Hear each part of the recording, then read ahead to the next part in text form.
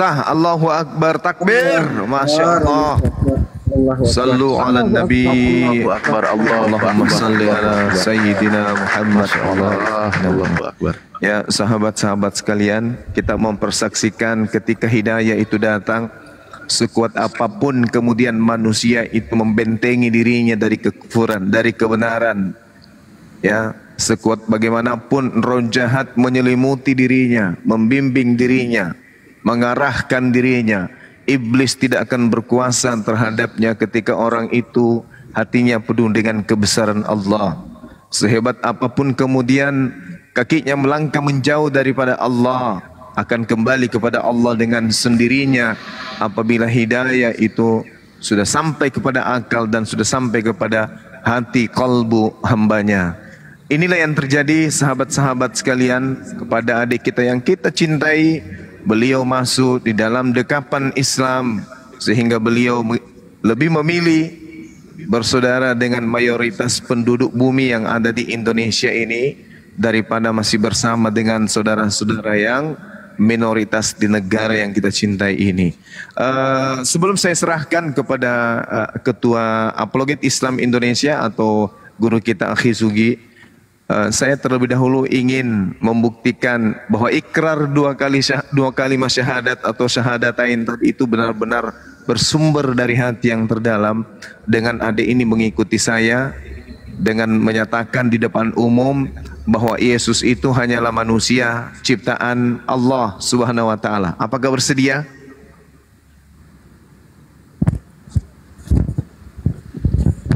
Bersedia? Ya, bersedia. Baik, ikuti saya. Dan saya bersaksi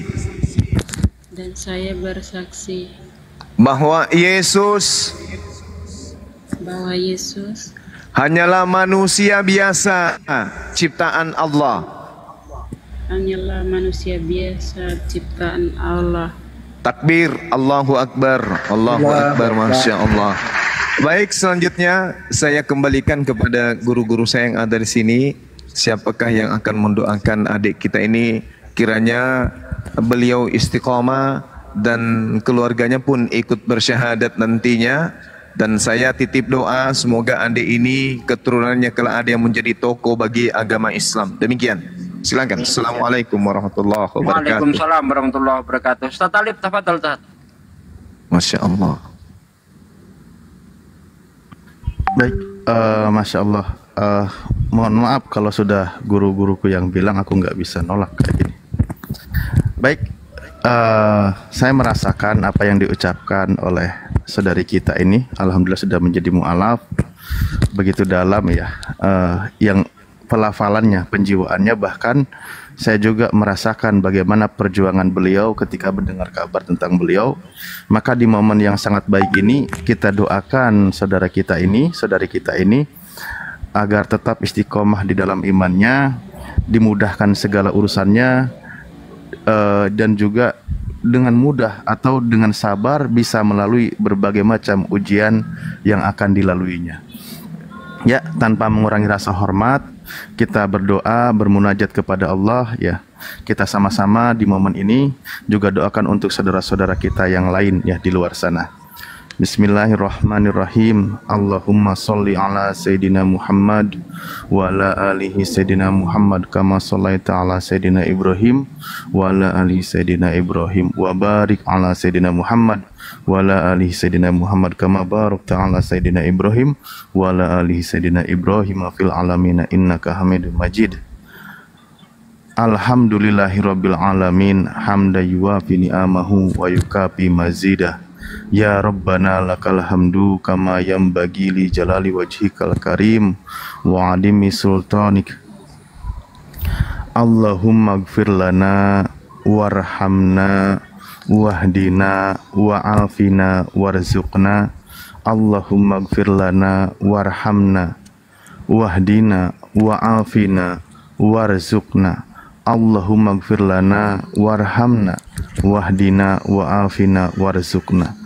Allahumma ya Allah, ampunilah segala dosa kami ya Allah, dosa ibu bapak kami ya Allah, dosa keluarga kami ya Allah, dosa saudara-saudara kami ya Allah, dimanapun mereka berada ya Allah, dosa guru-guru kami ya Allah, dosa seluruh umat muslim, seluruh kaum muslimin wal muslimat, mukminin wal mukminat dimanapun berada ya Allah, dimanapun mereka berada ya Allah, baik mereka yang masih hidup maupun mereka yang sudah wafat ya Allah.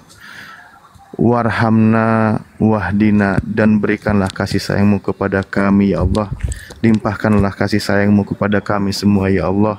Wahdina ya Allah, dan berikanlah petunjuk kepada kami ya Allah, tetapkanlah petunjuk itu pada diri kami ya Allah. Ya Allah, pada malam hari ini saudari kami Kak Zain telah mengucapkan 2 kalimat syahadat ya Allah.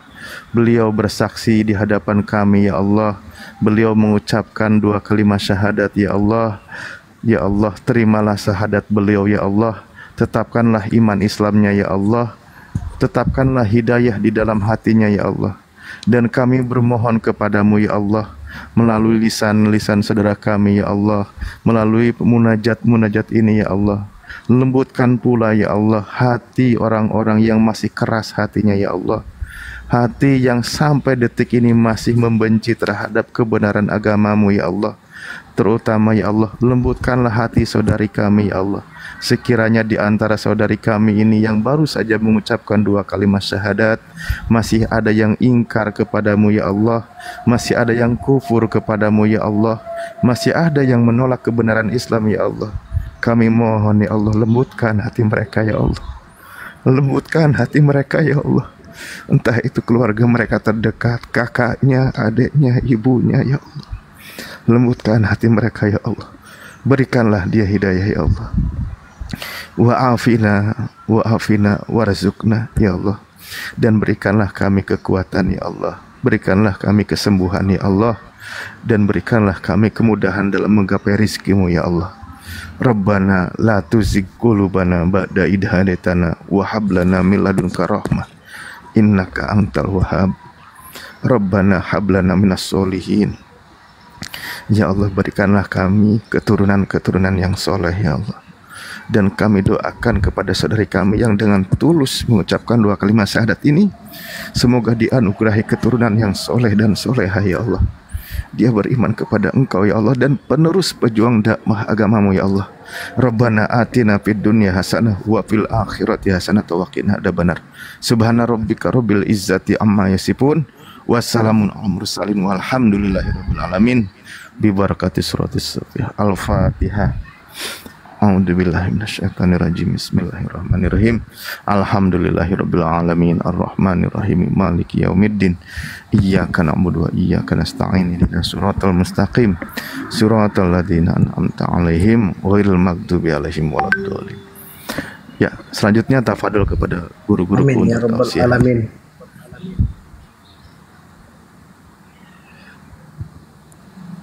Ya, silakan Ustadz Sudi, Bang Zuma atau Bang Handi.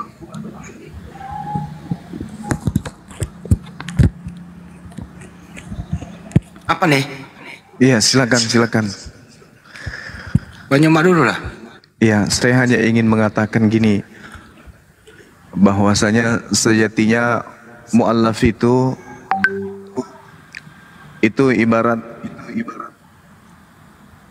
di dalam Al-Quran diibaratkan sebagai makhluk yang hina dibandingkan hewan, kata Allah.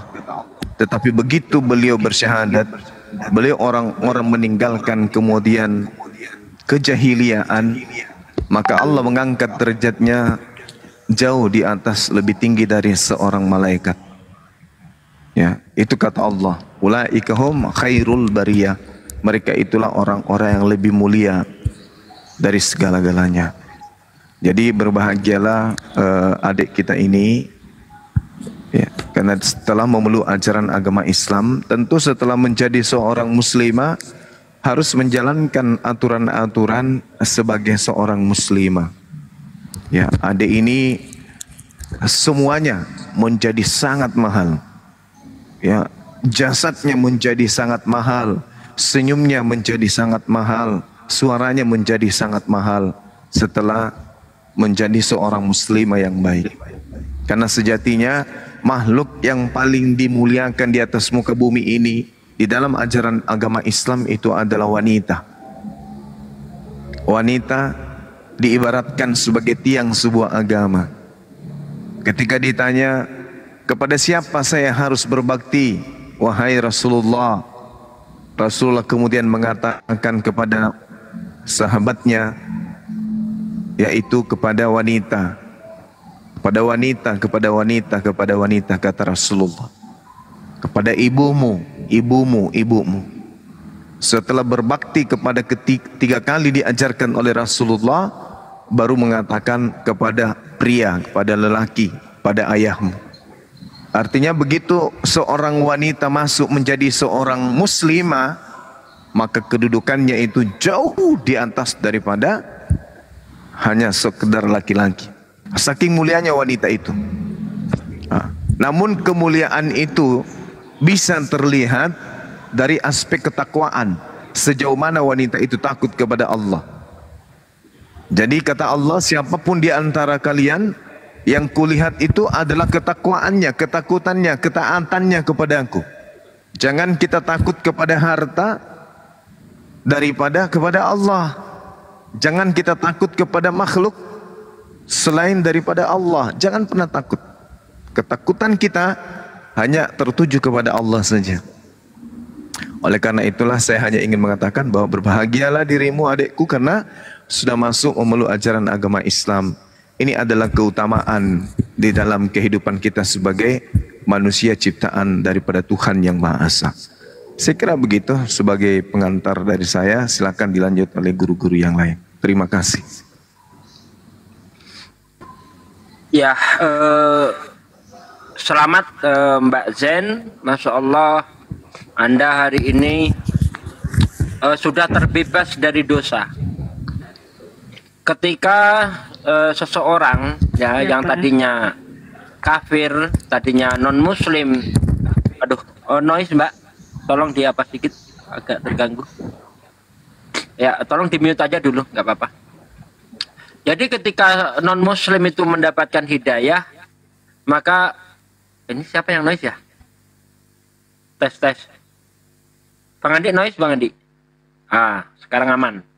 Nah, ketika seseorang mendapat hidayah, maka dia itu bersih. Ya, dosanya dihapus oleh Allah SWT. Mereka akan seperti bayi yang baru lahir. Mulai dari sekarang, Anda ibaratkan kertas itu yang kertas masih putih. Maka dijagalah kertas itu, jangan sampai tercoret-coret. Isilah kertas itu dengan amalan-amalan yang baik. Semua dosa dihapuskan, amal baik yang dilakukan di masa sebelum masuk Islam tetap dihitung oleh Allah Subhanahu wa Ta'ala. Ya. Ketika Anda sekarang sudah muslim, bersiap-siap, Anda akan mendapatkan ujian dari Allah Subhanahu wa Ta'ala.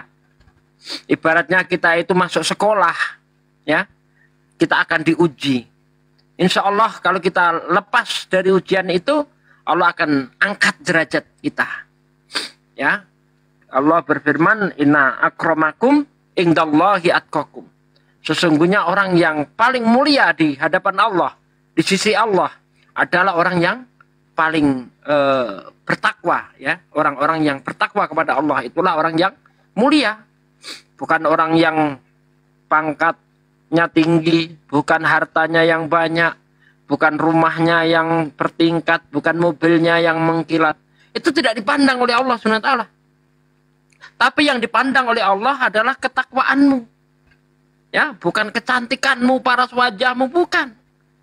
Bahkan di dalam Al-Quran dikatakan budak hitam, kelam, jelek, pendek, ya kan?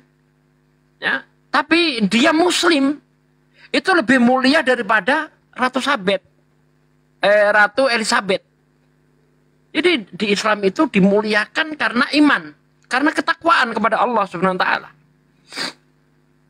Orang-orang yang mau bertakwa kepada Allah, mau menggunakan waktunya untuk agama, Allah muliakan.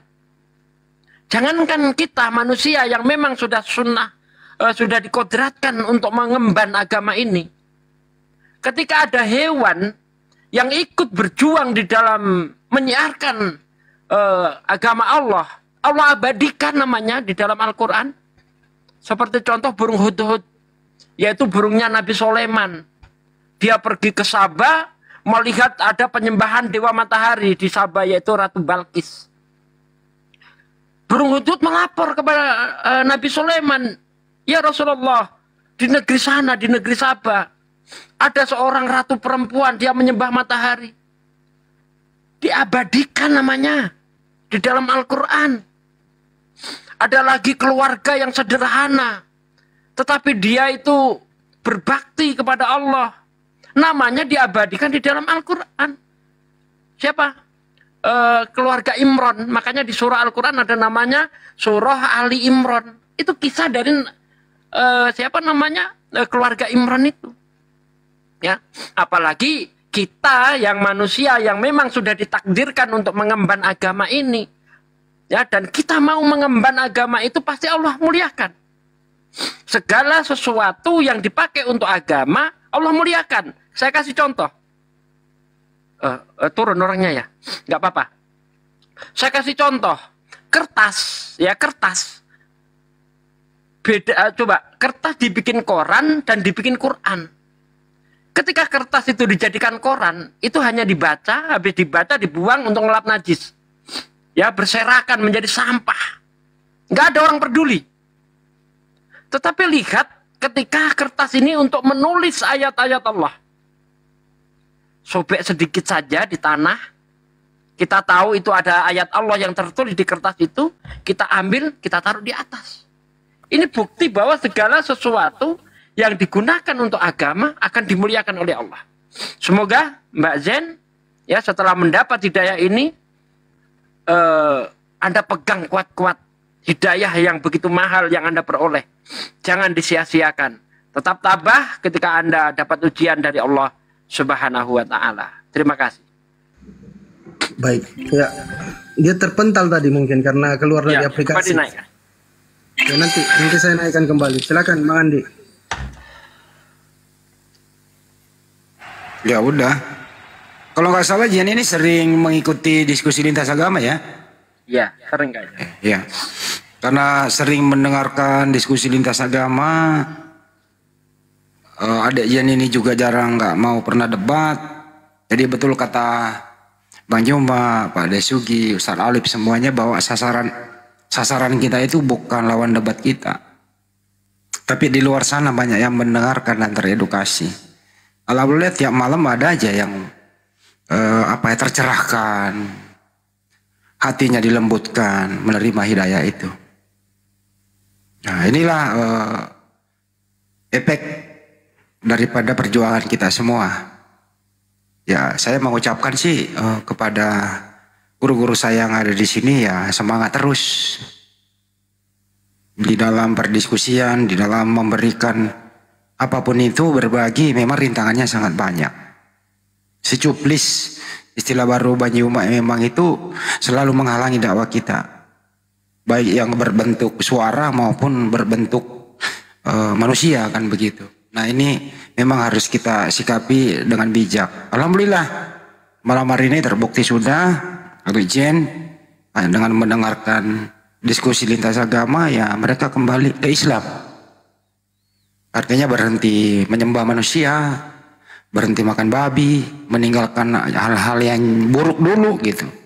Kita sambut aja saudara kita yang baru. Untuk itu teman-teman, kita di Apologet Islam Indonesia, kewajiban kita adalah memantau adik kita ini. Tugas kita belum selesai, memantau. Makanya host diminta nomornya, kira-kira keperluannya apa, dia butuh apa, tinggal di mana. Itu sih pesan saya kepada hostnya. Supaya ini adik jangan sampai setelah mengucapkan 2 kalimat syahadat dibiarkan begitu saja, dipantau terus. Bang Andi kan Bang Andi yang bilang waktu itu dia DM nomornya, dia DM waktu itu ke saya nomor HP-nya. Oke, diserahkan ke Ustadz Alif ya nanti nomornya. Nanti beliau ada nanti kan ada kajian para mualaf itu oleh Ustadz Tahta nanti yang bawakan bersama Ustadz Alif. Nanti mereka dikumpulkan di Zoom untuk pembekalan. memperkuat akidah, terutama belajar sholat, apa-apa yang harus dilakukan, keperluannya apa dan seterusnya begitu ya. Itu host dari saya. Betul. Sudah disampaikan. Oh iya, Bunda Rama juga ikut terlibat. Bunda Rama juga ikut terlibat di sana ya Bunda. Maaf saya lupa menyebut namanya. Silakan lanjut. Ya, artinya apa? Sudah disampaikan oleh Bang Handi kan. Apa langkah-langkah selanjutnya yang akan dilakukan, yang harus dilakukan oleh seorang mu'alaf ya, dan meninggalkan kekafirannya itu apa? Yang langkah dasar tuh. Yang awal itu kan harus bersuci dulu kan. Itu. Semoga beliau adik kita tadi menyimak di bawah ya. Kemudian itu pelajari dasar-dasar tentang Islam, bagaimana sholat, apa saja kewajiban menjadi seorang muslimah itu. Kita aja mungkin lebih lanjut dijelaskan oleh Ustadz kita, Ustadz Alif. Silakan Ustadz. Oh ini adiknya balik lagi nih. Jaringannya tadi Bang Andi. Oh ya. Kalau adik Jian ini posisi di mana, Dek?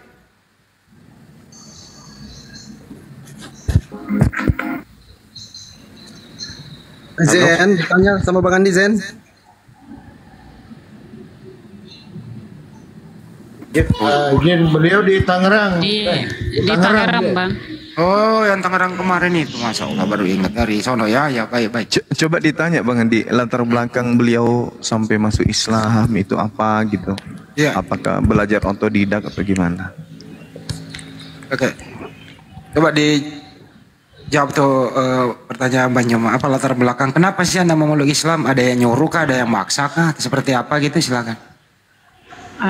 Sebenarnya nggak ada sih. Awalnya itu aku punya teman orang Islam. Cuman dia tuh nggak memaksa juga, cuman kasih tahu aja. Ya awalnya itu sebenarnya berat saya nggak terima gitu, maksudnya kayak nggak suka gitu. Ya sampai ribut lah, kayak sampai nggak terima kenapa agama diomongin terus gitu. Ya nggak lama saya sendiri yang kayak penasaran, kayak pengen tahu. Ya pada akhirnya saya sering lihat-lihat video, sering lihat-lihat orang berdebat. Ya pada akhirnya alhamdulillah saya bisa terbukalah hati saya bisa dapat hidayah. Jadi saya bisa udah yakin. Berapa lama prosesnya Zen? Kira-kira berapa lama prosesnya itu setelah ada disampaikan dari sahabat gitu kan? Kemarin kan kita sempat diskusi cuman saya belum tahu berapa lama prosesnya itu sampai ada hati tergerak untuk bersyahadat itu Zen.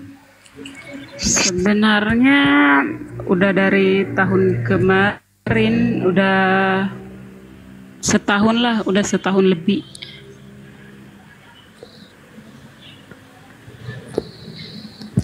Sudah setahun lebih ya. Ya begitu Bang Suma. Jadi memang beliau ini banyak lebih menyimak di bawah Bang. Dia monitor bagaimana teman-teman muslim dan lebih yang masuk akal gitu. Beliau sempat utarakan kemarin gitu. Jadi di Komal ini ada 2 kali atau 3 kali kemarin Van ya kita diskusi dengan saudara kita ini. Akhirnya alhamdulillah hidayah menjemput. Begitu Deng, lanjut. Ya, saya terusin ya. Ya, baik. Terus kemudian debat-debat di media sosial ya Anda perhatikan selama ini ya. Ada nggak siapa yang Anda kenal di media sosial yang sering diskusi lintas agama? Jen, siapa? Sebenarnya tuh ini apa sih, awalnya tuh lihat live-nya Bang Juma, satunya itu. Terus satunya lagi sering lihat itu, satu lagi siapa aku lupa. Ustadz Alif. Iya itu satu. Terus saya follow. Ya saya kalau sempatnya waktu saya sering lihat, saya sering dengar. Ya dari situlah. Apa yang paling Anda berkesan dalam hal misalnya Bang Juma menyampaikan argumentasi, Ustadz Ali, Pak Desugi, lain-lain, apa yang paling berkesan di sana saat diskusi lintas agama? apa yang paling fundamental, yang paling basic begitu? Yang mana?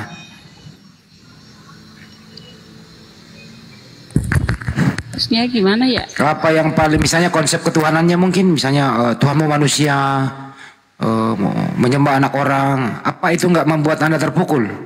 Kira-kira seperti itu? Ya sebenarnya satunya itu, terus satunya lagi kan saya juga sering lihat di Bible, ada juga di ayat-ayat yang lain bilang kalau Yesus itu nabi, terus utusan. Nah bahkan Yesus juga pernah berkata bahwa dia itu cuman utusan, dia nggak bisa berbuat apa-apa. Sembahlah Tuhan Allahmu dan Tuhan Allahku.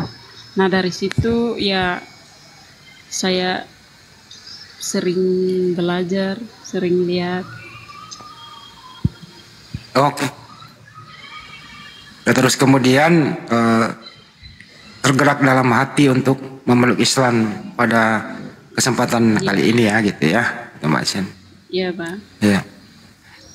Mbak Juma ada tanggapan nggak ini mengenai tadi ayat-ayat yang disampaikan itu, Mbak Juma? Kayaknya memang ini sangat mengena sama mereka-mereka nih. Iya, iya, Masya Allah. Iya, jadi benarlah apa yang diterangkan kemudian oleh Al-Quranul Karim, bahwasanya ketika orang-orang kafir membuat makar penolakan atas kerasulan Nabi Isa alaihissalam, makar itu adalah rencana muslihat, tipu muslihat. Kemudian Allah mengembalikan tipu muslihat itu. Hasil dari tipu muslihat itu kemudian buahnya adanya orang-orang yang menjadikan hasil tipuan itu sebagai senjata justru untuk meninggalkan makar tersebut. Mungkin kita semua paham akan pernyataan saya. Ya, sulit untuk saya menguraikan. Yang pasti bahwasanya banyak orang yang mu'alaf meninggalkan ajaran Kristen karena ajaran Kristen itu sendiri. Banyak orang yang meninggalkan menyembah Yesus karena Bible itu sendiri. Banyak orang yang mendapatkan hidayah bukan karena memahami Al-Quran, tetapi karena memahami Bible. Inilah yang dimaksud oleh Allah, wa makaru wa makarallahu wallahu khairul makirin. Pembuktian, belum ada kemudian orang murtad karena mendalami Al-Quran. Tetapi saban hari banyak orang mu'alaf karena mendalami Bible. Berarti Al-Quran benar. Wa makaru wa makarallah wallahu khairul makirin. Alat makar yang mereka buat untuk membuat tipu muslihat, alat itu sendiri yang menjadi tolak ukur tumpuan orang-orang banyak meninggalkan makar tersebut. Karena saya mengatakan agama yang mereka anut ini adalah agama makar. Mereka membuat makar tipu muslihat. Yang tadinya utusan Tuhan, mereka buat makar menjadi Tuhan. Yang tadinya hukum Tuhan, mereka buat makar sebagai sampah kotoran. Yang tadinya kemudian Tuhan, mereka buat makar menjadi roh. Yang tadinya adalah pencipta, mereka buat makar bahwa telah menjadi makhluk, berteofani, berkenosis dan seterusnya. Dari hasil itu semua justru mengantarkan orang-orang yang memiliki akal seperti adik kita ini menjadi kelandasan pijakan, batu sandungan kemudian untuk mereka menuju kepada keislaman. Subhanallah. Artinya bahwa tidak sia-sia setiap hari kita begadang, tidak sia-sia kemudian kita meninggalkan keduniaan kita, kenyamanan kita, kenikmatan kita, kesenangan kita untuk berlama-lama di depan HP menyampaikan risalah apa yang disampaikan oleh para nabi. Tidak sia-sia itu. Kenapa? Alhamdulillah, ini bukti nyata. Ini bukti konkret bahwasanya dengan adanya para apologet Islam dan juga apologet Kristen menghasilkan buah-buah yang hari ini kita petik. Setiap saat kita mendengarkan ada orang bersyahadat, setiap saat ada orang kita lihat kemudian menyatakan iman, percaya kepada Allah. Ini apa? Ini apakah satu hal yang buruk? Buruk bagi roh jahat, tapi ini adalah baik untuk roh kebenaran. Saya kira begitu Bang Handi. Ini kerja nyata, yang hasilnya nyata, yang buahnya nyata, kebaikan yang nyata, yang ditorehkan kemudian. Semangat-semangat netizen kemudian bertyping, mendukung kita semua. Itu menggugah perasaan. Orang yang tadinya kemudian hanya setengah, ditambah dalil Bible, ditambah dalil kemudian pernyataan-pernyataan. Dengan candaan kita melanjutkan dialog. Dengan typingan-typingan teman-teman netizen yang membangkitkan semangat para apologet, saling mendukung satu sama lain. Baik yang ada di TikTok maupun yang ada di YouTube, mengakibatkan orang itu menyerah. Ya Allah, aku menyerah ya Rabb. Tidak sanggup aku menolak kebenaran-Mu. Ya Rasulullah, tidak sanggup aku menolak kebenaran lisan-Mu dan trisalam. Hari ini, saat ini juga hatiku mengatakan la ilaha illallah Muhammad Rasulullah. Jadi berkat kekuatan kita para sahabat, para apologet, para netizen, jadi makna daripada tulisan yang Anda tulis di dalam setiap komentar Anda itu tidak begitu aja Anda torehkan. Itu memiliki kekuatan gaib. Itu memiliki sesuatu yang luar biasa, yang tidak bisa dinilai dengan harta, yang tidak bisa dinilai dengan duit, yang tidak bisa dinilai dengan apapun. Gift-gift yang Anda serahkan itu, yang Anda ikhlaskan untuk kami, untuk para apologet, untuk para mu'alaf, itu bukan tak bermakna, bukan hanya sekedar materi, enggak. Itu memiliki kekuatan gaib, memiliki roh yang membawa orang-orang yang tadinya lemah iman menjadi kuat, yang tadinya orang-orang yang sudah mengatakan Islam kayaknya benar, apa yang disampaikan para apologet kayaknya kelihatannya benar, menghantarkan mereka jatuh bersimpuh di hadapan pencipta dengan mengatakan la ilaha illallah Muhammad Rasulullah. Jadi sahabat, yuk mari kita saling menguatkan satu sama lain. Cemohan, hinaan, terpaan terhadap kita yang ada, kemudian kiri kanan silih berganti dari orang-orang yang membenci gerakan-gerakan para apologet Islam Indonesia, jangan kemudian kita ambil peduli. Tetaplah niatannya karena Allah, niatannya bukan karena semata-mata ingin mencari ketenaran, tapi karena Allah. Saya kira begitu Bang Handi dan teman-teman yang lain, bahwasanya apa yang kita lakukan insya Allah kalau niatnya itu karena Allah, niatnya ikhlas karena Allah, itu akan membuahkan orang-orang yang juga akan menuju kepada Allah dengan ikhlas, bukan karena pura-pura, bukan karena sandiwara, bukan karena misionaris, yang bukan karena ada misi atau ada visi untuk mencari celah kelemahan Islam, tapi semata-mata kemudian karena Allah, bukan karena yang lain. Oke, silakan Bang Handi. Masya Allah. Takbir. Allahu Akbar. Masya Allah, Masya Allah. Selanjutnya ke Ustadz Alip. Ustadz Alip ada yang, karena Ustadz Alip juga banyak sekali edukasi kita semua. Kepada Ustadz. Masya Allah, terima kasih Bang Handi. Baik, ini sebuah keputusan yang dilakukan oleh saudari kita malam hari ini adalah keputusan yang perlu kita apresiasi ya, dan perlu kita ucapkan, doakan kepada beliau gitu. Karena apa? Ini salah satu contoh mungkin dari sekian banyak saudara atau saudari kita yang menyimak perdiskusian ini, namun sampai detik ini mereka masih ragu. Mereka belum berani mengambil keputusan berdasarkan banyaknya pertimbangan, berdasarkan berbagai macam kemungkinan yang akan dihadapi ketika menjadi seorang muslim atau muslimah. Namun kesuksesan yang terbaik adalah memang ketika dia sudah berani mengambil keputusan, karena dia sudah lepas dari godaan, gangguan setan. Ketika di hadapan Allah dia berjanji akan menyesatkan manusia yang akan memandang indah perbuatan maksiat kepada Allah. Yang paling sukses adalah apa? Maksiat kepada Allah dalam hal menyekutukan Allah. Nah, selama orang masih sukses, selama orang masih menyekutukan Allah, maka dia masih berada di dalam cengkraman iblis atau syaitan yang selalu menggoda manusia. Namun tugas kita itu hanya menyampaikan kebenaran firman Allah, menyampaikan kebenaran tentang ajaran, dan lain sebagainya. Makanya keputusan itu buat mereka itu kita hargai ketika mereka benar-benar mengambil keputusan dia sudah siap lepas dari cengkraman itu.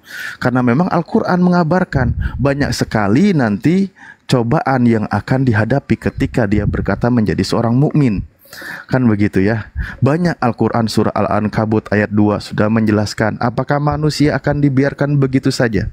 Ketika dia berkata aku beriman, ketika dia mengucapkan 2 kalimat syahadat, bersaksi tiada Tuhan selain Allah, Nabi Muhammad adalah utusan Allah, lalu mereka tidak diuji, kata Allah, akan banyak ujian yang akan mereka lalui.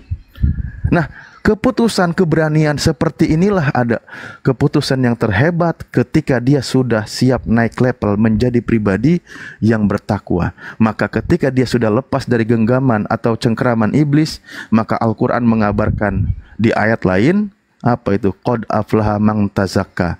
Telah berjayalah, sukseslah orang yang membersihkan hatinya. Membersihkan hatinya dari perkara-perkara kemusyrikan, menyekutukan Allah dan sebagainya. Apalagi ayat lain mengatakan ketika dia menghentikan kekafirannya, Allah ampuni dosanya. Tapi masalah ujian itu Allah berikan juga, Allah tawarkan juga solusinya. Makanya ayat Al-Quran mengatakan apa? Wa may yattaqillaha yaj'al lahu makhraja. Barang siapa yang takutnya hanya kepada Allah, menggantungkan hidupnya kepada Allah, Allah berikan jalan keluarnya. Jadi ketika saudara-saudari kita mengalami ketakutan, intimidasi dan sebagainya di antara orang terdekat, tetapi ingat ada yang harus lebih kita takuti, yaitu yang menciptakan orang itu, Allah Subhanahu wa taala. Kalau kita bergantung takutnya hanya kepada Allah, Allah berikan jalan keluar untuk orang itu.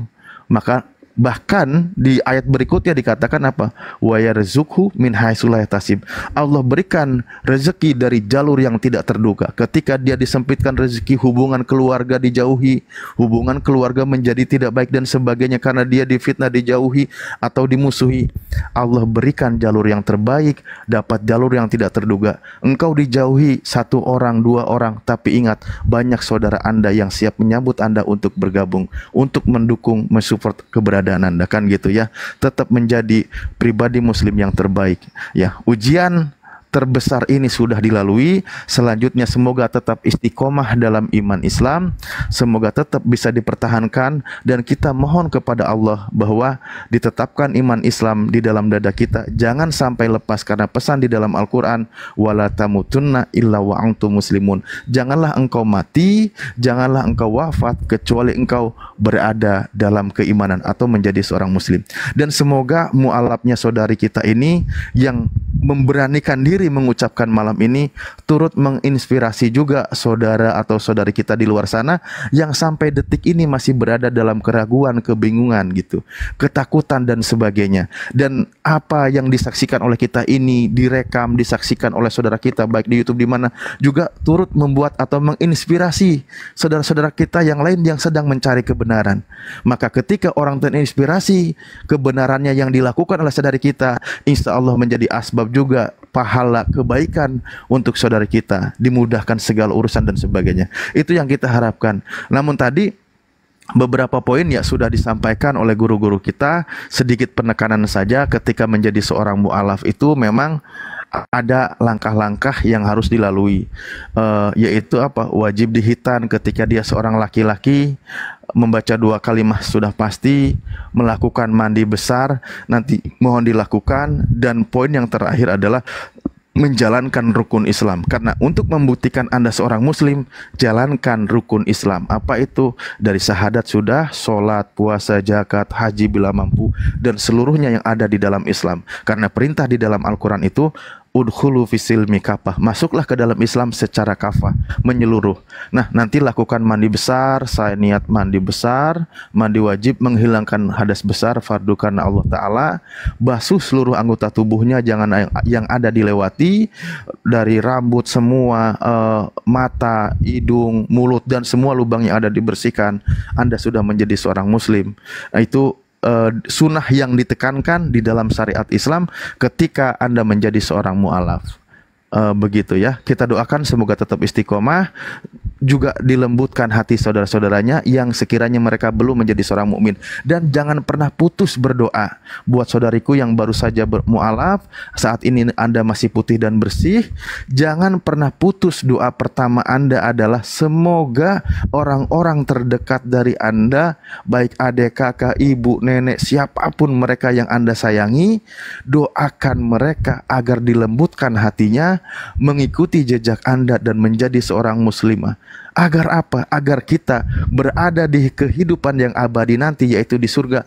Kita bersama-sama masuk di surga itu dengan keluarga. Kita tidak terpisah. Jadi bukan hanya di dunia saja kebersamaan ini, melainkan juga nanti sampai di jannah. Di jannah berkumpul juga dengan saudara yang terdekat dengan kita. Mungkin itu saja dari saya. Mohon maaf apabila tadi juga ada sedikit ini ya, karena memang sangat terharu kisah beliau, dan kita doakan semoga selalu istiqomah dan dikuatkan, dimudahkan segala urusannya. Terima kasih para guru. Amin ya rabbal alamin. Amin ya rabbal alamin. Ustaz Alif, ini banyak permintaan baik di YouTube maupun yang ada di sini, kita semua tolong dibimbing dia mendoakan kita semua, termasuk mendoakan kedua dan siapapun keluarganya supaya memeluk Islam. Silakan dibimbing Ustaz. Ya, termasuk netizen juga Ustaz Alif. Banyak permintaan di sini netizen minta didoakan. Begitu mungkin Ustaz Alif. Mungkin beliau ini mengaminkan aja barangkali ya. Lanjut Ustaz Alif.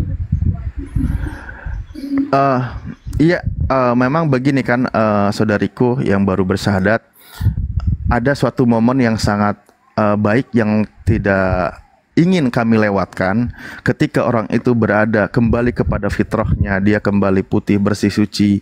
Maka kan pesan kami, tolong jangan nodai itu, jangan seperti kami kan gitu yang sudah banyak bergelimang dosa. Dan juga di momen yang putih ini, yang sudah kembali kepada fitrah ini, banyak doa diucapkan untuk saudara-saudara kita, untuk semua orang yang kita cintai, netizen yang menyimak, dimanapun mereka berada gitu. Tentu doa yang perlu kita panjatkan adalah tetap seperti di istiqomah di dalam menjalankan agama Islam, menjadi seorang mukmin, dijauhkan dari segala ujian dan cobaan, diberi kemudahan melewati semua itu, diangkat penyakit bagi yang mengalami sakit dan sebagainya. Kak Zen bisa melafalkan poin-poin seperti itu atau nanti tekankan lebih, atau kita bimbing bareng-bareng? Aku khawatir beliau juga sudah paham berkaitan ini. Mohon ucapkan seperti itu, nanti kami turut aminkan. Gimana Kak Zen?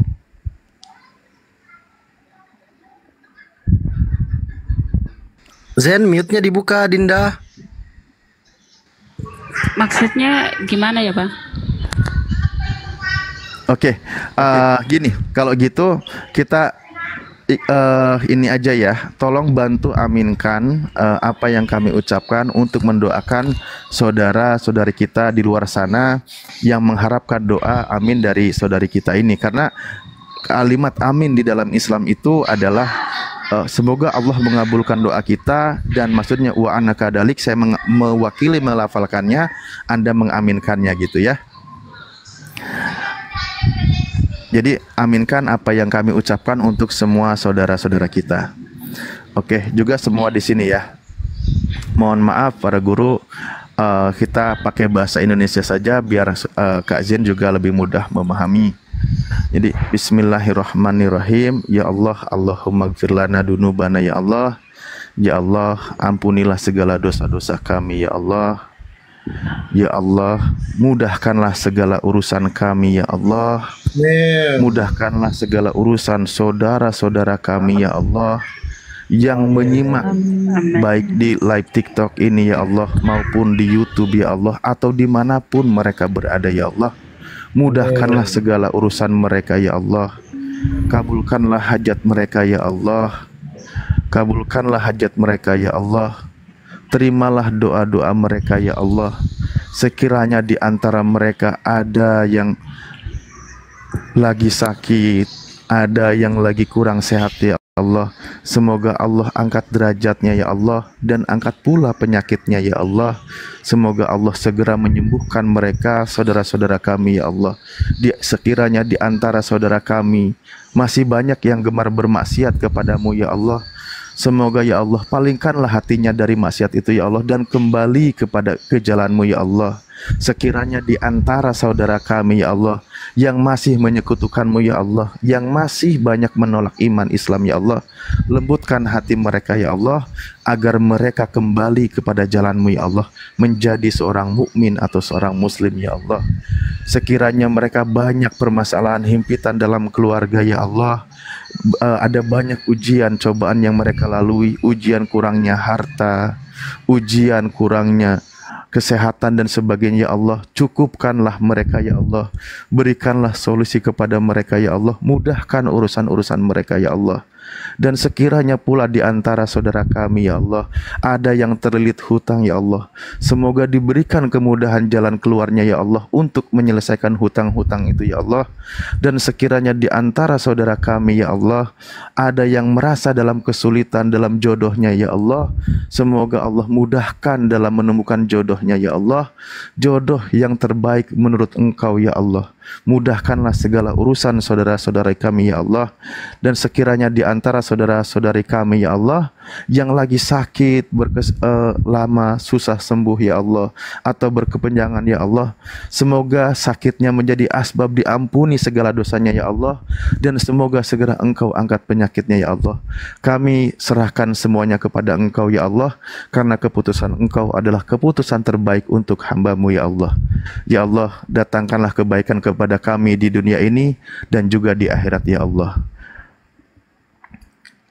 Subhana rabbika rabbil izzati amma yasifun, wassalamun ala mursalin, walhamdulillahi rabbil alamin. Al-Fatihah.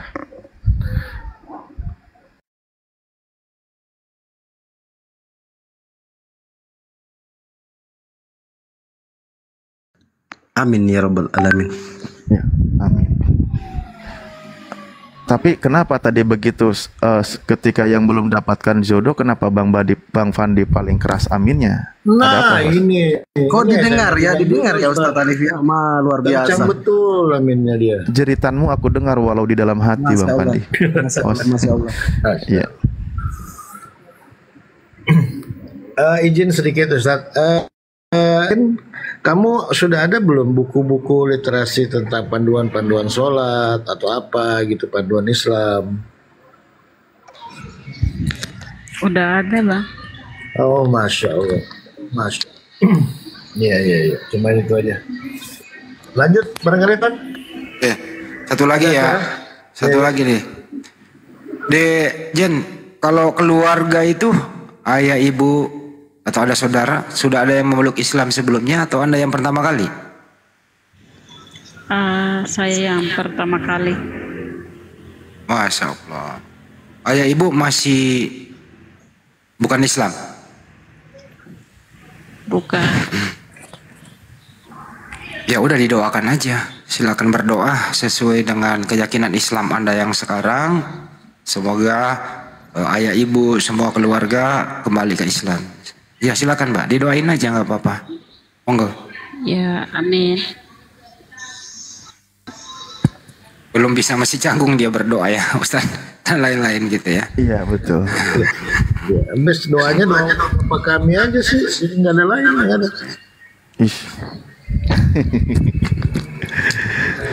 Ya kalau gitu kita yang doakan semoga ayah, ibu, Jen, keluarga, adik, paman, dan tolan itu semoga mengikuti jejaknya Jen untuk kembali ke Islam. Amin. Amin.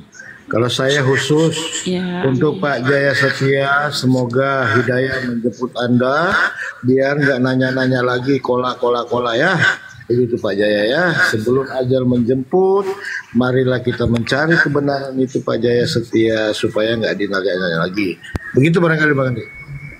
Ini juga ketika seseorang ya menjadi seorang mu'alaf, apalagi beliau terasing di keluarganya, hanya sendirian, maka konsentrasi dan kewajiban itu kita sebagai sesama muslim untuk bantu memberikan solusi, memikirkan keadaannya. Itulah kenapa bahkan di dalam Al-Quran disebutkan salah satu dari mustahik ya, orang yang berhak menerima zakat itu adalah mu'alaf, karena akan banyak ujian dan cobaan yang akan dilaluinya. Ya kita kan tidak tahu keberadaan kita karena kita tidak berada di antara mereka kan gitu ya. Tapi kita bisa bayangkan dan juga banyak contoh saudara kita gitu. Ketika dia sendirian menjadi seorang muslimah atau seorang muslim, tapi di antara keluarganya semuanya masih non muslim. Perintah Al-Quran tetap harus menjadi anak yang terbaik untuk orang tua. Karena Al-Quran tidak mewasiatkan untuk menjauhi atau memarahi orang tua ketika beda keyakinan. Al-Quran tetap mengatakan apa itu? Fala tuti'huma wasoibhuma fid dunya ma'rufa. Agamanya jangan diikuti, tetapi tetap menjadi kerabat yang terbaik di antara keluarga kepada orang tua. Di sisi lain akan mendapatkan perlakuan mungkin nanti yang berbeda di antara keluarga yang lain. Itulah tugas kita. Makanya tadi katakan juga di dalam Al-Quran bahwa ingat, satu ujian akan Anda lewati, Allah juga berikan solusinya. Jadi tugas kita sebagai umat muslim bantu fikirkan ketika dia menjadi seorang mu'alaf, kebutuhan seorang mu'alaf itu seperti apa, maka sudah menjadi tanggung jawab kita semua. Karena muslim itu adalah bersaudara sesuai dengan perintah kabarnya di dalam Al-Quran begitu. Lanjut Bang Handi. Assalamualaikum. Ada yang naik. Waalaikumsalam warahmatullahi wabarakatuh. Pak Sekumku. Izin cuman sebentar aja ya, Gurunda Zuma, Ustaz Alif, Pak Disuki, Bang Handi, Bang Pandi, Bang Baloko, Bunda Rahma. Boleh menyampaikan sesuatu sedikit sebelum saya turun? Boleh sekali. Boleh sedikit aja, boleh sedikit aja. Sedikit. Terima kasih. Ya, gitu dong. Ya kan sedikit tadi katanya bolehnya. Iya, banyak-banyak lah, sedikit banyak-banyak. Silakan. Mbak Zenan. Banyak, boleh banyak. Mbak Zen. Iya. Jadi begitu. KTP-nya, apakah mau di ini gimana? Udah syahadat belum sih? Aku nggak nyimak ya tadi ya. Udah. Oke, kita sampaikan.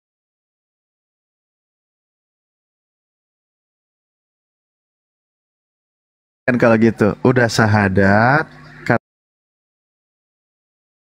KTP juga sudah dikirim ke yang berkepentingan, nanti diteruskan ke ketua itu, ke Pak Sekum.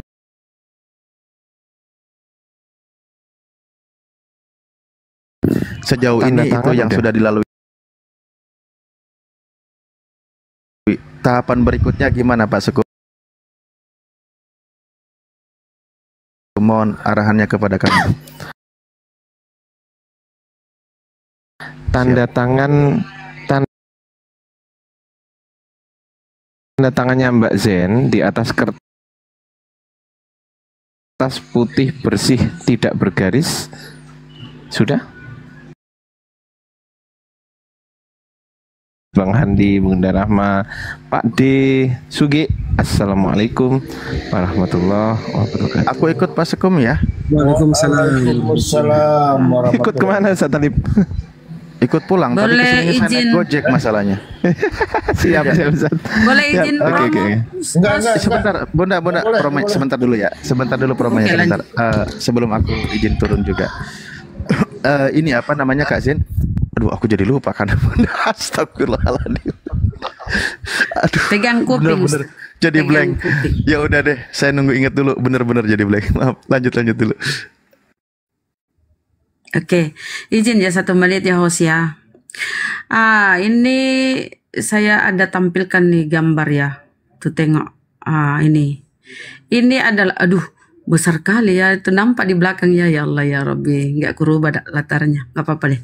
Ini adalah produk yang di skincare ya, kita promosikan. Ini adalah suatu usaha yang dilakukan oleh API, yang dimotori oleh guru kita Bang Zuma ya, gurunda kita, kerjasama dengan Mbak D, kesayangan kita. Nah, Nama skincare ini adalah Desen.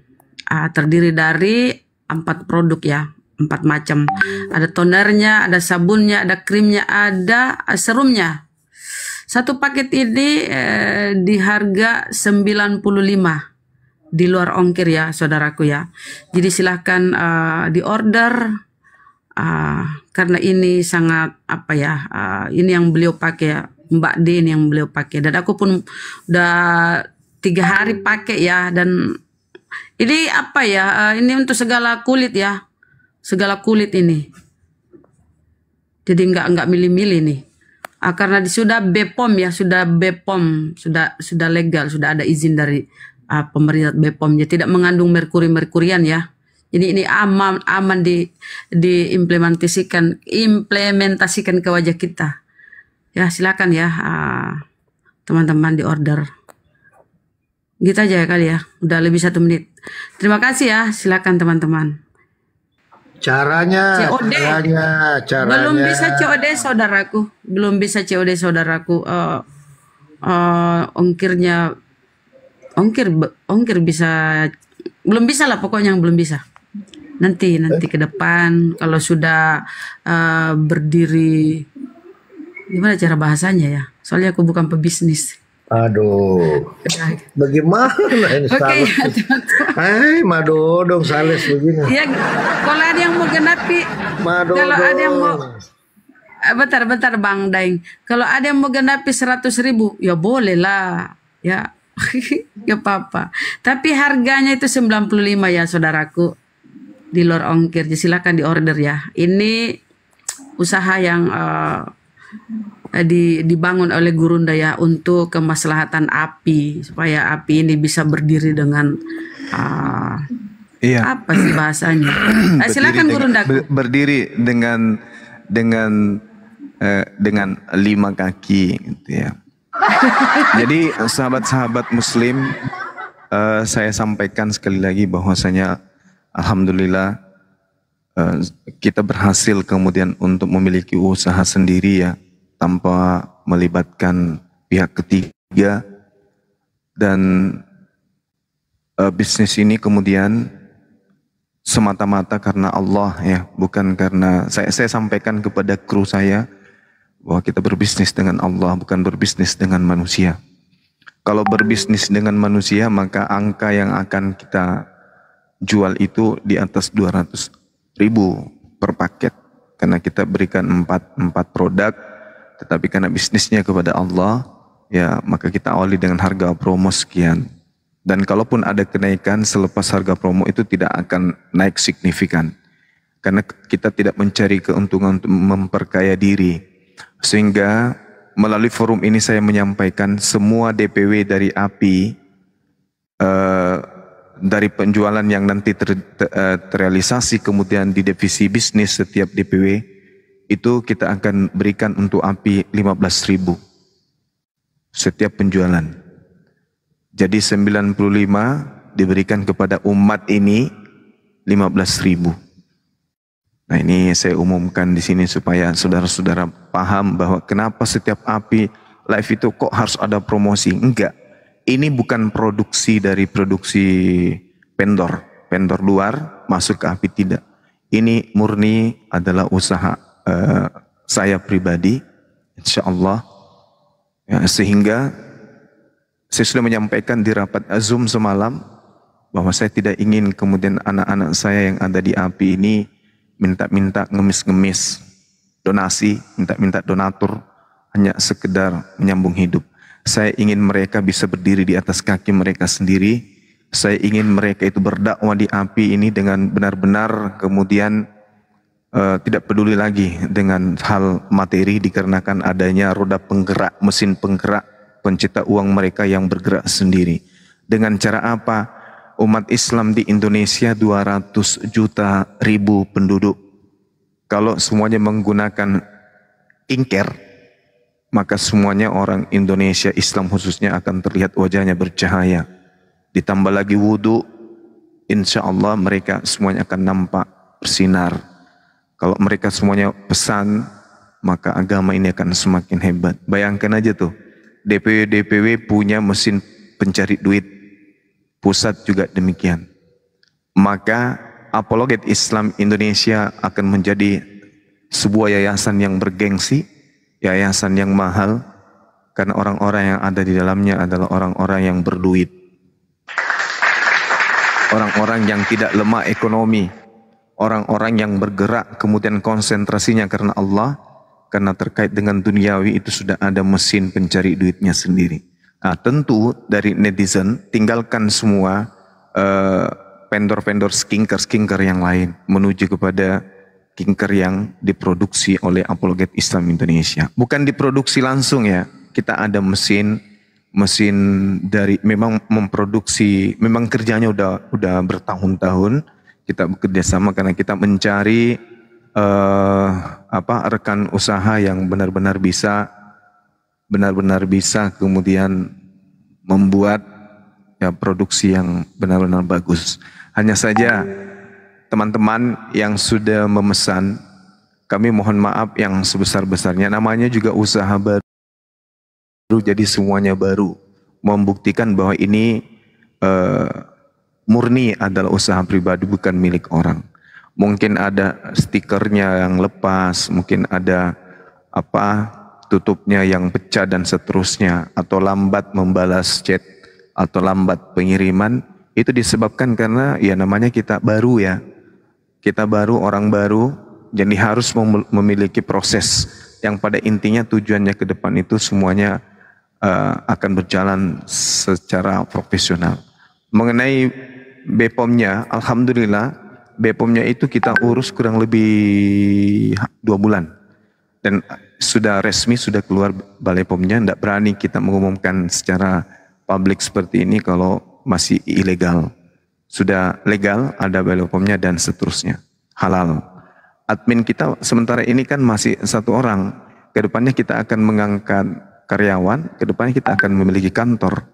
Jadi API memiliki kantor, dakwah dan juga divisi bisnis. Itu tujuan kita. Maka mohon supaya hal ini disambut dengan baik. Mudah-mudahan hikmah berdirinya Apologet Islam Indonesia adalah awal berjayanya Islam sebagai satu agama yang harum, sebagai rahmatan lil alamin, khususnya di Nusantara kita awali. Saya kira begitu teman-teman. Jadi silakan menghubungi Bang Sadli atau Bang Lukman sebagai divisi umum atau Bunda Rahma sebagai bendahara untuk pemesanan. Insya Allah mungkin agak lambat, tapi semuanya akan kedepannya akan semakin baik. Segala sesuatu yang baru dicoba itu lama-lama akan semakin baik. Ya, karena kita baru, paling tidak kita akan menjadi wadah yang memiliki visi dan misi untuk menjayakan umat Islam dan juga menjaga umat Islam dari hal-hal yang sifatnya pemurtadan, pendangkalan akidah. Kira begitu ya teman-teman. Paham ya? Masya Allah Gurunda. Iya, silakan. Amin. Masya Allah, silakan. Sebuah langkah yang sangat hebat oleh Panglima kami. Beliau memikirkan segalanya. Bagaimana juga pergerakan dakwah ini harus didukung dengan banyak kekuatan. Di antaranya adalah bilmal, dengan kekuatan, sehingga menaikkan marwah para dai, para apologet, saudara-saudara kita yang berjuang berfokus dalam benteng akidah. Ini tindakan yang luar biasa. Dia berbisnis, insya Allah niatnya lillah karena memang untuk memberi kemudahan.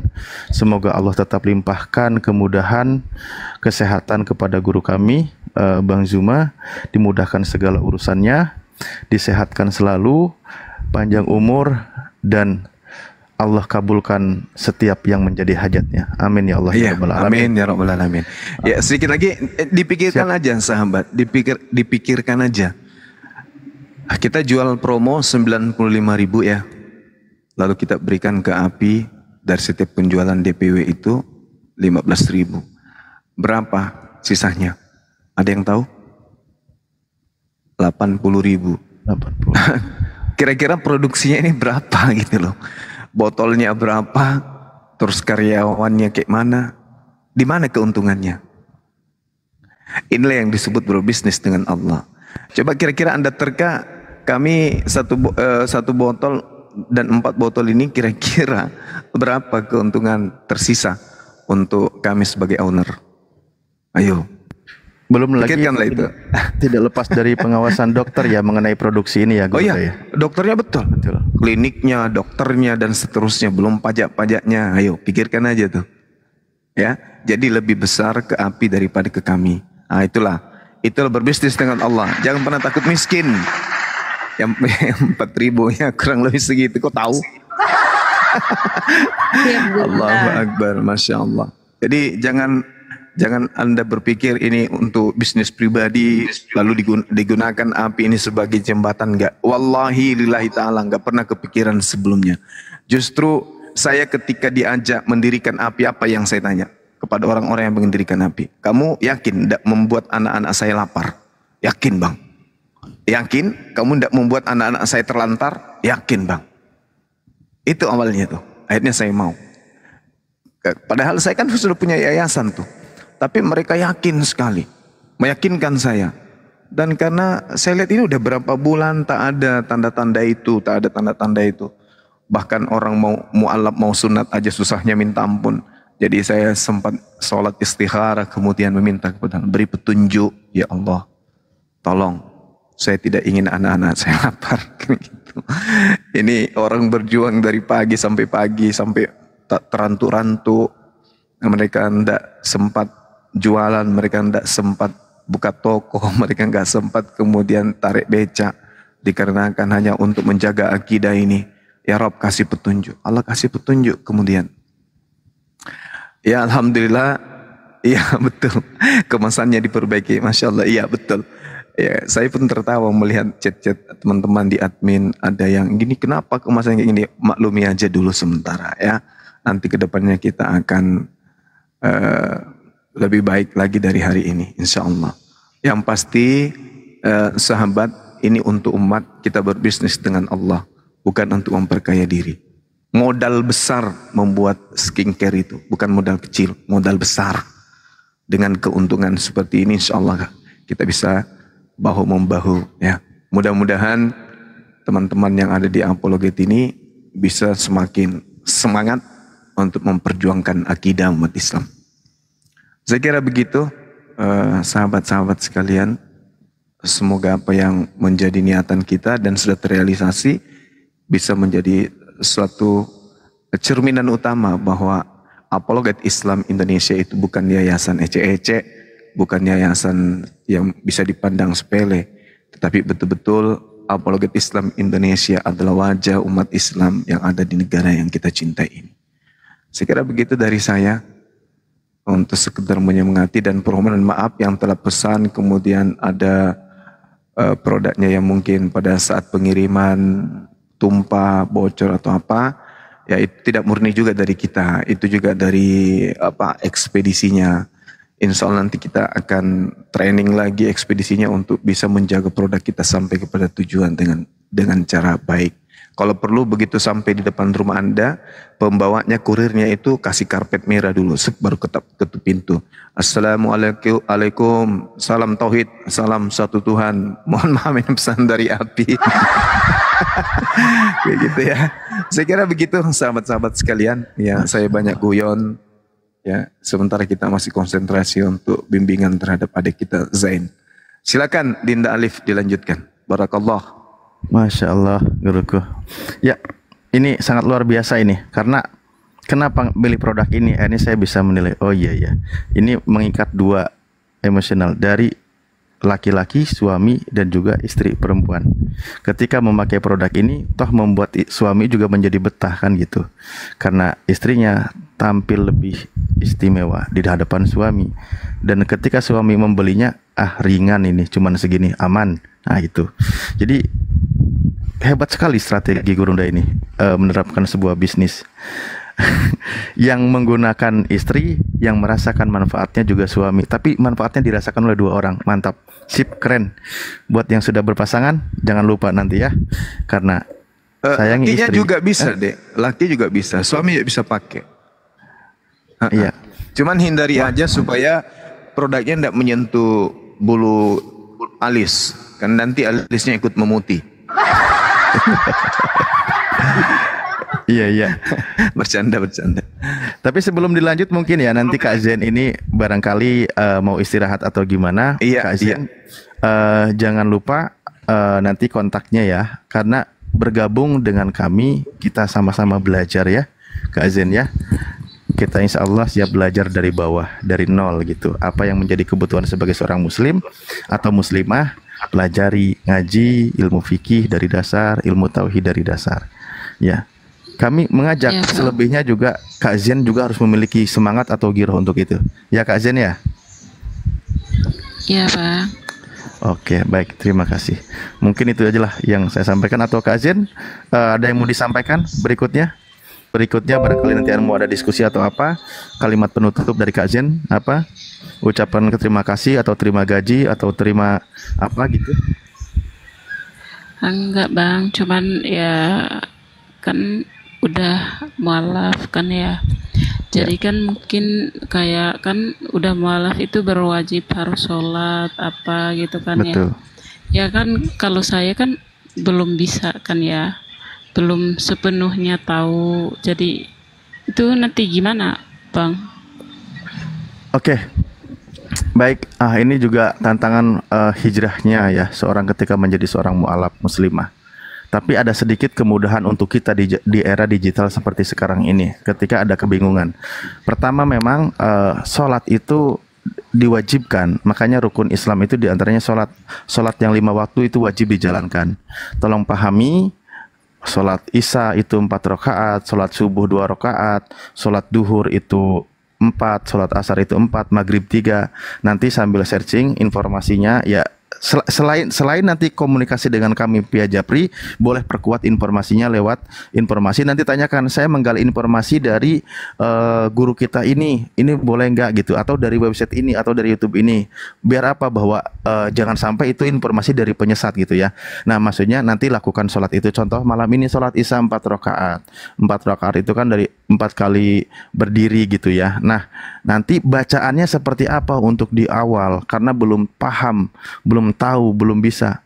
Bacalah yang sesuai dengan kemampuannya dulu.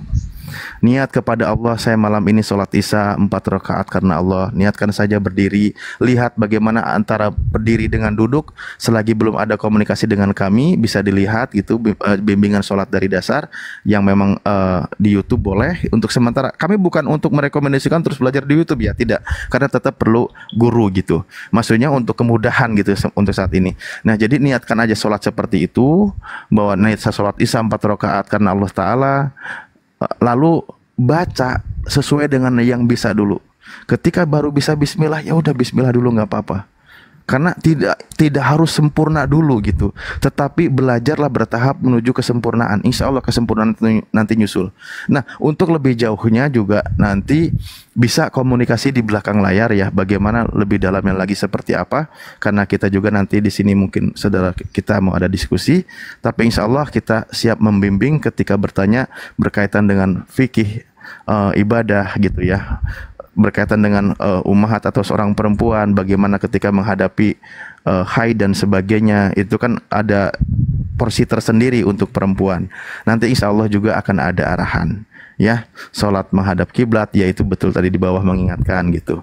Jadi niatkan saja sholat semampunya, sebisanya di awal gitu, begitu.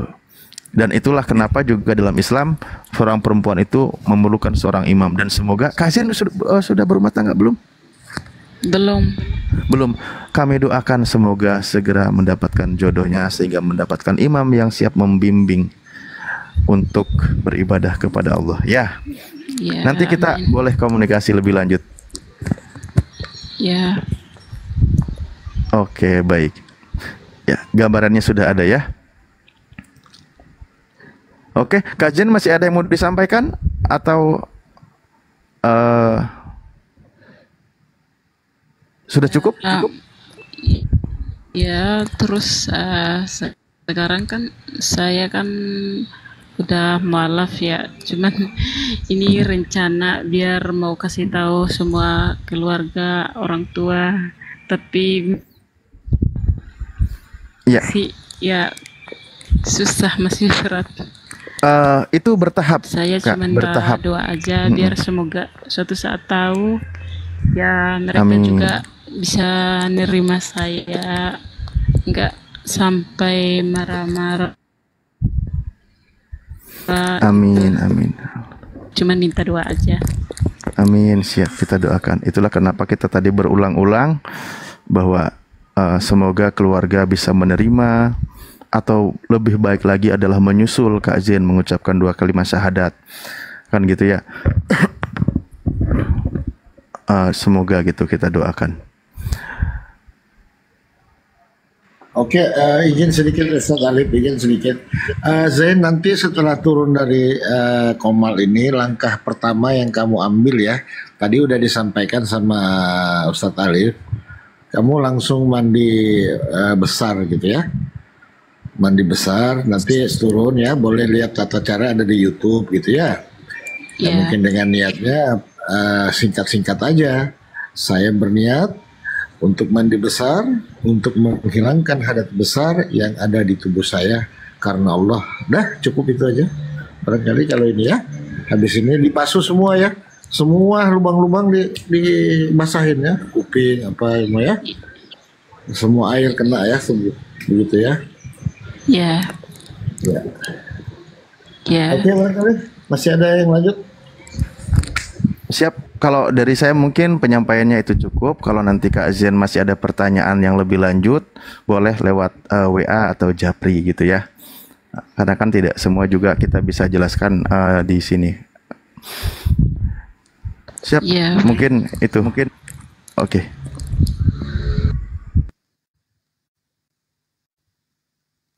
Ya, saya kembalikan ke host.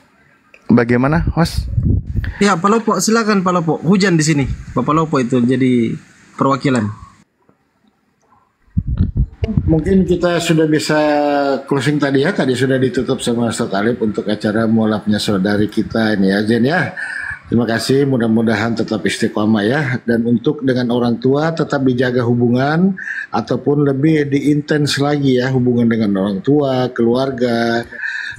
Lebih sering lah disapa orang tua ya, lebih ditingkatkan gitu ya, entah itu mungkin dengan cara setiap hari menanyakan kabar apa gitu ya, seperti itu barangkali saja. Itu langkah awal gitu. Yeah. Jadi bukan menghindar gitu ya, tetapi lebih sering lah menyapa dari segi bahasa mungkin, bagaimana kabar ibu, ayah, mungkin seperti itu ya caranya untuk merubah ya, karena memang di Islam itu sangat penting. Hubungan sesama manusia itu sangat didahulukan, begitu ya? Iya, ya baik Pak. Iya, oke, makasih Sen ya, masya Allah. Mudah-mudahan lah ya. Ya, diberikan makasih. kesehatan dan kekuatan. Ya, makasih ya semuanya. Saya mohon mau turun ya semuanya. Makasih udah bantu saya, udah bimbing saya. Saya cuman minta terima kasih semuanya. Iya. Jen kalau ada apa-apa ya jangan lupa berbagi bersama kita. Iya, Itu aja. Di telepon hostnya ada sesuatu apa saja gitu ya. Iya. Silakan, kami dari API siap berbagi untuk Anda. Itu aja. Lanjut. Makasih.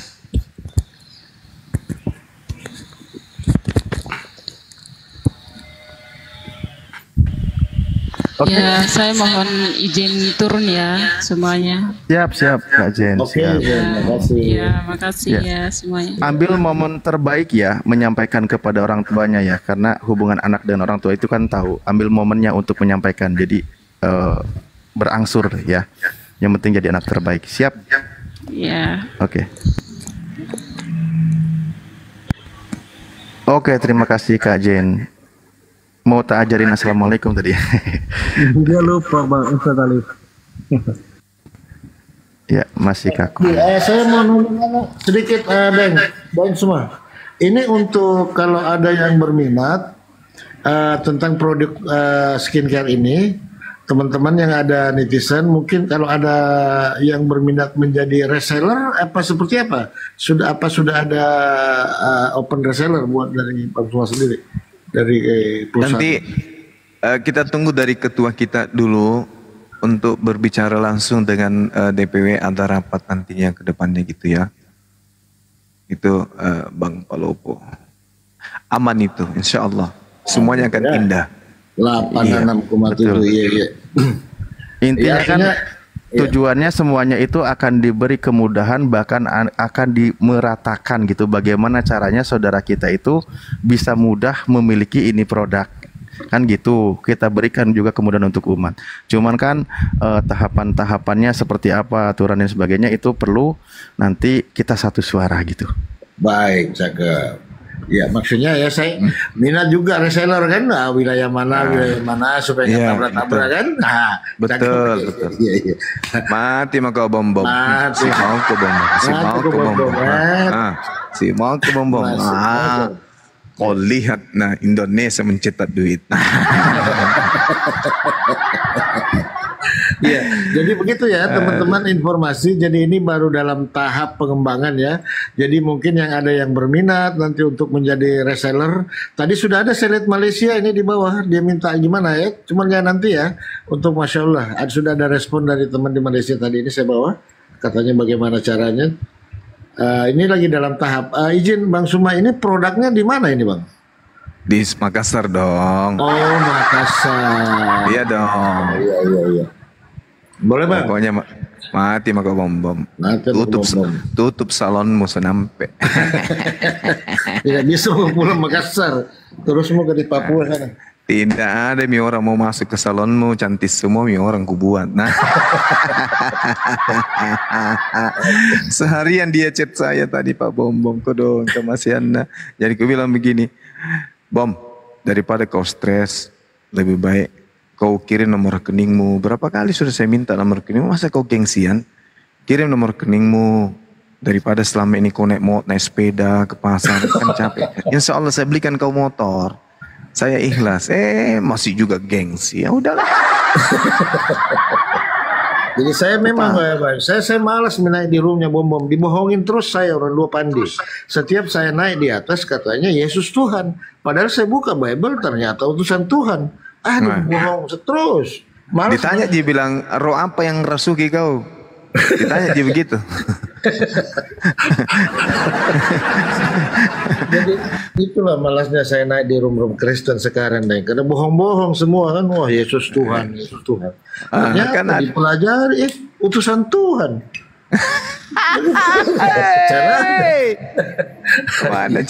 Padahal di dalam 1 Yohanes 4 nomor 1, ujilah setiap roh. Nah, berarti roh yang ada pada dirinya itu yang harus diuji gitu loh.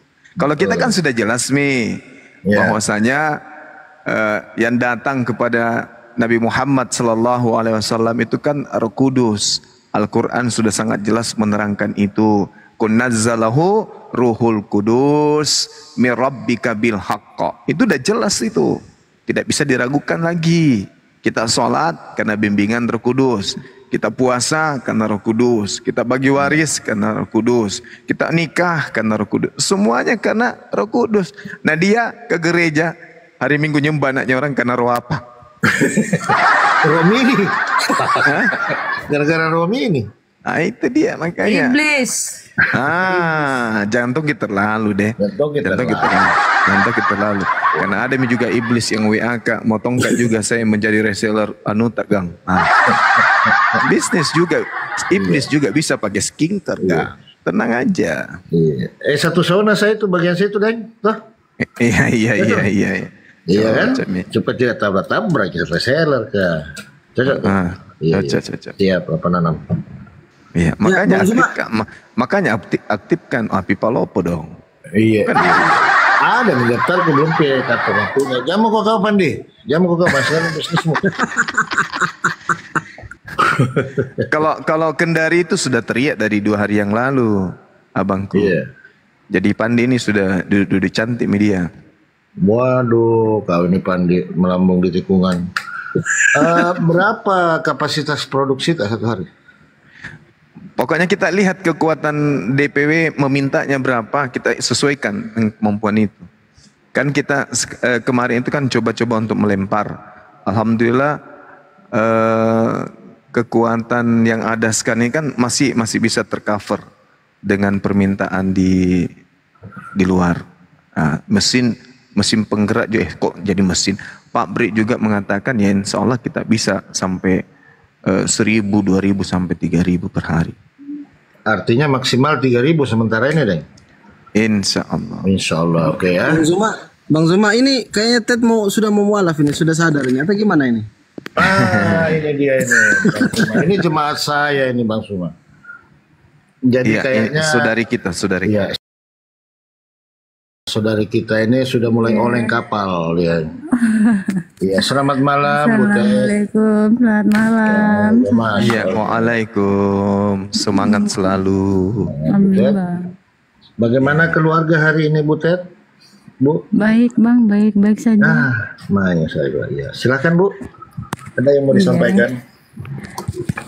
Kangen aja sama semua yang ada di sini. Selamat malam semuanya. Tadi aku dengar Bang Zuma itu skincare produknya murah sekali ya. Hai, alhamdulillah, masya Allah. Itu masih promo. Nanti kalau sudah banyak yang minta, kita naikkan ya 1 jutaan lah per paket. Ya 1 jutaan. Makanya daftar memang sekarang Bu. 90. Pengen cepet-cepet itu saya beli itu. Allah. Iya, nanti tinggal hubungi Bang Palopo. Siap. Itu apa aja sih? Tadi apa kata? Itu Bunda Rahma itu yang tahu kalau saya. Mana bagiannya Bunda Rahma? Itu terima kasih ya. Kita jawab dulu. Itu terdiri dari sabunnya, tonernya, krim siang malam ya, boleh dipakai siang dan malam, dan serum. Serumnya itu jangan dipakai kalau siang. Krimnya boleh itu. Jadi 4 ini seharga 95.000. Ongkir ditanggung masing-masing. Iya. Silakan diorder. Masih promo. Masih promo. Mbak Ted. Iya. Iya. Ini apa perkenalan ya kepada seluruh halayak ramai. Lanjut. Berarti itu enggak cuman buat face ya, buat body semua ya, Bunda. Kalau hand body-nya lain kayaknya. Ada hand body-nya. Hand body-nya dijual terpisah. Ini untuk face untuk muka ini. Khusus untuk wajah ya? Wajah.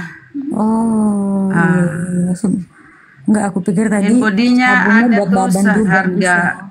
Ya nanti kita tampilkan juga hand body-nya. Tapi kita utamakan dulu ke skincare ini. Itu berapa mili sih, Bunda? Itu ada tuh keterangannya. Enggak kelihatan. Kalau yang botol ini berapa mili ya? Kira-kira 120 ya, 120 mili. Kurang lebih 120 ini yang ada yang 60 mili ya, ada yang rata-rata 60 mili sih. Oh ya? Kalau kita lihat ya. 60 mili. Ini namanya ngasih. Kemudian harga segini namanya ngasih ya. Iya. Orang geleng-geleng kepala kok bisa. Kalau dibilang ini asal-asalan, tapi kok ada BPOM-nya gitu loh. Iya, udah layak dikonsumsi begitu ya, layak pakai. Tapi jangan diminum ya, Bu Ted ya. Jangan diminum, Bu Ted. Jangan kayak bom-bom. Pak bom-bom. Enggak mungkin lah itu cuma buat muka, nggak bisa diminum, Bang. Maksudnya dikonsumsi bisa dipakai, digunakan. Iya. Iya kan? Ya. Kalau Bu Ted di mana, Bu? Di mana posisi, Bu? Masuk posisi sekarang saya domisili. Iya. Di Banten, Bang. Oh, di Banten. Serang ya. Iya. Gini Pak Palopo. Ya kenapa saya bilang tadi jangan sampai Bunda Ted minum, itu Ted minum, karena jalan saja dijadikan tujuan. Jadi takutnya maksudnya jalan saja dibuat tujuan gimana, Bang? Iya, jadi dijadikan tujuan, makanya balik. Iya. Maksudnya Yesus itu hanya jalan. Ya, tapi dijadikan sebagai tujuan gitu. Maksud host ini kan untuk face untuk muka. Jangan sampai diminum. Jangan sampai diminum gitu. Iya ya, nggak mungkin lah, kan bisa baca. Gimana sih? Iya. Saya bergeser sedikit Bunda Ted ya. Ini kan kita sudah sering berdiskusi ya di roomnya Bang Alek apa di mana gitu ya. Bu Bunda juga sudah banyak belajar tentang bagaimana Islam itu, bagaimana dengan kitab sucinya. Terus pertimbangan apa lagi sih sebenarnya Bu? Ibu mumpung masih sehat loh. Itu gimana Bunda? Silakan. Apa yang mengganjal gitu loh? Silakan. Karena dulu waktu bayi belum ditimbang. Nah, itu dia Bang Handi. Silakan. Izin saya motong dikit, mohon maaf, saya motong dikit. Ada yang bertanya, boleh ke Malaysia katanya dikirim Daeng Gurunda? Iya, tadi sudah tanya di bawah itu. Iya, nanti itu urusannya di FUM. Di FUM-nya nanti ya. Urusan luar negeri. Silakan DM. DM nanti aja sahabat Sadli yang punya urusan Bang Sadli. Aduh, aku kalau ditanya gitu Bang Palopo aku enggak ini. Itu saya rasa pengiriman itu sampai ke kampungnya Bunda Maria juga bisa nanti itu. Boleh. Sampai ke Kota Kudus. Ya. Sampai ke Kota Kudus. Sampai ke Nazaret ya. Ke Nazaret. Iya. Allah. Iya, semoga berhasil ya. Iya. Insya Allah. Usahanya saat ini nggak ada. Amin. Semoga juga ya. Hidayah hubungi ke sahabat Bang Suma. Di sahabat Bang Suma itu di bio-nya ada nomor kontaknya. Kalau misalnya produk ini nggak ada efek samping, ya bisalah laku besar. Iya. Insya Allah nggak ada efek samping karena udah. Gitu loh Bang. Iya, aman. Karena saya sendiri pakai udah 2 bulan. Udah 2 bulan. Terus gimana hasilnya? Ya alhamdulillah, seumur-umur saya belum pernah merasa diri saya ini bersih sebersih sekarang. Nggak ada lagi. Kamera Bang, biar kelihatan. Iya dong.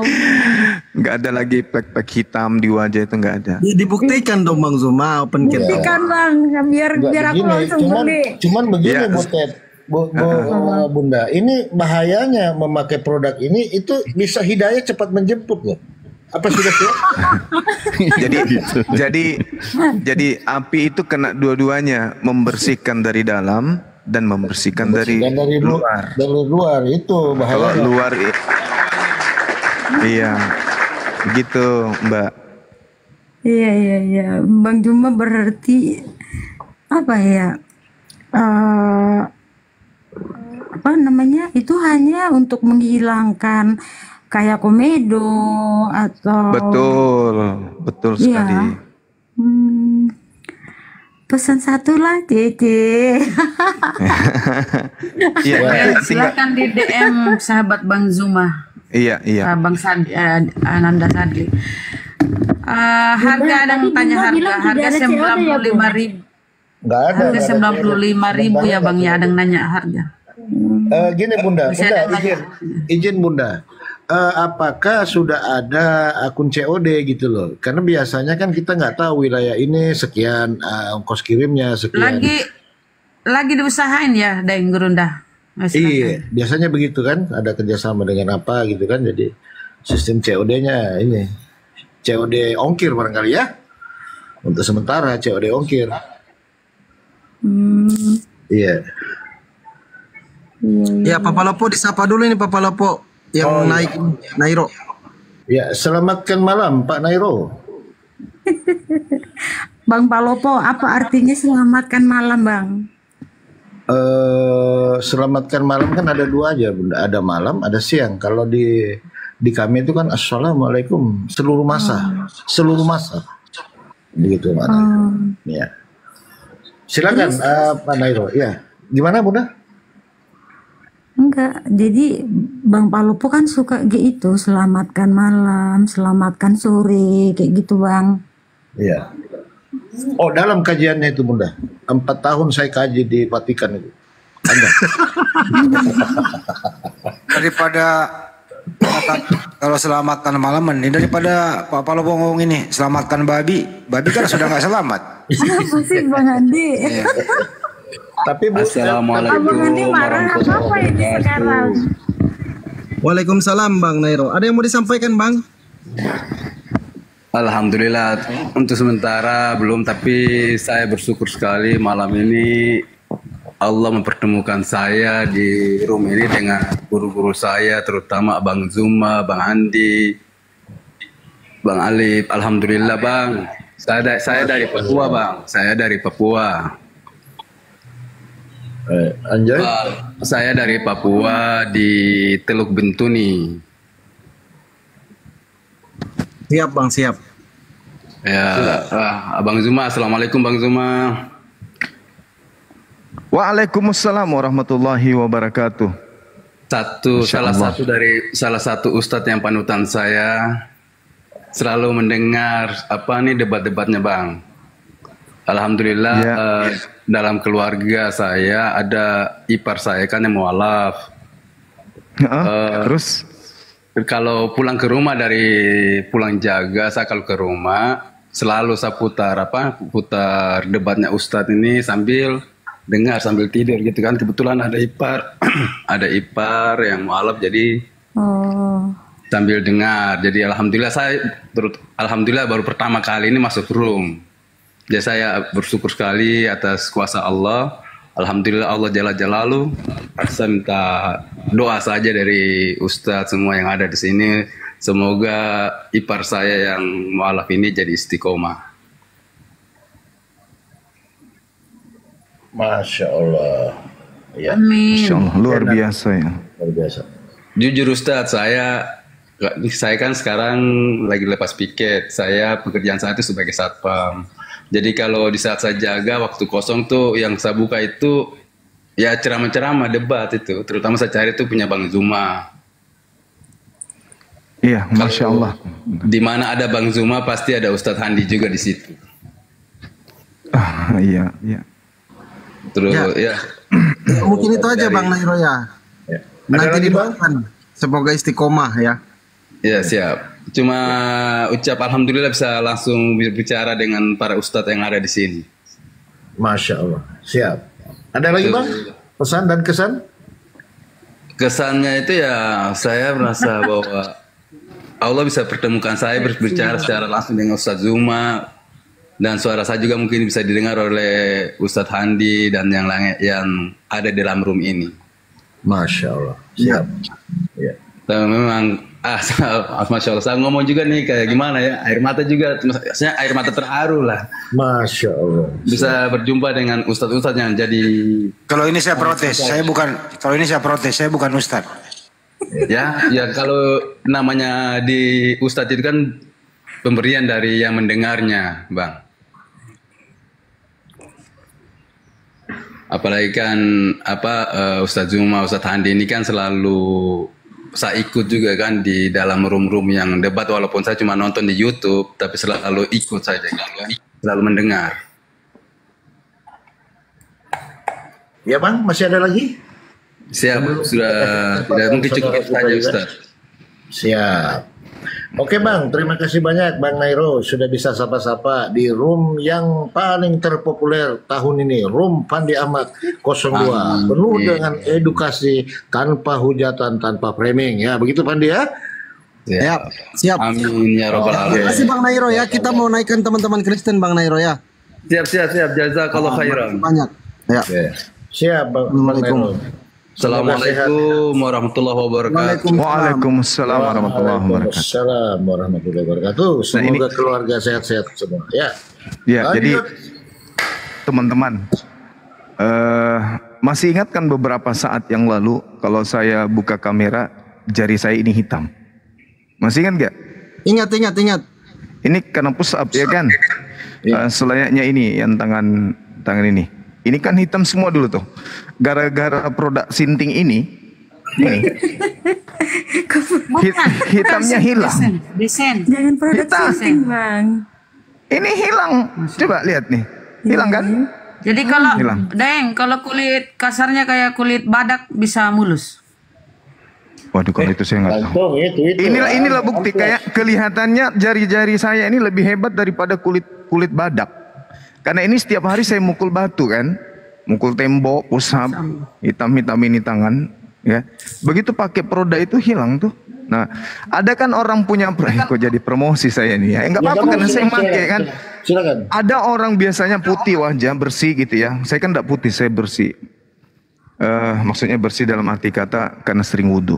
Tapi di sini malah begitu dibuka malah beda warna, dia jadi hitam. Kalau saya malah nggak ada kan, nggak ada putih wajah terus di sini jadi hitam gitu, enggak. Gitu. Nah ini berkat ini makanya nih. Nah ini halal karena makanya cairannya ini dari ketuban kuda yang ini. Ketuban kuda. Nih. Ketuban kuda kalau ya. Ini sedikit campuran minyak rem. Minyak rem. Iya, udahlah ini bukan tugas saya sebenarnya, udah ya. Minyak rem itu apa? Siap. Itu untuk pelicinnya pakai anggur asam atau bagaimana? Karena enggak. Ya sedikit ada anggur asamnya yang ini. Sedikit ada anggur asam. Anggur asam. Campur mur. Iya. Bukan ketubannya Tuhan, jangan. Nih ketuban kuda campur minyak rem. Ini sedikit ada balsam, cap galiga. Itu. Tidak ada. Enggak ada. Enggak. Ada.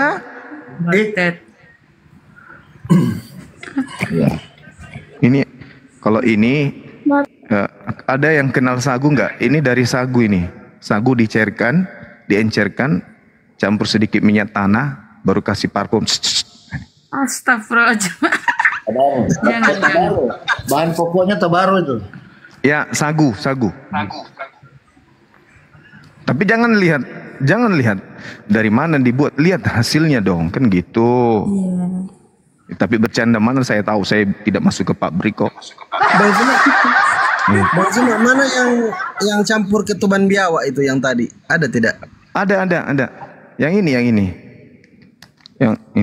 Ketuban biawak. Udah deh. Udah ya. Kita diskusi ya. Udah. Kita diskusi. Ayo. Siap. Oke, siap. Begini ya, Van. Mumpung ada kita punya narasumber satu, saya sangat ini juga fans juga sama beliau ini, Butet. Karena beliau ini banyak nanya, Van. Kalau di Komal-Komal Islam, beliau ini suka naik bertanya gitu. Cuman bertanya terus, saya nunggu kapan ini bundaku ini menjemput.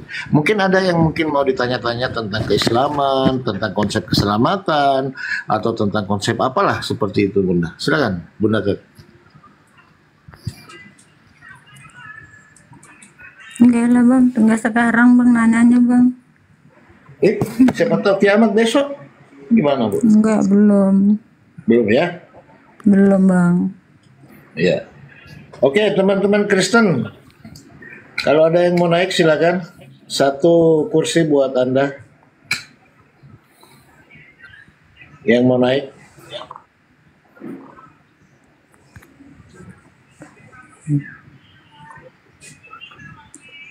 Ya teman-teman juga jangan lupa ya, besok malam itu ada dialog Bang Zuma versus Pastor Z. Ya teman-teman. Oh, yang cewek itu yang dari Manado? Bukan Bunda, yang laki-laki.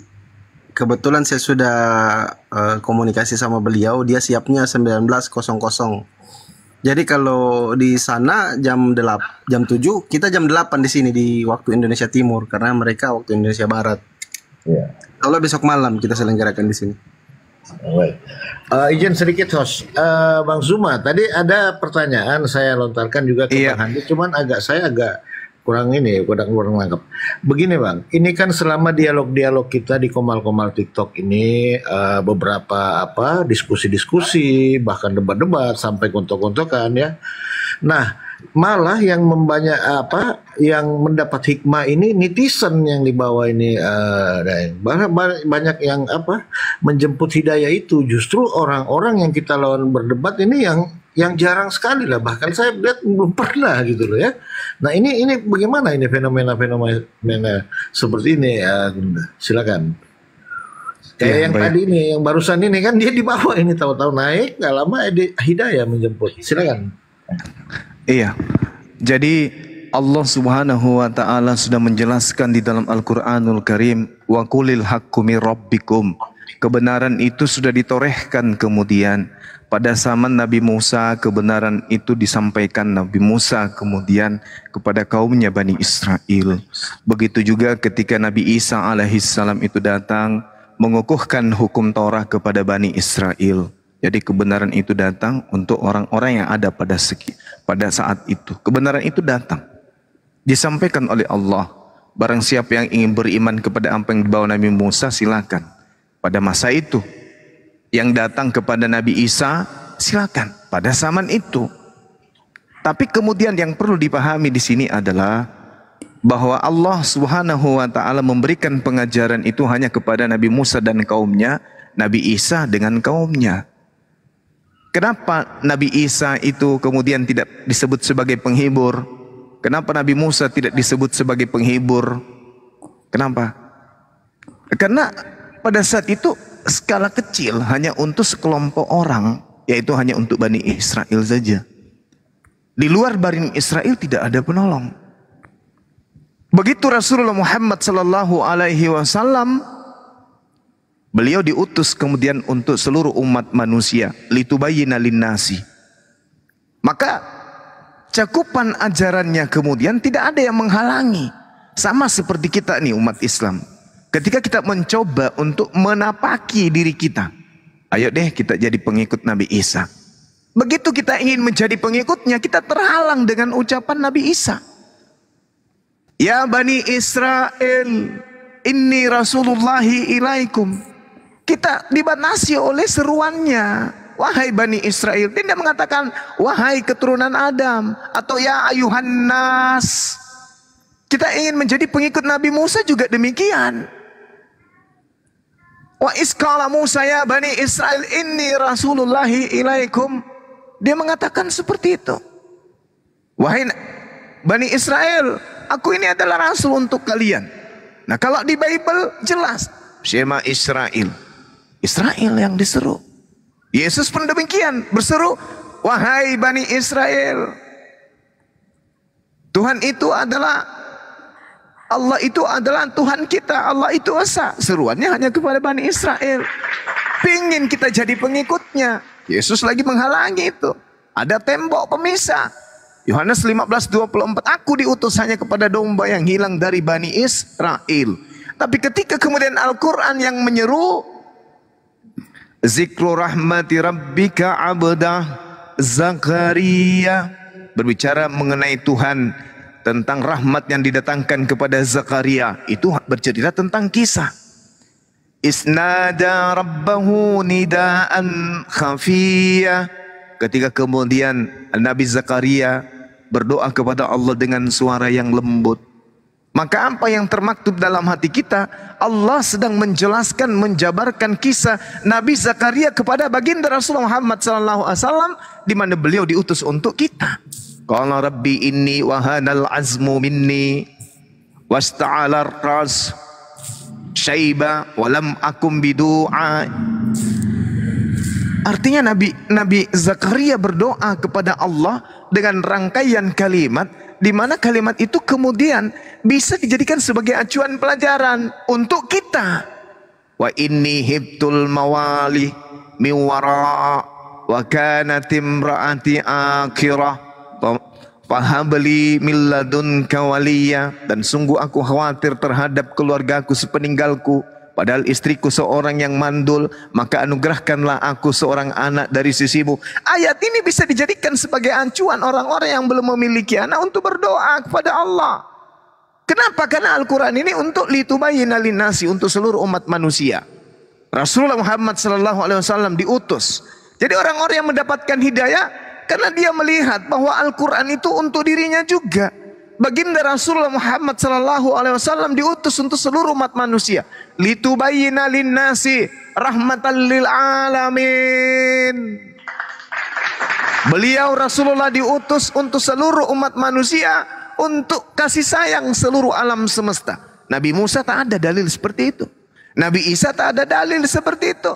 Yesus pun tak ada. Yesus mengatakan, beritakanlah Injil kepada seluruh makhluk. Ayo beritakan. Pemberitaan bahwa Yesus hanya untuk Bani Israel, silakan beritakan. Hei teman-teman, ya ada apa? ketahuilah oleh kalian apa yang harus kami ketahui. Yesus itu diutus hanya untuk kepada Bani Israel. Beritakan kemana-mana, beritakan sampai penghujung dunia. Tetapi tidak memutuskan perkara bahwa Yesus itu untuk kita. Tidak. Kita hanya beriman, oh beliau diutus hanya untuk Bani Israel. Beritakan itu semua, pakai toa di masjid. Wa isqala Isa bin Maryam ya Bani Israel inni rasulullahi ilaikum musaddiqan lima baina yaday minat Taurah.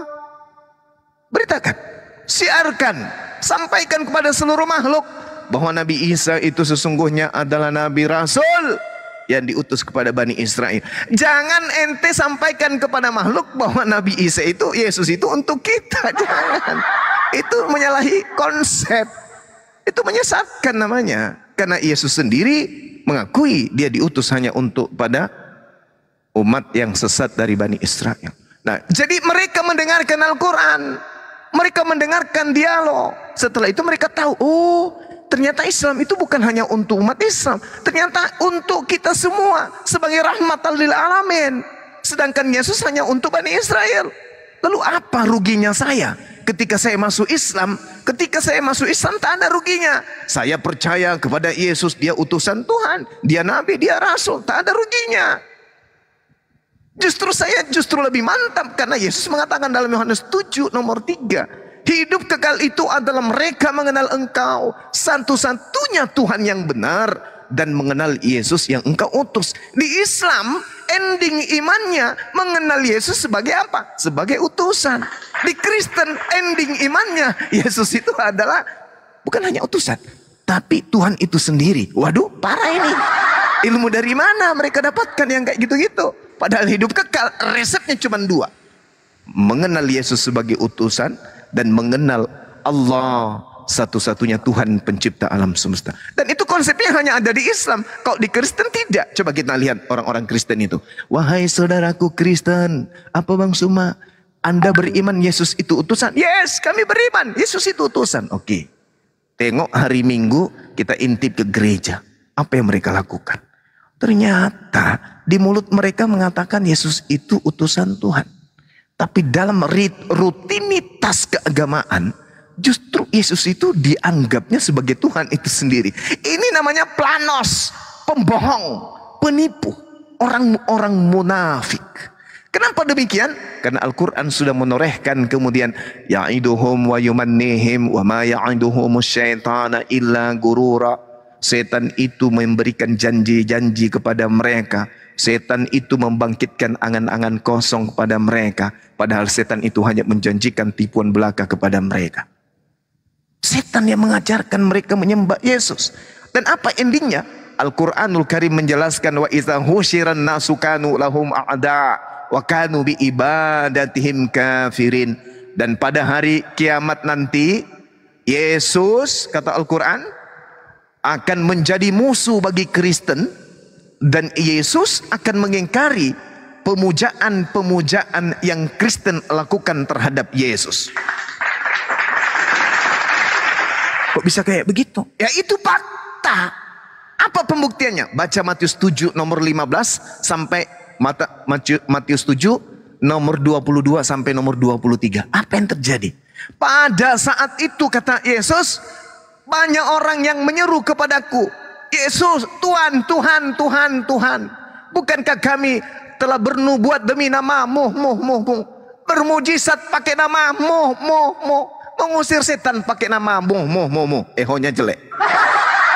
Pada saat itulah aku akan berterus terang kepada mereka, aku tidak mengenal engkau, enyahlah daripadaku, kalian semua pembuat kejahatan.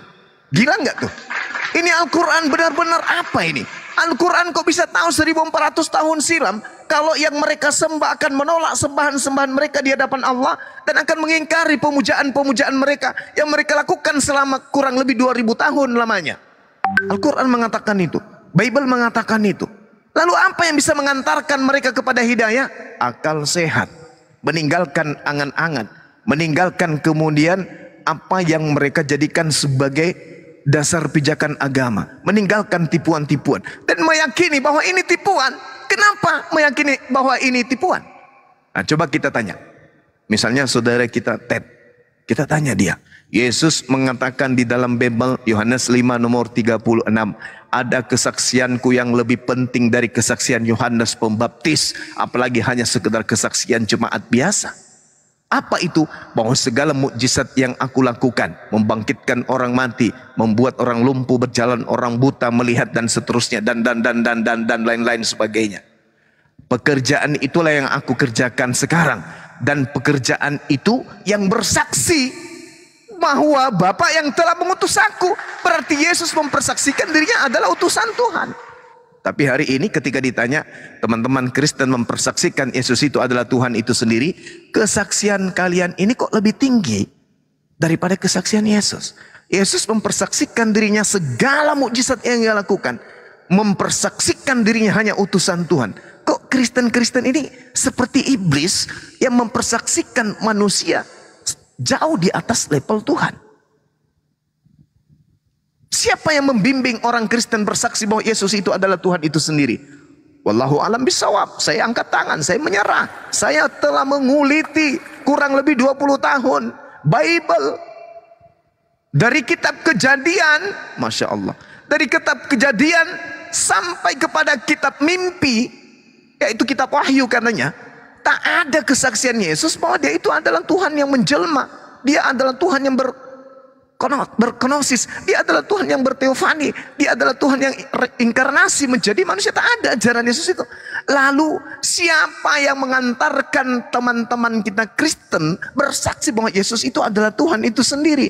Ternyata setelah saya baca Quran, ya'iduhum wa yumannihim wa ma ya'iduhum syaitan illa gurura. Kenapa Al-Quran yang menjelaskan? Karena Al-Quran datang belakangan, melihat step by step kehidupan anak keturunan Adam, dari detik ke detik menjadi menit, menit menjadi jam, jam menjadi hari, hari menjadi minggu, bulan, tahun.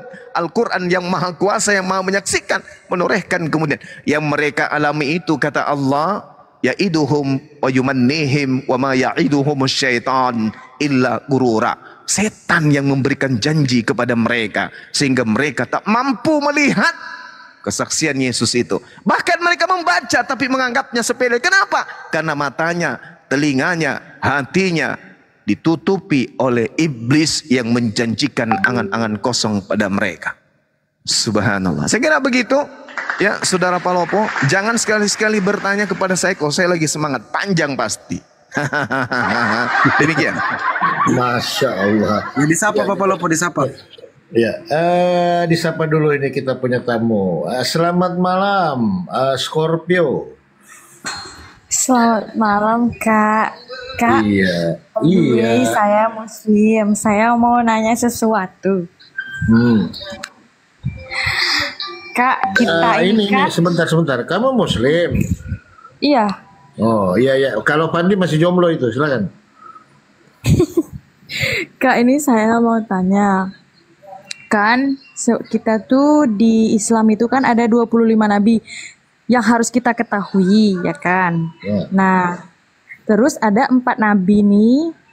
Di antara 25 nih ada 4 nabi yang diturunkan kitab oleh Allah kan.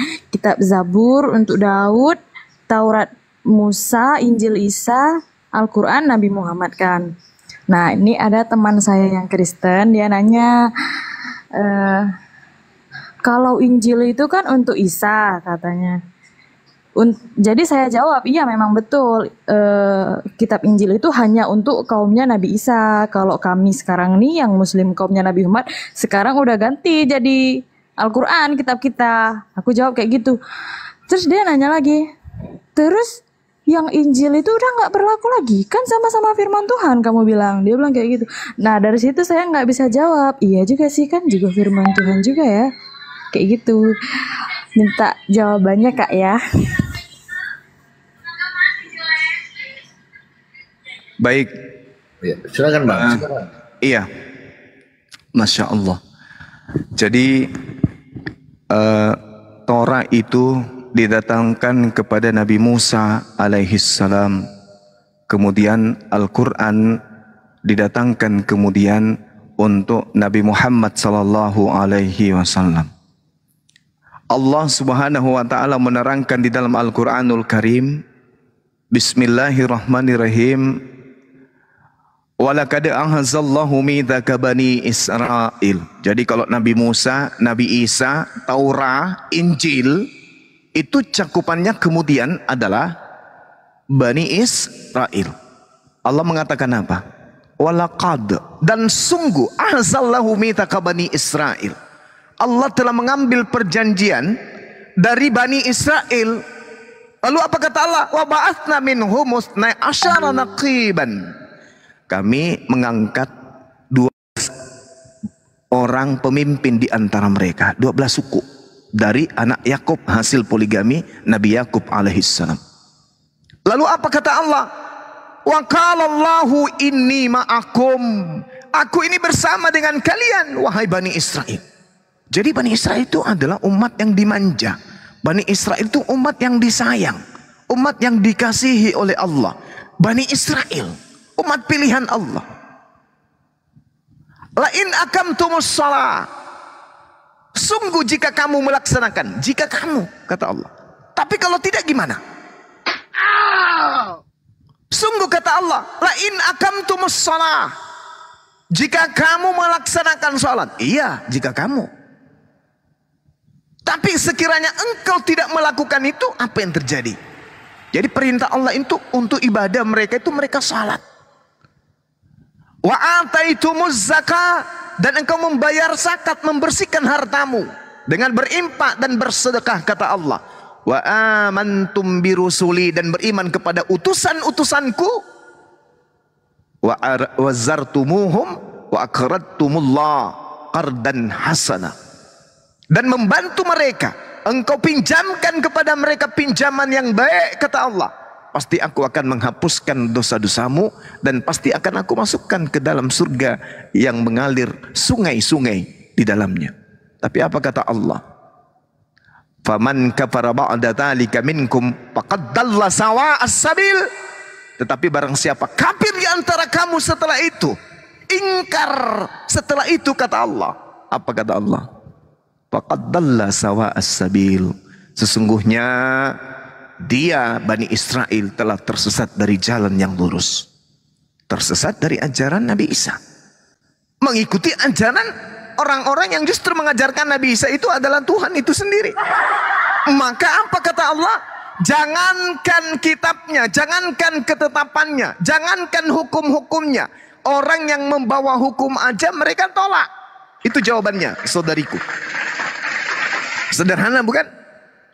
Kalau ditanya mana kitab Injil, mana kitab Torah, mana hikmat Injil yang didatangkan kepada Bani Israel melalui Nabi Isa alaihissalam, jawabannya sederhana. Jangankan ketetapan Allah melalui Nabi Isa yang tidak kemudian ditorehkan dengan jujur di atas lembaran sebuah kitab, Nabi Isanya aja ditolak.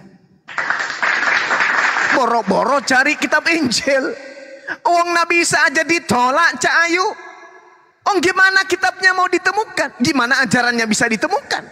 Nabi Isanya ditolak, diingkari, bahkan mereka membuat makar, menjual Nabi Isa ke bangsa Roma sebagai penguasa kala itu untuk menjadi dewa mereka, Bani Paulus. Mereka menjual Nabi Isa. Maka dikatakan, fawailul lil ladzina yaktubuna al-kitaba bi aydihim tsumma yaqulu hadza min indillah. Celakalah mereka yang menulis sebuah buku lalu mengatakan ini dari Allah, padahal sesungguhnya itu bukan dari Allah. Inilah buku yang mereka tulis, yang mereka jual ke penjajah pada masa itu, penguasa Roma pada saat itu. Yang tampil di antara kita terjemahan-terjemahannya yang disebut Bible. Dan untuk menutupi bahwa itu hanyalah hasil penyelidikan, mereka mencoba mengambil kata Injil dari Al-Quran dan mengatakan kitab mereka itu adalah Injil, kitab mereka itu adalah Alkitab. Padahal sejatinya itu adalah hasil pengingkaran yang diterangkan oleh Al-Quran. Paman kafara ba'da dzalika minkum faqad dalla sawa'as sabil. Lalu selanjutnya 1 menit paling lama. Bima naqdihim mitsaqahum la'annahum wa ja'alna qulubahum qasiyah, kata Allah. Dan sungguh kata Allah, mereka melanggar janjinya, maka kami laknat mereka dan kami jadikan hati mereka keras membantu. Itu kata Allah. Jadi bagaimana mungkin kita mengharapkan sebuah Injil dari umat yang sudah dilaknat, sebuah Injil dari umat yang hatinya sudah membantu? Bagaimana mungkin?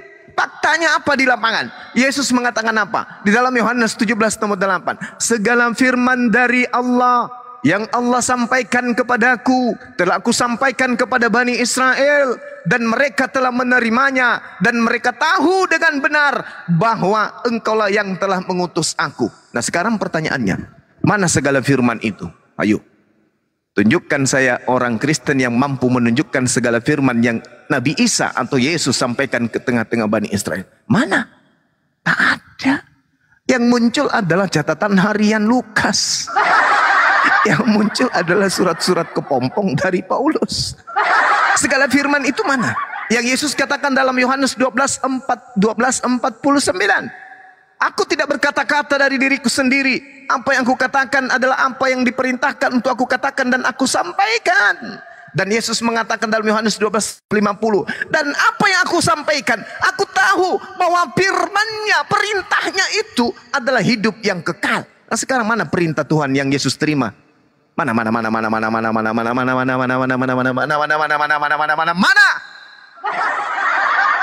Tak ada lagi. Maka Al-Quran kemudian datang. Apa kata Allah? Ya ahlal kitab. Ini kata Allah nih. Qad ja'akum rasuluna yubayyinu lakum ala fatrah. Ini kata Allah. Jadi Allah kemudian mengutus Al-Quran, mengutus Rasulullah menjelaskan hukum-hukum Tuhan kepada mereka. Ini kata Al-Quran. Namun sebelumnya Allah mengatakan apa kepada mereka? Bahwasanya seruan-seruan Allah ditujukan kepada ahli kitab untuk menuju kepada Al-Quran, untuk menuju kepada baginda Rasulullah Muhammad sallallahu alaihi wasallam. Itu endingnya. Endingnya dari itu semua adalah mereka diajak oleh Allah untuk menuju kepada Rasulullah.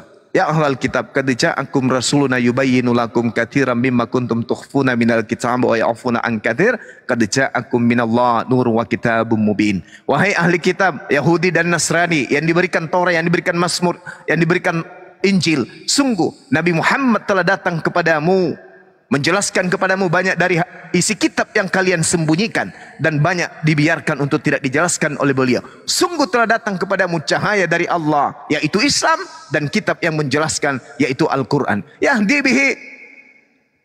bihi la man ittaba ridwan subulas salam.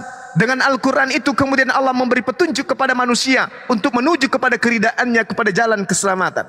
Dan dengan Al-Quran itu pula Allah mengeluarkan orang-orang dari gelap gulita kepada cahaya dengan izinnya. Dan dengan Al-Quran itu pula Allah menunjukkan manusia kepada jalan yang lurus. Jadi solusi terakhir hanya Al-Quran. Makanya banyak yang mu'alaf. Banyak yang mu'alaf. Karena mereka bingung. Torah untuk Bani Israel, Injil untuk Bani Israel. Lalu untuk kita apa? Satu-satunya hanyalah Al-Quran. Kenapa? Karena jangankan kita orang Indonesia, ahli kitab aja diajak menuju kepada Islam. Ahli kitab aja diajak menuju kepada Al-Quran. Apalagi kita ini. Saya kira begitu, saudari saya. Mohon maaf kepanjangan, silakan. Kalau ada yang mau menambahkan atau mau mengurangi, ya silakan. Oh iya, berarti kan tetap hukum yang ada di Injil itu tetap ada, cuman tuh dengan turunnya Al-Quran ini menjadi penyempurna kitab-kitab yang dulu ya, Kak Zuma ya. Oh iya, betul, benar sekali. Ya deh, Kak, makasih banyak ya. Iya, sama-sama. Oke, terima kasih Scorpio ya. Boleh nanti kita gantian ya. Banyak juga teman yang di bawah, saudara kita mau naik. Makasih ya. Makasih. Assalamualaikum, selamat malam Pak Maru. Ini kalau cewek ini bahaya, terima kasihnya kok begitu. Makasih ya. Assalamualaikum warahmatullahi wabarakatuh. Waalaikumsalam warahmatullahi wabarakatuh. Ini kalau ya cewek berisannya bagus. Ya, terima kasih host. Udah dinaikkan. Yang pertama kami mau ngucapin terima kasih, habis itu ingin kepada Gurunda Juma atau Pak Juma, kami Bang Zuma aja, Bang. Bang Juma, yang sama host Pak Palupo. Pak Palupo udah berapa malam saya ngikuti Pak Palupo terus di roomnya Batam Sel dengan pendeta besar kita.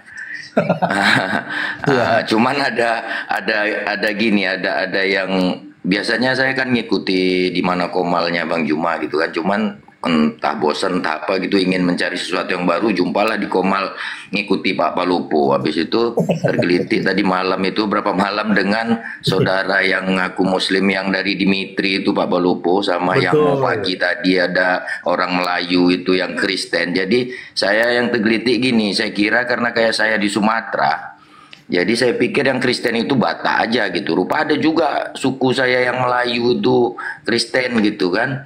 Sampai ditanya gini gitu, sampai dibilang pendeta besar terakhirnya kayak mana tuh Pak Palupo, tersesat di Roma kata dia kan. Iya. Nah, jadi situ tergelitik juga, mudah-mudahan ada di sini di komal ini Dimitri itu bisa naik. Dia kenapa benci kali sama pendeta besar padahal udah 11 tahun dia di Vatikan kan.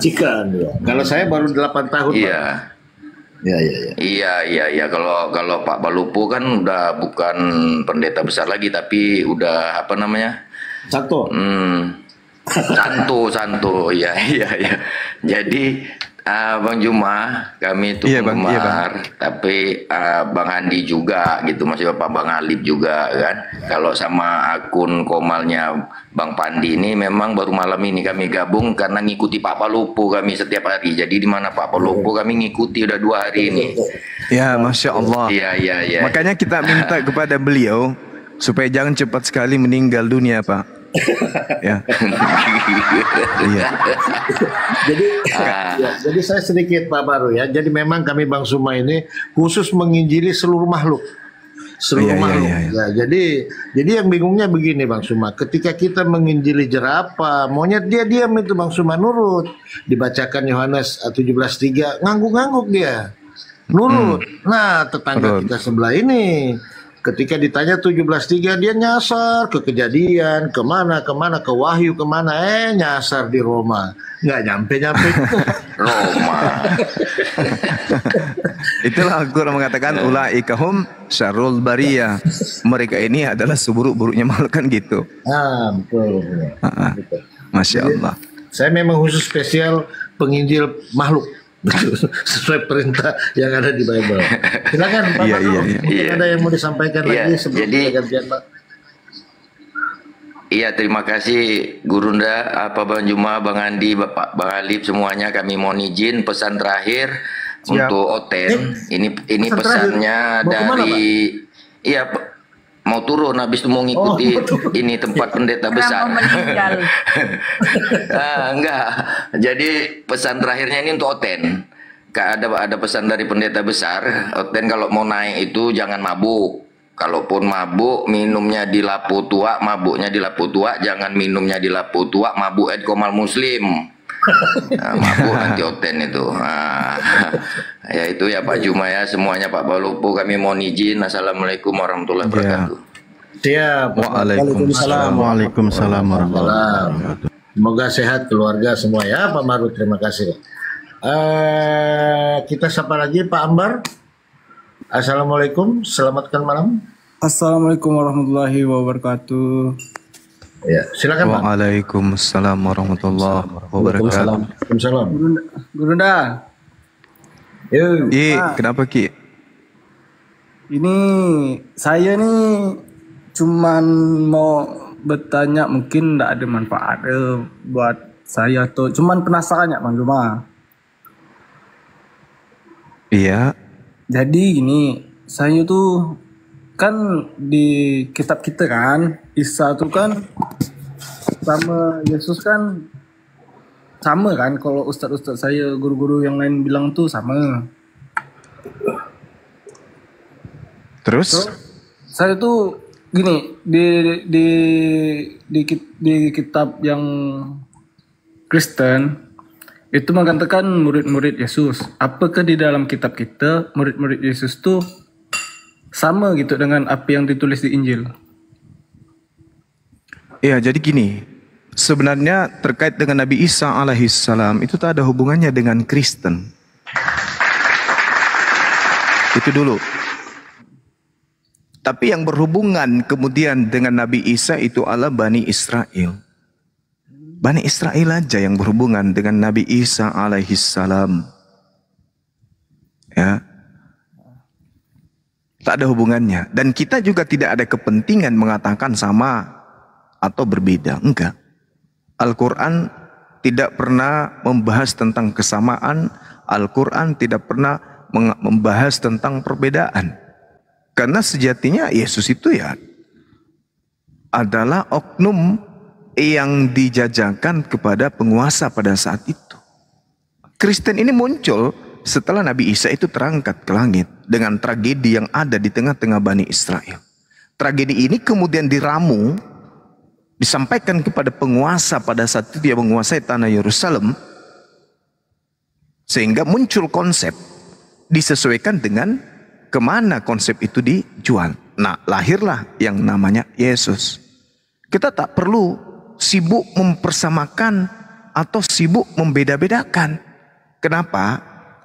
Kita beriman bahwa yang datang itu Nabi Isa, bukan Yesus. Yang datang itu Nabi Isa alaihissalam.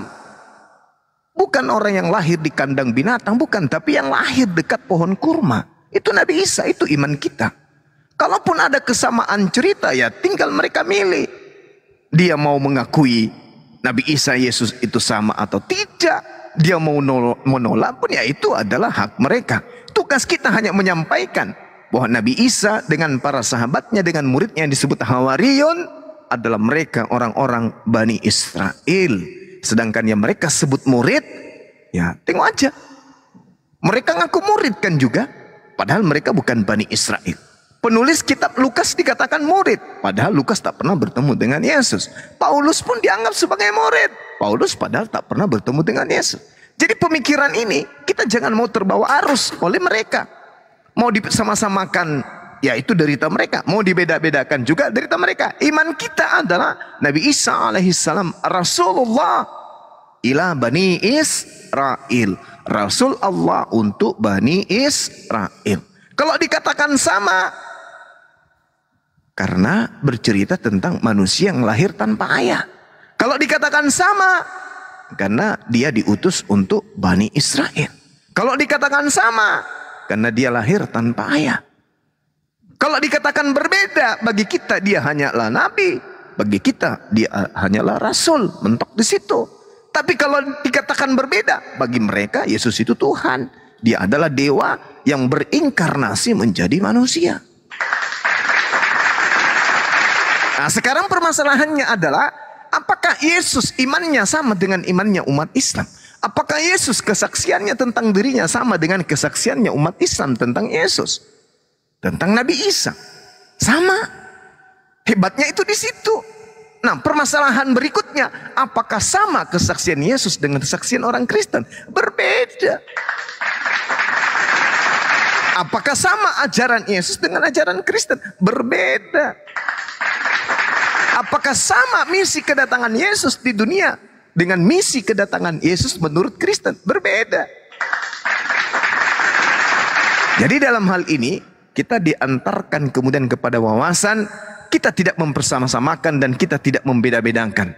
Tugas kita hanya menyampaikan bahwa Nabi Isa diutus kepada Bani Israel, memiliki Hawariyun, murid-murid yang kemudian ditanyai oleh Yesus, siapakah yang akan menolongku untuk menegakkan agama Allah?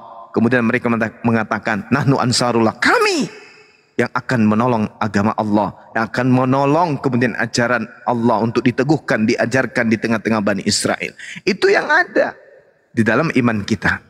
Jadi antar sama ataupun berbeda, ya sama seperti Elohim, Yod-Heh-Vah-Veh dengan Allah, kita tidak punya kewajiban untuk mempersama-samakan. Tuhan kita adalah Allah. Tuhan mereka sebut dengan Elohim. Kalau hari ini mereka mengatakan bahwa Elohim itu adalah Allah, silakan.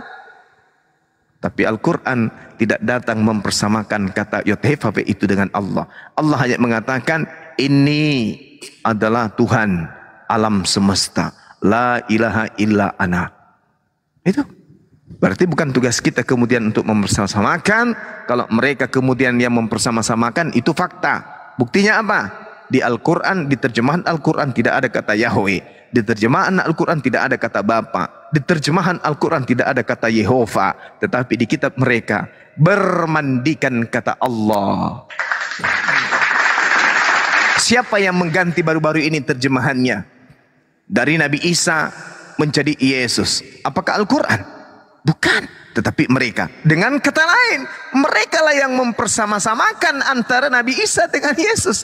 Mereka lah yang mempersamakan antara Injil dengan Bible. Mereka juga yang mempersamakan antara Allah dengan Yahweh, Yothefafe, Theos yang mereka sembah.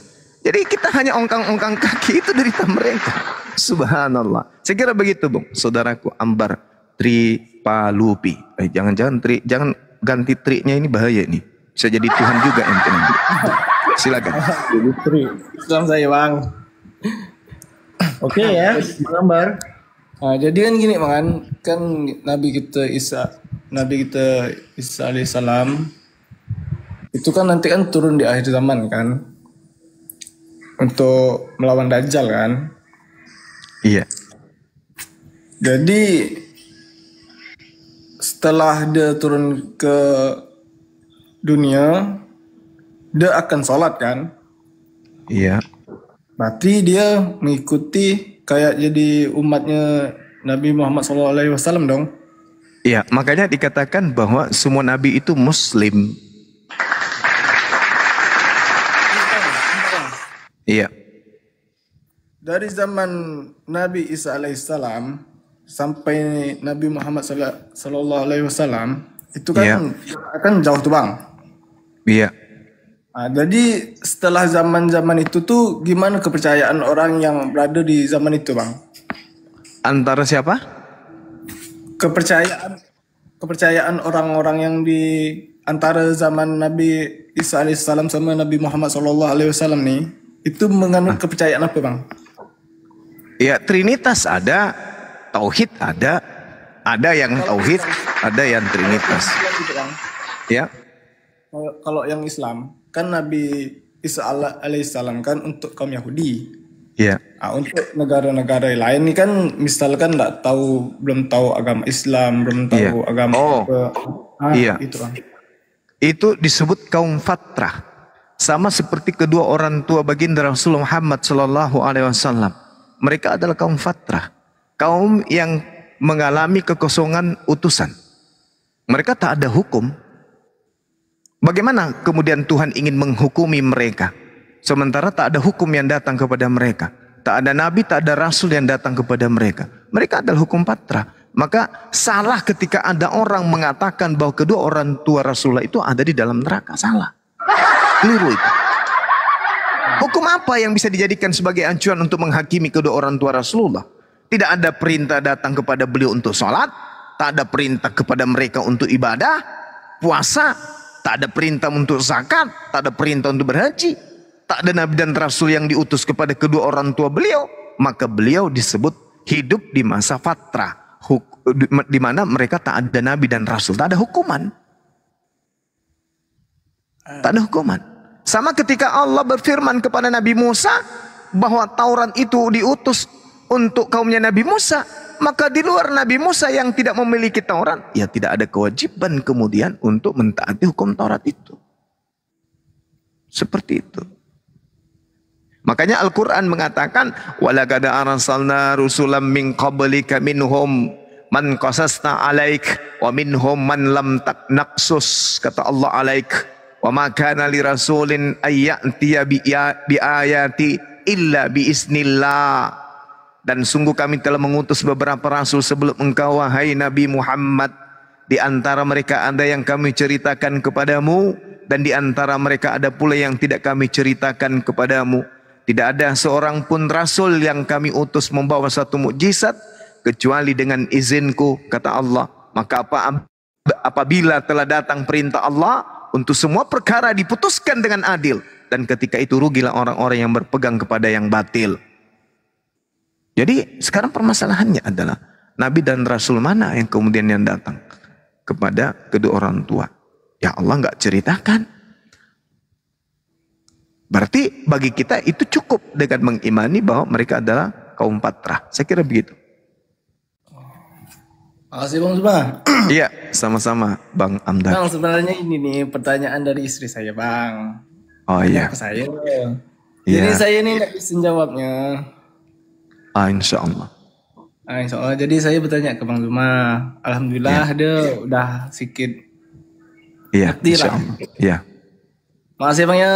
Sama-sama Bang Amdar. Salam sama bini ya. Sehat selalu.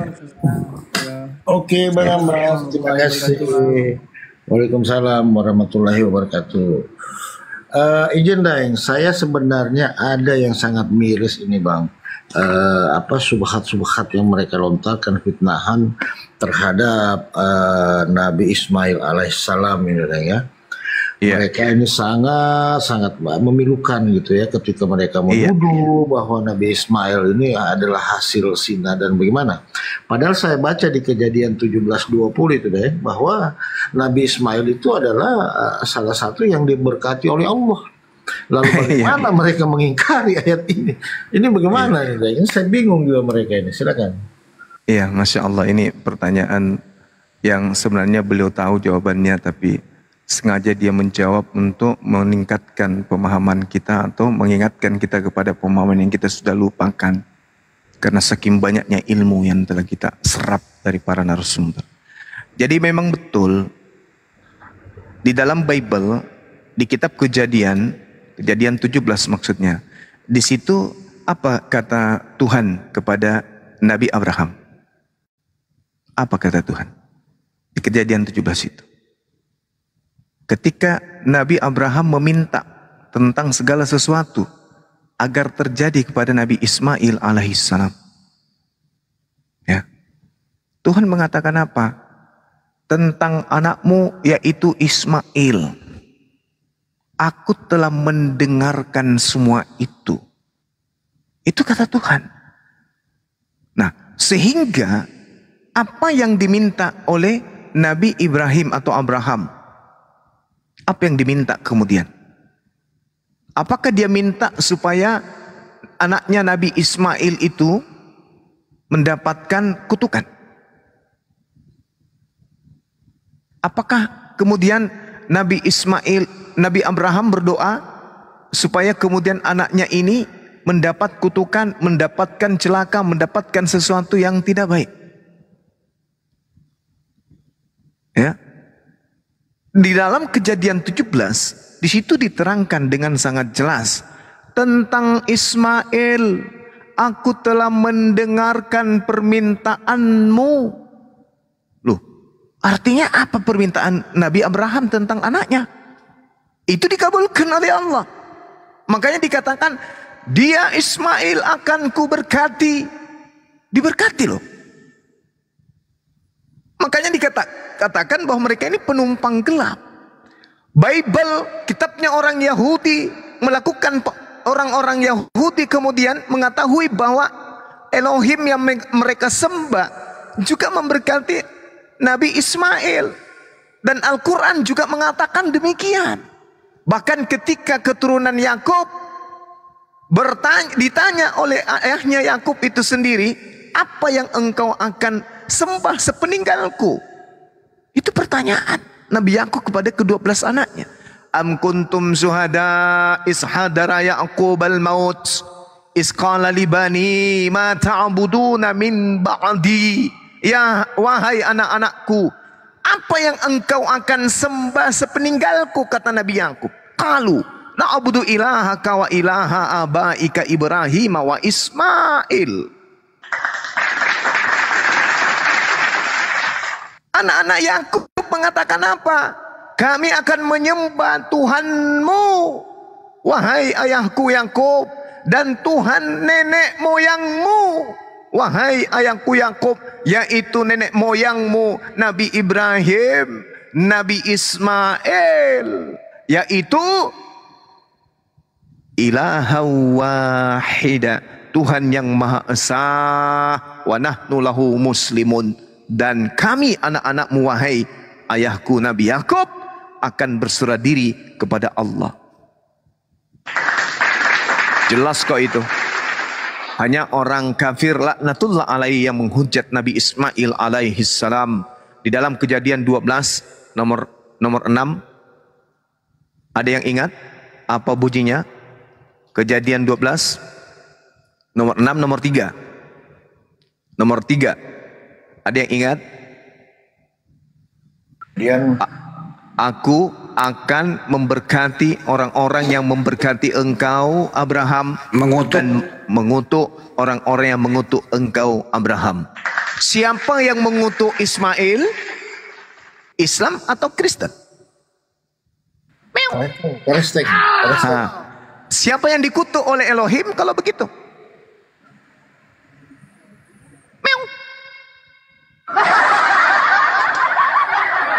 Siapa yang memberkati Nabi Abraham? Islam atau Kristen? Islam. Siapa yang mengutuk Nabi Abraham? Islam atau Kristen? Kristen. Kalau begitu siapa yang dikutuk oleh Elohim? Ya Kristen lah bang.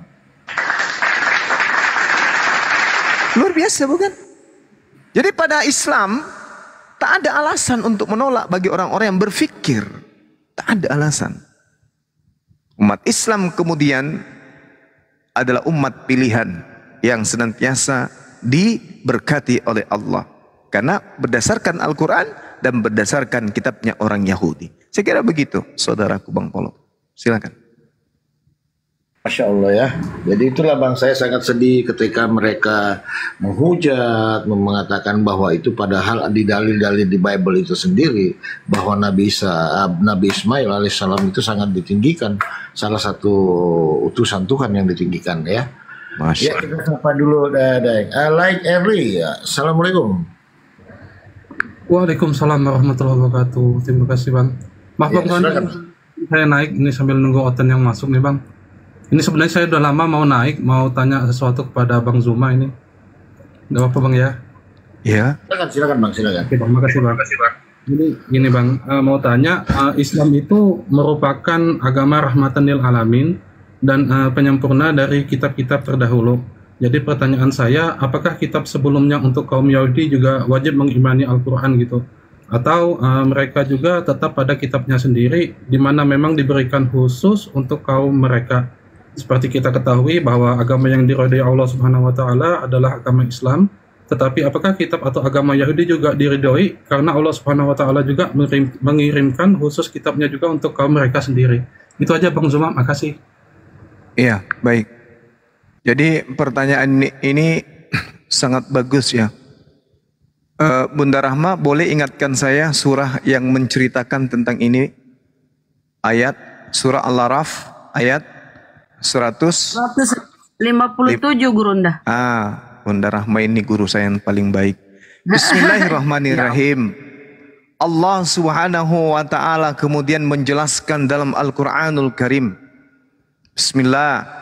Alladzina yattabi'una ar-rasulan nabiyyal ummiyal ladzi yajidunahu maktuban indahum fit Taurah wal Injil ya'muruhum bil ma'ruf wa yanhahum 'anil munkar wa yuhillu lahumut thayyiba wa yuharrimu 'alaihimul khaba'ith.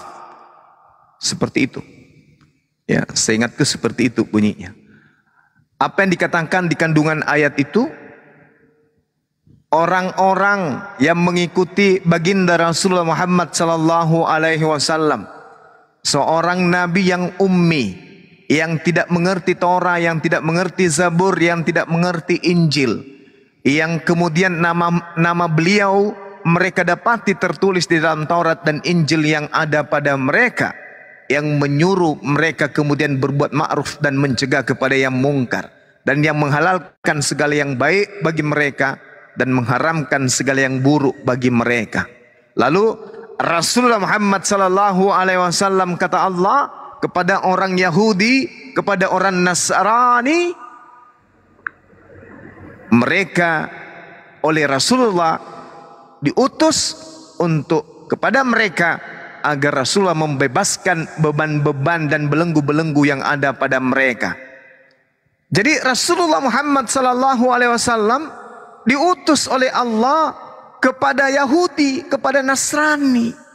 Apa tujuan pengutusan Rasulullah untuk Yahudi dan Nasrani? Untuk membebaskan mereka dari beban-beban, dari belenggu-belenggu hukum yang ada pada mereka, yang Allah berikan kepada mereka sebelum Rasulullah Muhammad sallallahu alaihi wasallam itu datang. Hukum-hukum apa saja? Hukum seperti sabat, kemudian tentang pembagian harta, kemudian berbicara mengenai cara ibadah salat, cara perpuluhan, lalu kemudian berbicara mengenai haid. Itu dibebaskan semuanya menuju kepada hukum Islam. Makanya Al-Quran mengatakan yang saya terangkan tadi, bahwa Nabi Muhammad diutus kepada mereka untuk membebaskan mereka dari hukum-hukum yang datang kepada mereka dan menuju kepada Al-Quran. Apa buktinya? Coba kita lihat dalam surah Al-Ma'idah ayat 15 ayat 16. Ya ahlal kitab qad ja'akum rasuluna yubayyinu lakum. Ini ditujukan kepada orang Yahudi, pemegang Torah dan Injil. Wahai orang Yahudi dan Nasrani, telah datang kepada kalian Rasul kami, yaitu baginda Rasulullah Muhammad sallallahu alaihi wasallam, menjelaskan kepada kalian dari isi kitab yang kalian sembunyikan. Sungguh telah datang kepadamu cahaya dari Allah, yaitu Islam, dan kitab yang menjelaskan, yaitu Al-Quran. Jadi mereka, Bung, Nabi Muhammad diutus untuk Yahudi dan Nasrani. Dalilnya surah Al-Ma'idah ayat 15 ayat 16. Fungsi Rasulullah untuk memutuskan kemudian perkara yang sudah bercampur aduk antara perintah Tuhan dan perintah manusia. Apa itu? Belenggu-belenggu dan beban-beban yang ada di antara mereka. Demikian. Terima kasih Bang Juma atas jawabannya, Bang. Saya turun dulu ya. Terima kasih. Sama-sama, saudara, silakan. Waalaikumsalam warahmatullahi wabarakatuh. Ya, silakan teman-teman Kristen, kalau yang butuh bimbingan belajar bimbel, silakan kirim permintaan. Jangan lupa typing di bawah ya. Yang teman-teman Kristen yang butuh bimbingan belajar soal Bible, silakan. Kebetulan ada sarjana teologi S4 autodidak dari Vatikan, kami datangkan langsung. Silakan teman-teman Kristen. Pandai kau nak, pandai kau dek, pandai. Pandai kau dek. Izin sedikit, karena belum ada otenda, izin sedikit ya. Tadi itu di Komar siapa ya? Bang Apologet Islam. Apologet apa namanya kalau nggak salah, Bang Yunus. Nah, ada oten tuh dia bilang gini, tolong orang Islam tuh kalian tuh jangan menyamakan bahwa Yesus tuh Muslim. Saya tidak mau, dia menolak itu Gurunda ya. Jadi aku minta gini, jadi kalau kenapa saya bilang Nabi Isa atau Yesus di Islam? Karena apa yang dilakukan Yesus itu berkesesuaian dengan apa yang kami lakukan sekarang. Sujud, Yesus sujud tuh di Taman Getsemani, kita orang Islam sujud bersuci, membasuh kaki dan buka kasut tuh orang Islam lakukan. Kalau kau kan segala macam, dia nggak mau dia marah-marah, dia ngamuk kalau ya Allah Rabbi. Kalau diminta mana Yesus secara dia Kristen, nggak ada juga sih. Jadi heran ya tenoten. Silakan Gurunda. Ya, diperjelas dulu ya. Ya, jadi gini, di kehidupan kita di atas muka bumi ini, relnya itu cuma dua. Bukan karena Yesus sholat, bukan. Bukan karena Yesus puasa, kagak. Bukan karena Yesus itu menyembah satu Tuhan, tidak. Maka kemudian kita mengatakan Yesus itu Muslim, bukan. Tidak. Bukan sama sekali. Tetapi rel dalam kehidupan itu hanya ada dua. Yang pertama adalah tunduk berserah diri kepada aturan mainnya Tuhan pencipta kita. Yang kedua menolak untuk diatur dalam kehidupan, yaitu kufur, ingkar. Nah sekarang permasalahannya adalah Yesus ketika hidup, apakah dia ingkar, menolak perintah-perintah Tuhan yang datang kepadanya, atau Yesus itu justru taat kepada hukum yang datang kepadanya? Itu dipertanyakan kepada mereka. Apakah Yesus itu takluk kepada hukum Tuhan atau Yesus itu ingkar tepat terhadap hukum Tuhan? Kalau dia takluk, berarti dia seorang Muslim. Yang menjawab bukan kita, yang menjawab keadaan Yesus pada saat hidup yang menghantarkan kemudian Yesus itu adalah seorang Muslim. Apa buktinya? Yesus berserah diri terhadap perintah-perintah Tuhan. Kata kasih dalil. Kisah Pewarta 4 nomor 29. Dan sekarang ya Tuhan, lihatlah bagaimana mereka mengancam kami, dan berikanlah kepada hamba-hambamu keberanian untuk memberitakan firman-Mu. Ulurkanlah tangan-Mu untuk menyembuhkan orang, dan adakanlah tanda-tanda dan mukjizat-mukjizat oleh Yesus hamba-Mu yang suci itu. Yesus sebagai hamba yang suci katanya. Berarti Yesus ketika hamba yang suci, padanya tidak ada titik noda pengingkaran terhadap hukum Tuhan. Dan betul, di dalam Yohanes 3 nomor 34, Yesus sendiri yang mengaku, makananku adalah melakukan segala perintah Bapa yang datang kepadaku dan menyelesaikan semua pekerjaan-pekerjaan itu.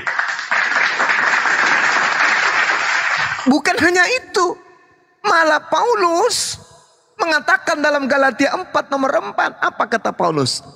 Yesus adalah manusia yang takluk terhadap hukum Taurat. Jadi kita mau kemana? Kita mau mengatakan Yesus itu bukan Muslim, tak bisa. Karena keadaannya yang mengantarkan begitu. Yesus mengatakan, aku tidak berkata-kata dari diriku sendiri. Bahkan bahayanya, apa kata Yesus? Sebab aku berkata-kata bukan dari diriku sendiri, tetapi Tuhan yang mengutus aku. Dia yang memerintahkan aku untuk mengatakan apa yang harus aku katakan dan apa yang harus aku sampaikan. Dan aku tahu bahwa perintahnya itu adalah hidup yang kekal. Jadi apa yang aku katakan, aku menyampaikannya sebagaimana yang difirmankan oleh Tuhanku kepadaku. Ayo. Siapa yang ingin membantai ini?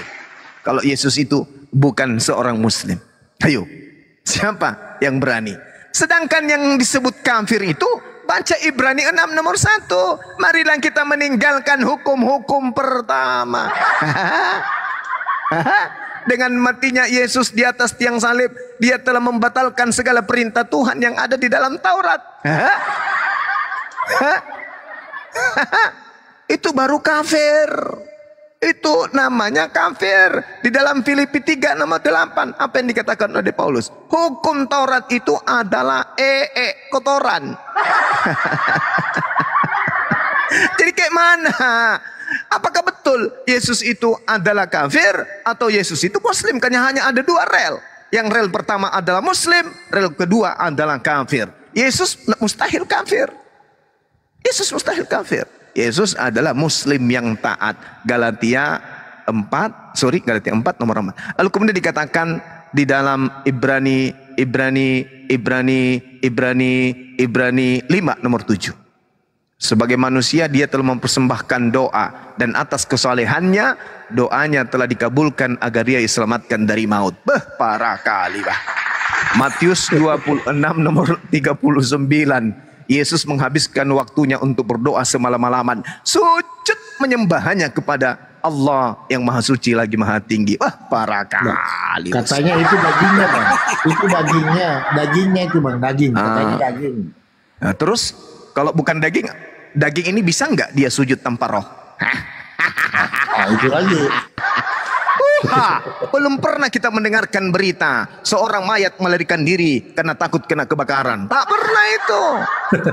Roh itu yang menghantarkan Yesus lapar. Roh itu yang menghantarkan Yesus ketakutan. Roh itu yang menghantarkan Yesus bersungguh-sungguh sampai titik-titik keringatnya seperti titik-titik darah yang menetes ke tanah. Apa yang mengantarkan Yesus mengalami hal tersebut?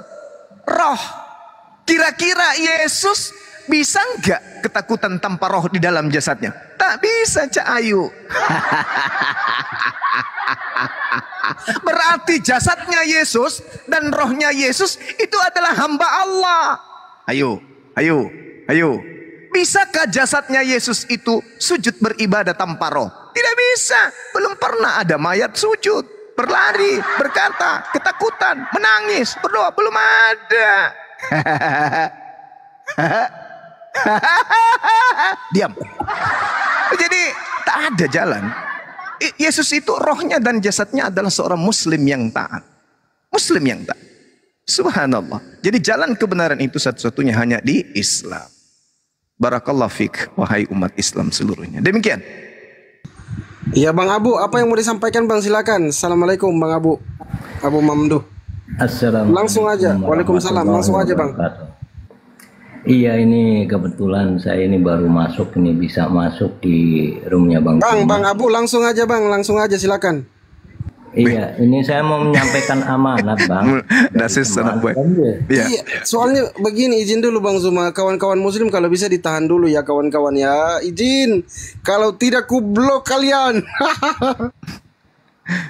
Jangan. Silakan sahabat. Lanjut. Adik saya bercanda, silakan. Ini saya mau menyampaikan amanat teman saya. Iya. Jadi teman saya itu sahabat saya, beliau itu orang Kristen dulu. Ya. Akhirnya sering menonton di room Bang Zuma melalui HP anaknya. Akhirnya dia itu sekarang sudah jadi mu'alaf. Masya Allah. Nah, udah jadi mu'alaf. Dan beliau menyampaikan kepada saya, kalau bisa masuk ke room Bang Zuma, tolong sampaikan rasa terima kasih saya dan salam saya untuk semua saudara-saudara yang ada di room ini. Begitu Bang. Dan kebetulan sekarang beliau sudah berangkat haji. Allahu Akbar. Iya, tahun ini beliau berangkat haji. Jadi 9 hari yang lalu beliau terbang. Dan beliau menyatakan begitu, menyuruh kami untuk menyampaikan salam dan rasa terima kasih dan menyampaikan semangatnya untuk Bang Zuma dan saudara-saudara yang ada di room ini. Ya, saya masuk ke sini hanya untuk itu aja sih, menyampaikan amanatnya Bang. Ya, salam balik buat beliau, salam hormat. Insya Allah nanti saya sampaikan salamnya, dan beliau juga ingin mendoakan room ini supaya bisa lancar dan makin jaya. Amin ya Rabbal alamin. Amin ya Allah. Amin. Iya, hanya itu aja Bang. Saya terima kasih sudah bisa dinaikkan. Terima kasih Bang Abu. Iya. Oke, terima kasih Bang ya. Salam semua untuk saudara-saudaraku Bang Handi semuanya. Ya. Ya Bang, sama-sama. Assalamualaikum warahmatullahi wabarakatuh. Waalaikumsalam warahmatullahi wabarakatuh. Berarti banyak di luar sana yang bersyahadat tanpa kita tahu ya, teman-teman. Antara lain disampaikan oleh saudara kita Abu. Banyak. Assalamualaikum warahmatullahi wabarakatuh, Bang Zuma. Waalaikumsalam warahmatullahi wabarakatuh. Bang Zuma, saya dari Malaysia, fans tegar Bang Zuma. Masya Allah. Saya dapat naik Bang Zuma. Ya. Silakan Pak, silakan.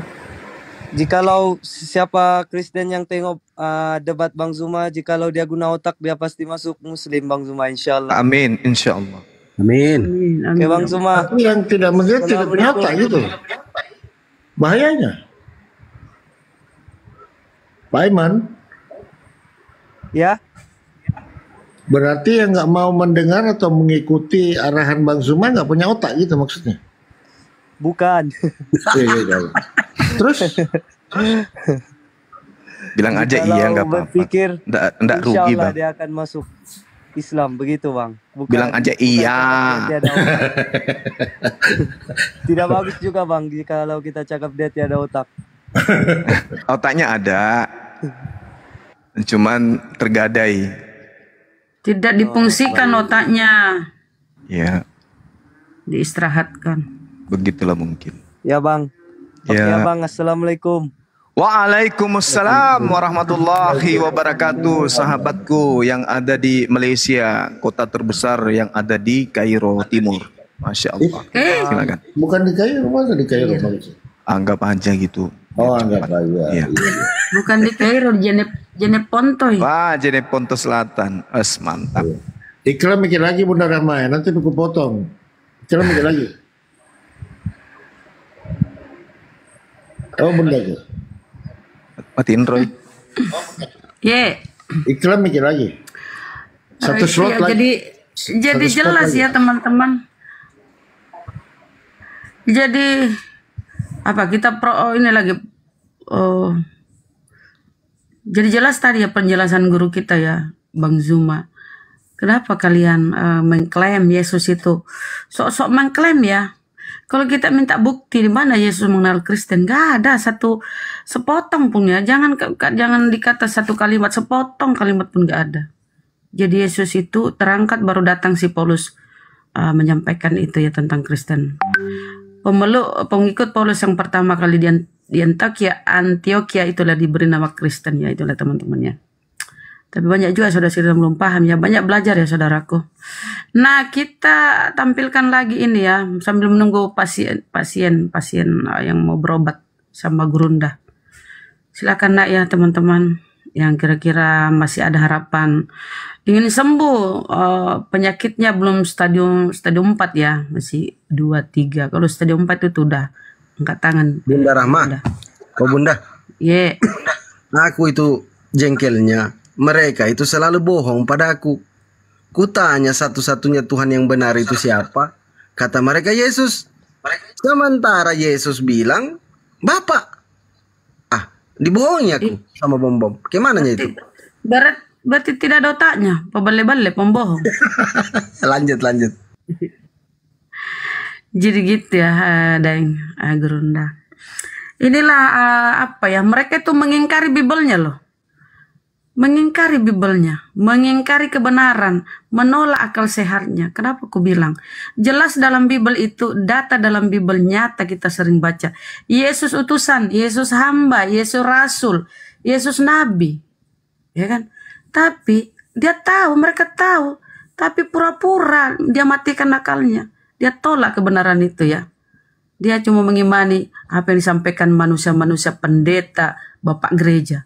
Gitu kali ya Gurunda. Silakan coba dijabarkan tuh. Apa sih iman mereka ini? Landasan iman mereka apa ini? Bertolak belakang mengingkari Bibel. Silakan Dai Gurunda. Iya. Apa pertanyaan tadi? Dende. Pertanyaannya apa tadi? Ini Kristen. Nyata-nyata di Bibelnya ada Yesus utusan, nabi, rasul, hamba. Nak tolak Bibelnya sendiri, dia ingkari. Akal sehatnya dia matikan. Kebenaran dia tolak. Ini kira-kira gejala apa yang apa kira-kira setan apa yang merasuki dia nih Gunda? Silakan. Iya. Jadi itu terjadi karena itu tadi ya'iduhum wa yumannihim wa ma ya'iduhum syaitan illa gurura. Al-Quran ini mengatakan begitu.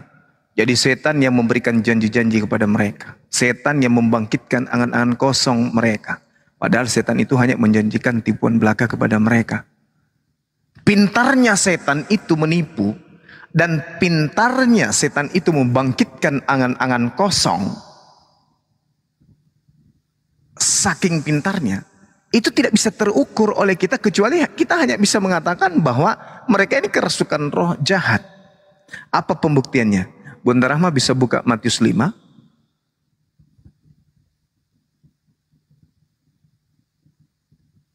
Bunda Rahma bisa baca Matius 5. Nabi-nabi palsu. Matius 5. Matius 5. Bukan. Di situ jelas sekali. Yesus. Ya. Matius 5. Matius 5. Ketika Yesus melihat orang banyak, naiklah ia ke atas bukit. Dan setelah ia duduk, datanglah murid-muridnya kepadanya. Maka Yesus pun mulai berbicara dan mengajar. Yesus loh, bukan pendeta, bukan pastor. Bukan penatua, bukan misionaris. Yesus memulai berbicara. Dan Yesus mengajar mereka. Apa kata Yesus? Berbahagialah orang yang miskin di hadapan Allah. Karena merekalah yang mempunyai kerajaan surga. Berbahagialah orang yang berduka cita karena mereka akan terhibur. Berbahagialah orang yang lemah lembut karena mereka akan memiliki bumi. Berbahagialah orang yang lapar dan haus akan kebenaran karena mereka akan dipuaskan. Berbahagialah orang yang murah hatinya karena mereka akan beroleh kemurahan. Berbahagialah orang yang suci hatinya karena mereka akan melihat Allah. Berbahagialah orang yang membawa damai karena mereka akan disebut hamba-hamba Elohim atau anak-anak Tuhan. Berbahagialah orang yang dianiaya oleh sebab kebenaran karena merekalah yang empunya kerajaan surga. Berbahagialah kamu jika karena aku kamu dicela dan diganiaya dan kepadamu difitnah segala yang jahat. Bersukacita dan bergembiralah karena upahmu besar di surga, sebab demikian juga dianiaya nabi-nabi sebelum kamu. Pertanyaannya kemudian adalah, ada enggak pengajaran Yesus yang menerangkan berbahagialah mereka yang menyembah anak orang? Ada enggak? Enggak ada. Bang Zuma, kok kayak ortodoks ya tadi? Ada enggak? Enggak ada. Enggak ada. Enggak ada. Lalu nyanyi di gereja ada enggak? Enggak ada kayaknya. Ada enggak? Bahagia ada enggak yang kayak gitu-gitu? Tak ada. Lalu kemudian apa yang dikatakan di data nomor 10? Ini dari guru saya langsung ini. Apa yang dikatakan? Berbahagialah orang yang dianiaya oleh kebenaran karena merekalah yang empunya kerajaan surga. Jadi yang berbahagia di sini siapa? Yang teraniaya. Yang dianiaya. Nah, ayo. Ini yang teraniaya Yesus atau Kristen? Yesus. Ah, yang berbahagia siapa? Kristen. Yang dianiaya itu yang berbahagia. Dia teraniaya disebabkan oleh kebenaran. Nah sekarang siapa yang menganiaya Kristen? Ayo.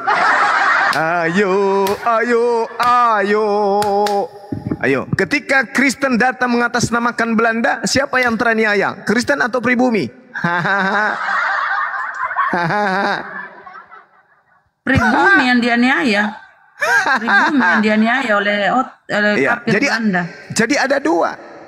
Yesus teraniaya, Kristen teraniaya juga enggak? Enggak. Nah, justru Kristen yang berbahagia atas teraniayanya Yesus. Betul? Betul. Tepuk tangan di gereja Tepuk dia. tangan. Nyanyi-nyanyi. Wah, keren sekali.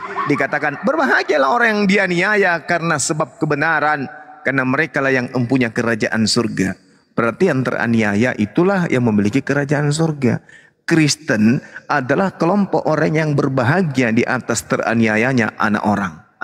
Udahlah, kayak gitu aja dulu. Masya Allah. Jadi tak ada ya. Ketika Yesus mengajar tak ada ya. Berbahagialah orang yang menyembah aku. Berbahagialah orang yang ibadah hari Minggu. Berbahagia juga orang yang makan babi yang tidak bersunat. Tak ada yang kayak gitu-gitu coy. Tak ada. Yang teraniaya itu ya apa? Yang mau berbahagia, bebas, kemudian hidup, tapi harus tunduk, sujud. Baru jam 12 mereka sudah harus meninggalkan kenikmatan dunia, membasuh tangan, membasuh wajah, membasuh kaki. Jasadnya teraniaya. Yang harusnya mereka puaskan jasadnya dengan berleha-leha. Kemudian mereka menundukkan jasad ini kemudian untuk sujud kepada Allah karena kebenaran. Yang teraniaya jasadnya itu adalah yang kemudian melihat saudara-saudaranya makan babi, tetapi kemudian dia tundukkan perutnya dari makanan tersebut. Yang teraniaya adalah yang melihat saudara-saudaranya kemudian menikmati minuman keras, tetapi kemudian menghalau perutnya dari minuman tersebut. Itu yang dimaksud menganiaya diri. Berpuasa sebulan itu menganiaya diri. Meninggalkan kenikmatan duniawi menuju kepada terjaganya hubungan dengan Allah, itu menganiaya diri. Kenapa umat Islam itu menganiaya diri? Dengan menerima ocehan, cemohan dari Kristen. Tapi itu enak loh. Ada puasa hanya ingin dibilang, puasanya hanya melemaskan diri, hanya mengganti jam makan. Umat Islam itu teraniaya selalu. Oh, ada agama teroris. Islam itu begini dan itu. Umat Islam itu adalah umat yang teraniaya. Dia yang terjajah ribuan ratusan tahun. Dia juga yang terfitnah sebagai agama radikal. Islam itu teraniaya karena kebenaran. Maka apa kata Yesus? Mereka lah yang empunya kerajaan surga. Siapa yang kemudian tidak teraniaya? Satu-satunya kelompok di atas muka bumi ini yang tak teraniaya jasadnya hanya Kristen. Perutnya bebas masuk makan apa saja boleh. Ya kan? Minum apa saja boleh berdasarkan dalil, segala sesuatu halal bagiku. Ad-dunya sijnul wa jannatul kafir. Dunia ini adalah ibarat penjara bagi orang mukmin dan surga bagi orang-orang kafir. Hayo. Nah, siapa yang berbahagia kemudian? Siapa yang teraniaya antara Kristen dengan Islam? Coba lihat. Mereka punya dosa ditebus oleh orang lain. Benar enggak? Benar. Sementara kita dosa kita harus kita perjuangkan sendiri, kita harus pikul sendiri. Maka mereka ini bukan orang yang teraniaya. Mereka ini adalah orang-orang yang ditebus dosa-dosanya dan ditukar dengan surga. Wah, mantap kali. Sementara kata Yesus, maka Yesus pun mulai berbicara dan mengajar mereka. Katanya, berbahagialah orang yang dianiaya oleh sebab kebenaran, karena mereka yang mempunyai kerajaan surga. Baru kita selesai memberikan pengajaran jam 3:30, jam 4. Baru terpejam mata. Asyhadu an la ilaha illallah wa asyhadu anna Muhammad Rasulullah.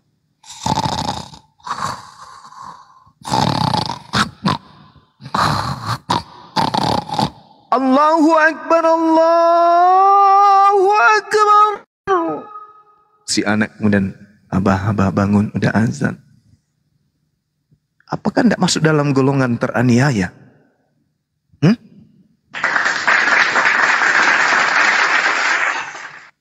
Allahu Akbar, Allahu Akbar. Tinggalkan bantal, tinggalkan kasur dengan mata berkunang-kunang, jalan sempoyongan, kemudian ngambil sejedah, uduk dulu, kucluk, uduk dulu, dingin-dingin subuh-subuh, membasuh tangan, membasuh wajah dan seterusnya. Yang pipis di kasur mandi dulu. Subuh-subuh gelap-gelap kayak gitu, dingin-dingin kayak gitu, mandi. Habis itu berjalan sempoyongan menuju masjid. Ini orang teraniaya atau tidak? Hah? Ini orang yang tunduk berserah diri kepada Tuhan. Belum lagi dia tertidur, dia harus masuk kantor jam 7 absen. Belum lagi selesai pekerjaannya, bunyi lagi Allahu Akbar, Allahu Akbar. Tunduk lagi dia, berjalan, melepaskan sepatu, kaos kaki, menuju masjid. La ilaha illallah. Belum tidur siang, harus menyambut asar. Sholat lagi dia. Jasadnya harus tunduk. Belum lagi duduk baik-baik. Sampai di rumah, belum melepaskan kerinduan. Tiba-tiba bunyi lagi. Belum melepaskan hayya 'alas shalah.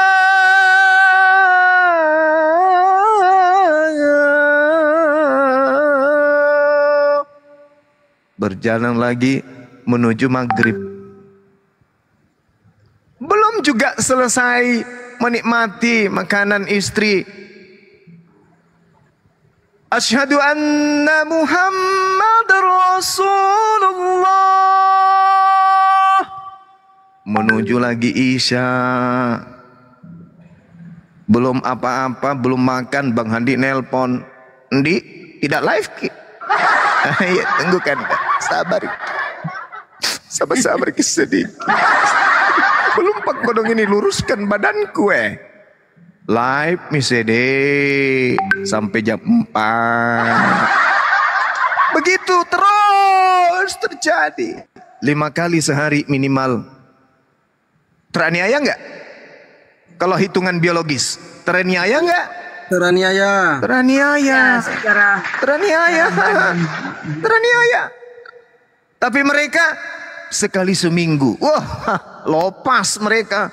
Lari pagi, lari siang, lari malam, terandang-dang-dang-dang. Musik! Tangan di atas, kepala di atas. Mari tepuk tangan untuk Tuhan. Parah kali, Mbak. Udah sekali seminggu datangnya cuman jingkrak, tertawa, dan aduh alamak. Teraniaya enggak mereka? Enggak. Enggak. Maka kata Yesus, berbahagialah orang yang teraniaya oleh kebenaran, karena mereka lah yang empunya surga. Apa kata Allah kemudian di dalam Al-Quranul Karim? Orang-orang yang melakoni kegiatan tadi, qad aflahal mu'minun alladzina hum fi salatihim khashi'un. Endingnya apa kata Allah? Dia menjelaskan ulaika humul warithun alladzina yaritsunal firdaus hum fiha khalidun. Jadi yang diterangkan Al-Qur'an dan yang diajarkan Yesus di Matius 5 sama. Orang yang kemudian berserah diri, tunduk salat, menundukkan dirinya kepada hukum Tuhan, jasadnya tidak bebas melakukan apa saja. Kata Yesus dan kata Al-Quran, merekalah yang mewarisi surga.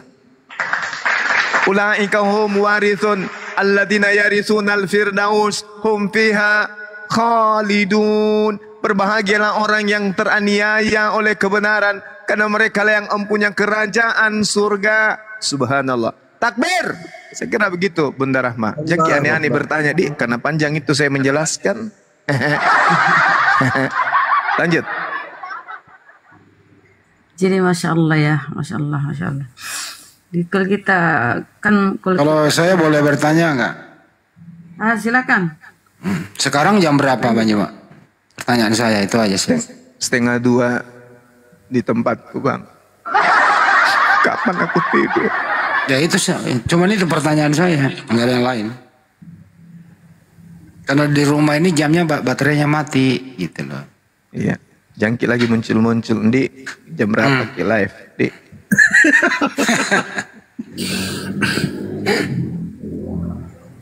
Jadi memang Islam itu ya berserah diri. Ya kayak gini ya, inna sholati wa nusuki wa mahyaya wa mamati lillahi rabbil alamin. Sesungguhnya sholatku, ibadahku, hidup dan matiku hanya untuk Tuhan semesta alam. Masya Allah. Itulah kita Islam ya. Assalamualaikum. Waalaikumsalam warahmatullahi wabarakatuh. Dan ganjarannya apa? Waalaikumsalam warahmatullahi wabarakatuh. Surah dia Gurunda Al-Mu'minun ya. Ganjaran surga. Mewarisi surga. Masya Allah. Lanjut. Tambahin dikit Bang Joma. Belum ya? Belum ya Bang Riko ya? Belum. Oh belum. Assalamualaikum semua, salam kenal semua yang belum kenal. Saya dari Sumatera, Bangka Belitung, Riko, sedang berjualan aneka cemilan dari Pulau Belitung. Ada empek-empek Sutra Tenggiri, ada abon Tenggiri, ada kerupuk Tenggiri, ada pastel mini abon Tenggiri, ada peletek cumi-cumi, ada stik cumi-cumi. Yang berminat membantu usaha kecilan kami ini, Silakan untuk japri WhatsApp kami ada di bio akun yang ini. Kami kirimkan dari Tanjung Pandan Belitung melalui line parcel secepat JNT. Bisa dikirim ke seluruh Indonesia, Malaysia, Singapura. Insya Allah amanah dan halal. Bang Zuma, tolong dong dibantu kami. Baik, sahabat-sahabat dimanapun berada, seperti biasa saudara kita Bang Riko ya, seorang mu'alaf yang berjuang kemudian untuk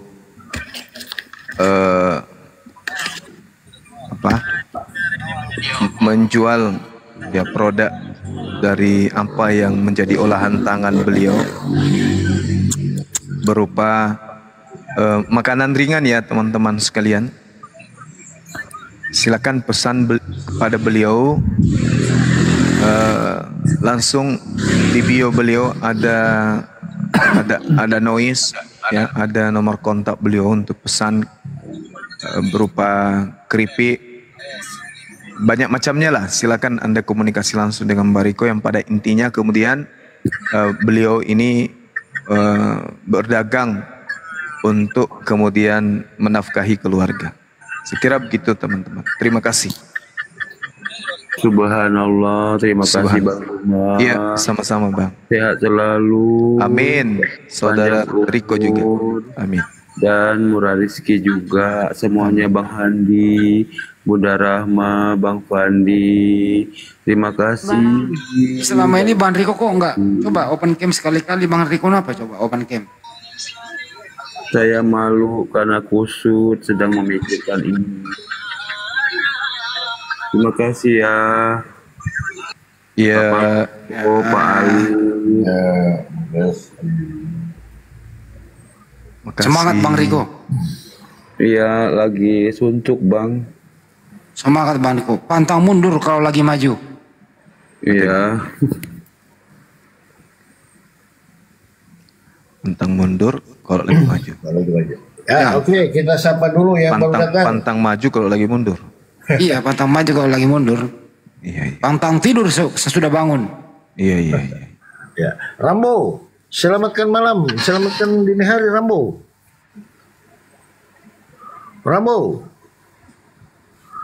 Open mic Rambo.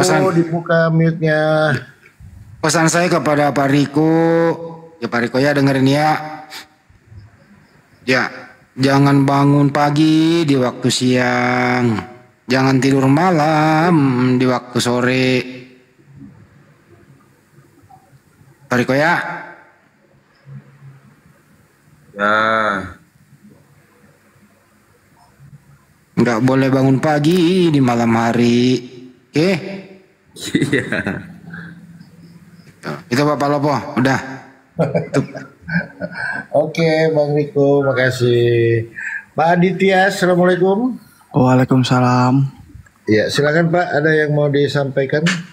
Ya Bang, ini saya mau nanya nih Bang, khususnya kepada Bang Zuma. Iya, silakan Bang. Asal jangan bahasa Inggris ya. Silakan. Oke. Jadi gini Bang, kemarin kan kita mendengar salah satu ustadz di tempat kita kan, katanya suami istri itu ketika udah ngambil wudhu, terus kalau senggolan kulit itu jadi batal Bang wudhunya. Nah itu gimana tuh? Jujur aku baru tahu kan itu Bang, kalau aku sama istriku kan ya selama ini sering kesenggol nggak sengaja gitu kan. Nah, jadi kemarin kita dengar dari ustadznya gitu Bang, katanya batal. Loh kok gitu kata saya kan. Tapi kita nggak berani bantah ke ustadznya gitu kan. Nah, terus kira-kira penjelasan Abang gimana itu Bang, kira-kira Bang? Menurut saya tidak salah. Ya meskipun suami istri bersentuhan kulit, salahnya yang ada di situ adalah saudara saya. Kenapa nggak bertanya setelahnya? Karena saya yakin sekali jawaban Ustadz ini akan mengatakan karena sentuhan kulitnya itu ya bulu juga ikut sentuhan. Katanya kalau nggak salah kemarin itu dari Imam Syafi'i ya bang, apa siapa ya, lupa saya bang. Iya, kalau bersentuhan kulit biasa, misalnya salaman dan seterusnya, itu nggak batal wudunya. Tapi yang dimaksud sentuhan kulit di sini adalah ya kunci kamar dari dalam. Enggak gitu masalahnya bang. Oh, berarti nggak sengaja gitu loh bang maksudnya. Oh, kalau nggak sengaja saya belum tahu itu, saya baru tahu. Nah, kalau mahram itu nggak apa-apa sentuhan kulit, setahu saya. Mari kita serahkan kepada Ustadz kita Dinda Alim. Kalau yang tergantung, kalau yang saya pernah pelajari tergantung mazhab. Kalau Anda mazhab Hambali, kalau menunaikan ibadah haji itu nggak masalah sih. Tapi kalau kulit, iya, sentuhan kulit, Bang Andi, sentuhan kulit katanya itu bisa wudhunya batal kalau birahi gitu loh. Ya iya itu. Itu betul maksudku itu situ. Enggak birahi. Kalau nggak sengaja, Anda punya istri udah wudhu nih bersentuhan, Anda mazhab aja dulu, mazhab apa dulu? Nah, kalau mazhab Syafi'i kan rata-rata kita kan. Ya Syafi'i menurut para ulama sih gitu ya, harus wudhu lagi aja, apalagi di rumah kan ambil wudhu lagi aja sih. Iya, susah amat sih Abang Juma ya, tinggal ngambil wudhu lagi sih daripada ragu gitu loh. Enggak, itu kan jadi pertanyaan gitu bang. Jadi itu aja bang, kalau lagi ragu ambil wudhu lagi aja. Berarti intinya boleh. Kalau izin kita tunggu melengkapi juga yang disampaikan oleh guru kami tadi, itu memang ikhtilaf dari 4 madhab ilmu fikih gitu ya, yang jadi panutan kita beberapa imam. Jadi memang merujuk kepada salah satu ayat di dalam Al-Quran, sehingga di situ para ulama memahaminya itu berdasarkan sesuai dengan ijtihad beliau dan dalil-dalil yang beliau kumpulkan. Karena ketika ada contoh dari madhab Imam Syafi'i yang mengatakan itu batal, kenapa dikatakan batal? Karena kita ini boleh menikah dengan dia itu bukan orang yang mahram dengan kita, makanya boleh kita menikah. Jadi hukumnya kita ini halal untuk bersetubuh, tetapi karena kita beda, bukan dalam satu keluarga gitu. Nah, hukum masalah batalnya, jadi merujuk kepada salah satu ayat dan penjelasan hadis. Itu ijtihad para ulama. Yang satu mengatakan batal, yang satu mengatakan tidak batal berdasarkan juga melihat beberapa dalil di hadis. Ada lagi ulama yang mengatakan bisa batal asal bisa dikatakan batal dia bersentuhan kalau bersentuhnya berkaitan dengan syahwat, ada didorong syahwat. Jadi gitu. Nah, itu beberapa mujtahid para ulama di 4 madhab di imam kita. Tinggal kita ikuti madhab yang mana. Yang tidak boleh itu namanya talfik. Sepotong-sepotong ngambil yang mudahnya aja. Oh, giliran yang ini saya ngambil ulama ini, yang ini ngambil ulama ini. Nah, itu yang nggak boleh. Jadi ikuti, karena para mujtahid ini beliau dengan keilmuannya, ya contoh ketika tadi dikatakan batal, itu saya ingatnya di surah An-Nisa ya, jadi ini mendadak lupa ayatnya. Iya, ayat 42. Yang ini saya ngambil ulama ini, yang ini ngambil ulama ini. Nah, itu yang nggak boleh. Jadi ikuti, karena para mujtahid ini beliau dengan keilmuannya, ya contoh ketika tadi dikatakan batal, itu saya ingatnya di surah An-Nisa ya, jadi ini mendadak lupa ayatnya. Iya, ayat 42 deh. Sip, ketika menyentuh gitu kan. Nah, jadi ada hadis contoh ketika ulama mengatakan, contohnya itu ketika Sayyidatina Aisyah lagi tiduran, ada Rasulullah lagi sholat, tersentuh kakinya, itu buktinya nggak batal. Tapi imam lain berijtihad, loh tersentuh kaki juga bukan berarti langsung, bisa jadi kan terhalang juga oleh pakaiannya. Nah, itu jadi ijtihad para ulama di situ, bentuk dari keilmuan dan tidak ada yang salah di sana. Tinggal kita ikut yang mana gitu loh. Nah, jadi kalau Anda ikuti kecuali memang sifatnya keadaannya madarat, maka kita ambil yang membolehkan, karena tidak mungkin situasinya contoh ketika kita lagi ihram di sana gitu. Seperti yang tadi sampaikan Bang Hadi, kalau kita ikut madhab Syafi'i di sana mungkin nggak akan selesai kita. Kenapa? Batal terus. kesentuh lagi wanita gitu. Maka di situ diperbolehkan ngambil yang membolehkan asal tidak menggunakan syahwat kan gitu. Jadi intinya sebenarnya kalau berkaitan dengan ilmu fikih seperti ini kan, itulah kenapa kita pahami ada beberapa ulama kita yang menjelaskan tentang ayat Al-Quran, tinggal kita ngambil dari yang mana gitu pendapat ulama tersebut gitu. Oke bang. Sampai sekarang jujur saya jadi nggak pernah lagi jadi hati-hati gitu kan sama orang rumah kalau mau sholat udah ini kan. Saya akhirnya nggak gimana ya, nggak berani lagi kesentuh apa gimana itu loh bang. Jadi intinya saya ngikutin sapinya aja lah bang. Nah, terus ya nggak apa-apa ya, itu bagus. Jadi bagus itu maksudnya kita mengamalkan demikian karena ada dalil ulama yang menjelaskan demikian, itu maksudnya. Oke. Terus ada yang kedua nih bang, mau tanya lagi nih bang, masalah zakat mal.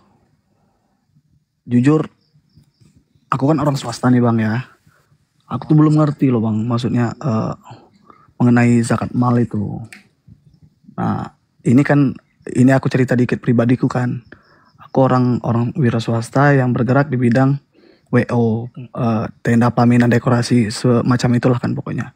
Jadi udah berapa kali aku tanya tuh aku masih belum ngerti gitu loh bang, berapa banyak ustadz udah aku tanya. Jadi yang selama ini aku lakuin gini bang, aku sudah menyimpulkan gitu kan.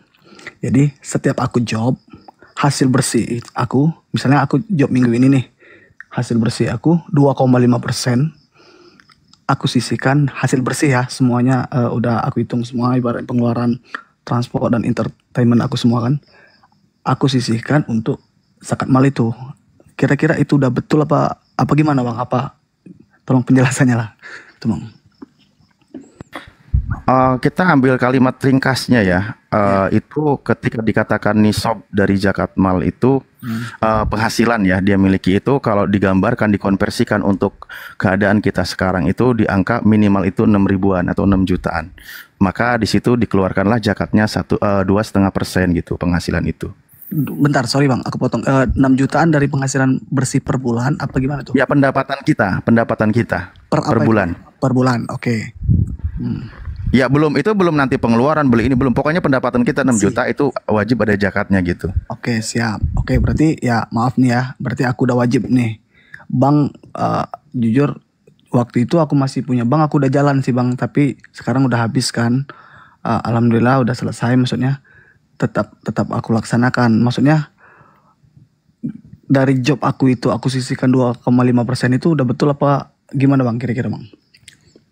Ya kalau kita makin berhati-hati mengeluarkan zakat, ternyata kan terus-menerus seperti itu. Intinya kita sudah melewati standar yang awal syarat, ya udah bagus terus, sisihkan terus hartanya, bagikan kepada fakir miskin gitu. Berarti udah betul itu bang, maksudku bang. Intinya bang. Iya, tadi sudah nyampe target wajib zakat kan? Udah. Ya sudah. Oh, jadi itu syaratnya minimal bersih 6 juta per bulan gitu ya? Minimal pendapatan kita itu 6 juta per bulan. Oke, berarti yang kelakukan itu udah sah lah bang ya. Kira-kira aku pusing bang, jujur bang, udah berapa kali tanya. Karena gini, jujur kalau aku bicara aset adalah kan, barang-barang ada gitu kan, untuk kendaraan, untuk ngangkut usaha ada. Apakah kita hitung dari nilai barang ini kita 2 kali 2,5. Ada kemarin jadi gini bang, jadi ada yang bilang seluruh hartamu, asetmu dijumlahin kau 2,5% katanya,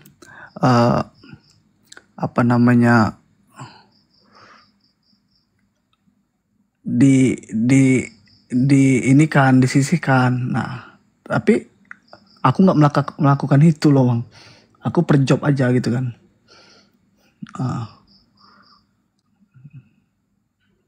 Jadi intinya per job aja itu ya bang ya, aku lakukan ya.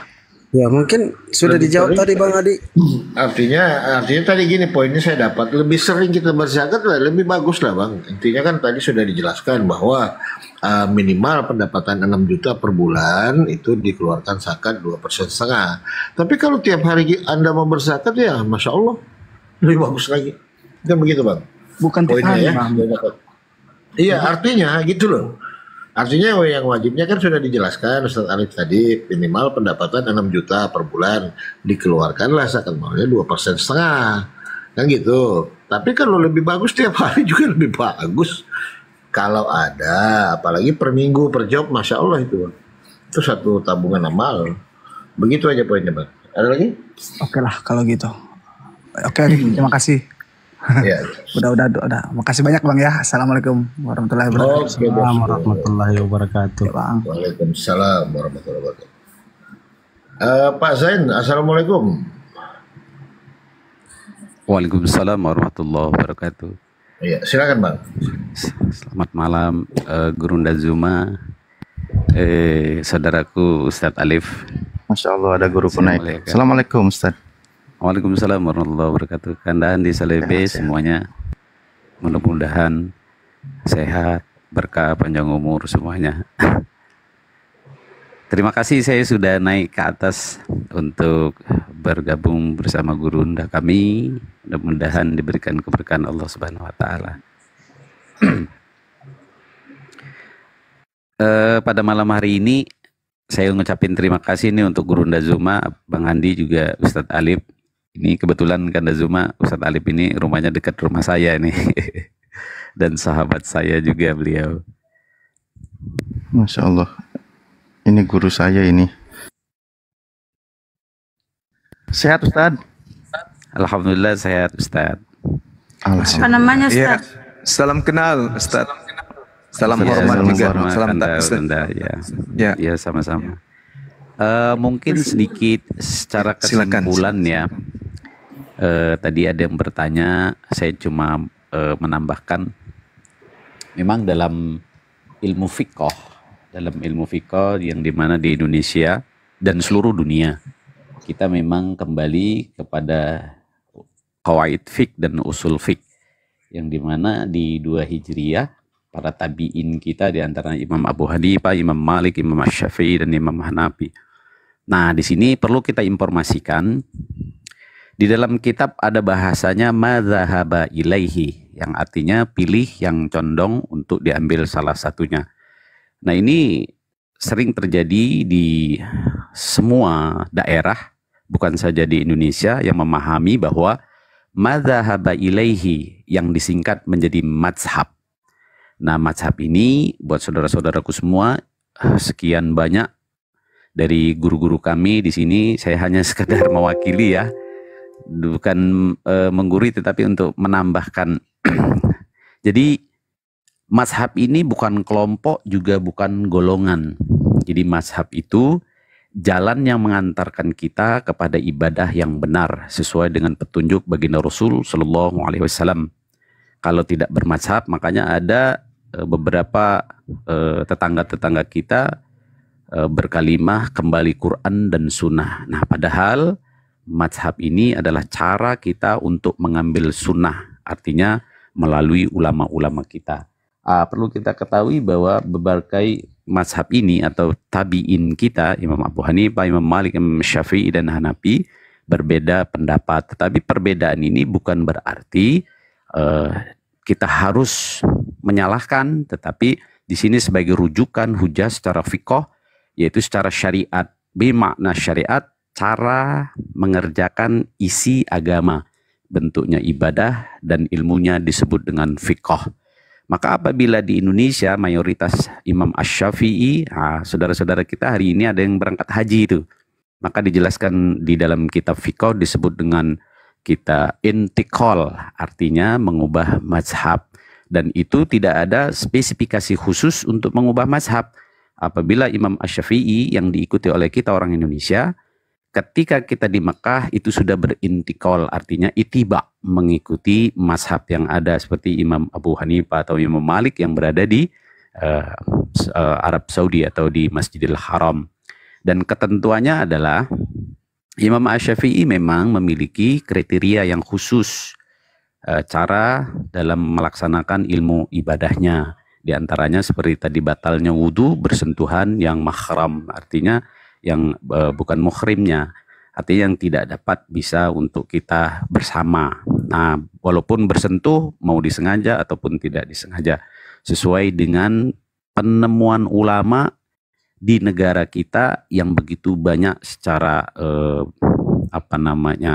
negeri kita ini kan sudah banyak air gitu ya. Makanya kalau di Indonesia mazhab Imam Asy-Syafi'i kebetulan dibawakan untuk di Indonesia, dan alhamdulillah kita tidak sulit untuk mencari air. Nah, kalau misalkan di Arab Saudi kita seperti yang dijelaskan tadi, kita akan kesulitan. Nah, mazhab Imam Asy-Syafi'i ini diantaranya dia berkunut, kemudian pada saat dia sholat subuh, kemudian kalau tasyahud dia menelunjukkan tangan setelah dia sujudnya. Setelah sujud kemudian ruku, dia tasyahudnya sampai dengan kalimat asyhadu alla ilaha illallah, menunjuk sampai dengan akhir salam. Nah, jadi ini ikhtilaf, artinya ada suatu perbedaan ulama. Oleh karenanya mudah-mudahan ini bukan merupakan perbedaan yang harus dipilih bahwa kita yang paling benar, tetapi semuanya sudah ada konstitusi fikihnya. Itu saja saya menambahi, Gurunda. Untuk yang lainnya kami persilahkan. Masya Allah, syukron. Ya, seperti yang tadi disampaikan ya, Afwan, tadi saya belum menyampaikan ayatnya. Memang ini yang merujuk kepada ayat yang sama itu di surah Al-Maidah ya, Afwan. Jadi di kalimat aula mastumun nisaa. Nah, di situ. Jadi menyentuh perempuan. Nah, di sini nanti ulama 4 madhab itu mengambil beberapa kaidah dengan penjelasan-penjelasan berdasarkan hadis-hadis, berdasarkan keadaan Rasulullah beserta istrinya Sayyidatina Aisyah dan seterusnya, sehingga dikatakan yang itu tadi membatalkan kalau dia menyentuhnya dengan syahwat, kan gitu. Ada yang mengatakan tidak batal karena tidak ada syahwat. Ada yang mengatakan batal walaupun tidak dengan syahwat gitu. Nah, jadi langsung hanya redaksional dari ayat. Jadi semua itu intinya adalah kita ngambil yang mana, yaitu kan apa yang kita ambil dari kita mengambil madhab yang mana kita ikuti, dan ikutilah jumhur madhab yang ada gitu. Tadi penekanan lagi sudah diperjelas ya oleh Ustaz Jai. Semoga sudah cukup membantu menjawab saudara-saudara kita yang bertanya. Mungkin itu. Kembali ke host, Fadol. Baik, kawan-kawan Kristen masih ada yang mau belajar, silakan. Saya naikkan beberapa dulu ya, kita akan lihat kalau kawan-kawan Kristen, silakan dialog. Ya, selamat malam. Selamat pagi, selamat pagi. Orang bodoh sama Ode Iqbal ini Muslim atau Islam, Bang? Assalamualaikum. Assalamualaikum. Waalaikumsalam warahmatullahi wabarakatuh. Bang Ode, Islam atau Kristen, Bang? Saya mau bertemu Bang Juma, boleh? Bang Ode. Bang Ode Iqbal. Assalamualaikum Bang Juma. Waalaikumsalam warahmatullahi. Turut bantu menjawab barangkali beliau jadi dari perangkat. Bang Juma. Ya, lagi jauh dari perangkat beliau. Silakan Bang, apa yang mau disampaikan? Tadinya saya mau ngobrol sama Bang Juma, saya Pasar Ibu.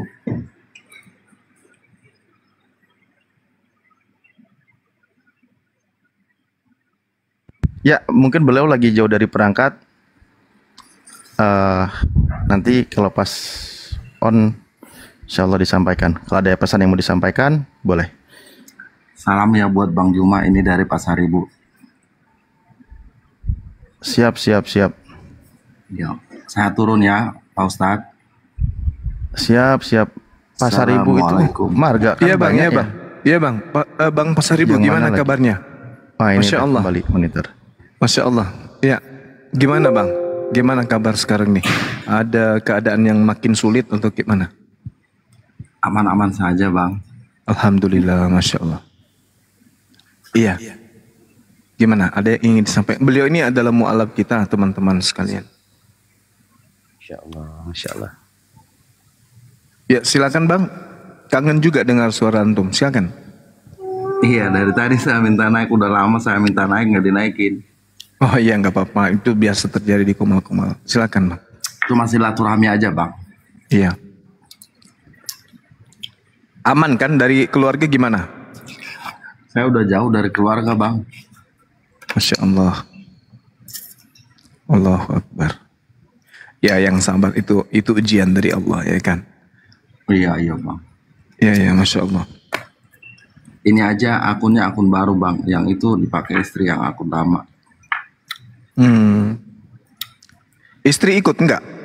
Nggak ikut, Bang. Saya sendirian, Bang. Saya ngejauh. Allahu Akbar, Masya Allah. Sempat kemarin sekolah teolog ya? Enggak ya? Iya, Bang. Bahkan jadi asisten pendeta waktu itu kalau nggak salah. Iya benar, Bang. Itu, Bang, sertifikat saya kemana saya ambil, Bang? Dinda Alif. Siap. Beliau ini yang kita syahadatkan beberapa saat lalu. Beliau ini mantan, boleh dibilang aktivis gereja, pengganti pendeta ketika pendeta lagi kosong. Beliau meninggalkan kemudian keluarga karena memeluk Islam gitu. Yang sabar ya, Bang. Ini juga sudah ada yang chat saya memberitakan bahwa Bang Pasaribu udah ganti akun menjadi akun orang bodoh. Karena akunnya diambil sama keluarga gitu.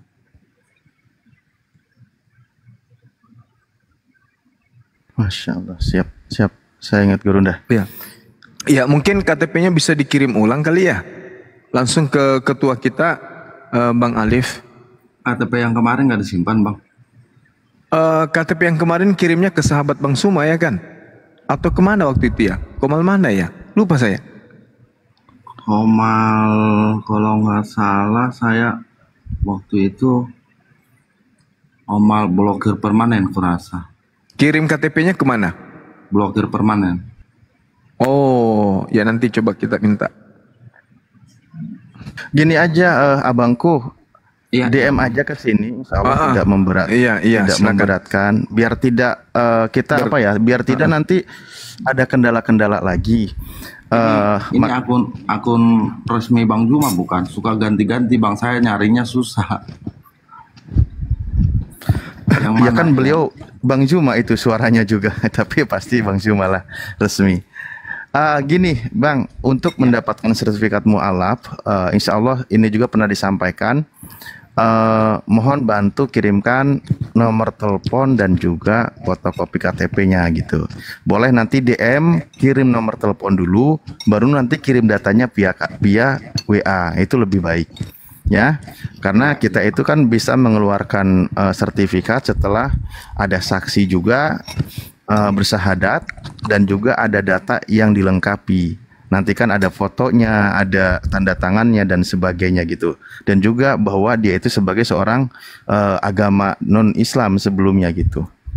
Ya, nanti DM aja, kirim nomor telepon atau nanti saya DM, saya terserah lah pokoknya. Nanti saya DM, saya kasih nomor telepon, nanti tolong japri ya. Iya Bang. Ya udah saya turun ya Bang ya. Bang Juma. Siap. Makasih Bang Pasaribu. Iya. Barakallahu fiik. Sehat selalu Bang. Yang kuat. Assalamualaikum. Waalaikumsalam warahmatullahi wabarakatuh. Mandresina sebang suma. Malupuk ki. Pesai mati ya.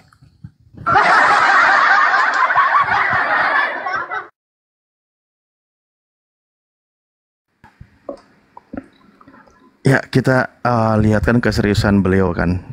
Dulu juga udah disampaikan gitu bahwa untuk mendapatkan sertifikat mohon kirimkan kepada kami secara resmi dari API itu data-datanya gitu. Jadi gimana kita mau bisa memberikan sertifikat kalau datanya juga belum ada gitu. Tapi insya Allah semoga beliau serius ya, kita lihat aja nanti. Datanya udah dikirim ke Bunda Blokir. Kayaknya Bunda Blokir ini yang lupa untuk menyampaikan ke Ardiansa nih. Waduh. Diblokir permanen lagi jangan-jangan ya. Iya betul. Benar. Ingatkan saya besok deh. Ada nomor kontaknya Bunda Blokir ada? Ada. Mungkin bisa kalau saya lupa di DM di WA aja beliau atas nama Pasaribu. Oh, aku lupa barusan belum follow lagi. Enggak, tadi kan beliau biar kirim nomor WA-nya, jadi biar langsung kirim foto dan komunikasinya langsung lewat WA aja kan dah. Karena sekaligus juga kan perlu tanda tangan dan data yang lain, foto beliau juga. Oh iya. Ustadz Alif soal banyak. Soal Zen tadi kan saya sudah kirim KTP-nya kan di WhatsApp Ustadz Alif. Ya, yang penting berikutnya itu nomor telepon aja. Jadi kalau ada koordinasi kita nggak ke lewat tangan yang lain, jadi nggak terhambat. Iya, langsung aja gitu, begitu siap. Nanti saya kirim nomor WhatsApp-nya sama tanda tangan yang diminta sama Bang Ardiansyah tadi ya, di atas kertas kosong. Jangan tanda tangan Bang Fandi lah, tanda tangan dia. Bukanlah Alak Majang, kayak mananya Ustadz ini. Siap. Katanya mau kirim tanda tangan hostnya, jangan. Siap. Tapi kulihat ini Ustadz, ini kok teman-teman Kristen ini pada enggak berani naik ya. Setiap Bang Zuma live akhir-akhir ini banyak Kristen yang tidak berani naik untuk dialog. Ada apa sebenarnya ini? Fenomena apa ini? Bukan nggak berani naik. Mereka itu akan lebih tercerahkan kalau hanya nyimak di bawah. Karena kalau di atas bingung, kalau ditanya nggak bisa jawab, mau ngeles gimana, udah imannya, tapi tulisan kitabnya begini. Kalau di bawah kan sambil nyatet, fokus, nggak takut ditanya, oh ya tercerahkan. Nanti lama-lama sebulan kemudian, setengah bulan kemudian, Bang, kayaknya saya udah mau mualaf deh gitu. Biasanya kayak gitu. Kalau ini bukan begitu, Ustaz. Mereka takut ditanyai. Setan apa yang merasukimu? Kenapa kok gitu, teman-teman Kristen? Oke, boleh kita promosi lagi sekali lah sebelum kita ini akhir ya. Udah belum ya? Belum diakhiri. Bolehkah 1 menit lagi? Karena ini apa ya, netizen 2000 lebih nih. Boleh, host? Silakan. Oke, baik ya, teman-teman ya, saudaraku sekalian. Kita kembali promosi ya. Kita promosikan ini adalah produk skincare ya. Produk skincare yaitu Desen yang diproduksi oleh Gurunda kerjasama dengan kerjasama dengan Mbak deh. Mengantuk ya. Ini 1 paket skincare-nya ini boleh dibesarin, host izin. Host yang baik hati pandai menabung. Oke, 1 paket skincare-nya ini terdiri dari 4 item ya. Sabun pencuci muka, toner, serum, dan krimnya itu sendiri. Krim ini krim siang malam ya, boleh dipakai siang maupun malam. Dan sudah ada BPOM-nya, sudah ada izin resmi dari pemerintah. Ya, dengan harga saudaraku 4 item ini dengan harga 95.000 di luar ongkir tentunya ya teman-teman. Dan perlu saudara-saudari saya ketahui ya bahwa ini sebahagian dari hasil penjualan ini disisihkan untuk API ya, yayasan API ya. Jadi adapun itu nanti tentu berpulang kembali kepada tujuan API semula kan, untuk memberikan segala sesuatunya kepada mu'alaf ya, para mu'alaf kita. Mereka mu'alaf, misalnya mereka mau sunat, khitan, perlengkapan sholat, itu ya yang akan difasilitasi oleh API. Jadi API itu harus giat. Dan alhamdulillah Gurunda membuat ini dan berbisnis di bidang ini ya. Dan itu kami sebagai orang-orang di API yang sangat mendukung ya. Semoga teman-teman netizen yang 2000 mantap lebih ini udah betul semangat. Silakan Ustadz ditambahin, silakan. Oh iya, itu udah cukup banyak, itu udah cukup jelas itu. Begitu ya. Insya Allah ya. Belinya di Mbak Mik ya. Mbak Mik namanya ya. Mbak Mik coba DM ke saya atau ke Bang Sadli. Akunnya itu sahabat Bang Zuma, atau ke di apa namanya itu nih Bang Lukman ya, divisi umum. Boleh DM ke sana. Boleh DM ke sana saudariku. Kayaknya perlu waktu lain ini biar agak semangat ini iklannya ini beda ini. Semangat Bunda. Oke, tetap tidak menyerah saudariku ya. Ditambah Ustaz. Bikin kopi dulu.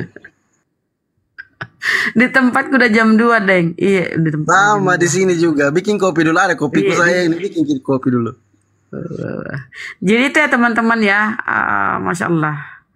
Dan ya, untuk mempercepat mengetahui atau komunikasi langsung, buka akun sahabat Bang Zuma, di situ ada link ke WhatsApp. Nanti ingin tahu lebih lanjut, langsung hubungi kontak tersebut. Nanti ke Bang Sadli yang akan merespon pertanyaan-pertanyaan atau pesanan-pesanan yang Anda pesan gitu. Untuk informasi lebih lanjutnya. Ya, ingat ada akun sahabat Bang Zuma, di profilnya ada bio, di situ ada nomor WA, nanti diklik aja. Silahkan tanyakan langsung ke admin. Kalau masalah hasil sejauh ini mantap, luar biasa. Bang Zuma itu dia udah ngeliatin tuh. Ya, sip. Begitu. Wah, Bang Palopo nggak ada ya tadi sebagai moderatornya, pantesan ya. Ini ada. Ya, gimana Bang Zai, Ustadz Zai? Ya. Sebelum saya undur diri, saya mau izin buat Gurunda Kanda Juma, Kanda Handi Celebes. Suaranya kurang ini ya, Ustadz? Kurang apa gede? Ah iya. Sudah gede? Aduh. Cek. Gede ya Kanda ya? Ada. Ini menurut saya penting akan saya sampaikan untuk Kanda Gurunda Zuma, juga Kanda di Celebes, juga saudara-saudara semua, guru-guruku semua. Karena terkait saya mau tidak mau, ya artinya memang dalam pergaulan media sosial, sahabat-sahabat juga ya artinya fans dan yang menyukai, yang cinta dengan Gurunda kita Ustadz Juma, juga Kanda Handi Celebes. Saya memang selama ini juga tidak di ranah di apologet ya. Mungkin saudaraku Ustadz Alif paham beliau dengan saya, tapi terkadang saya tuh suka ada beberapa room yang kadang saya suka naik karena harus meluruskan ihwal yang walaupun menurut saya itu penting.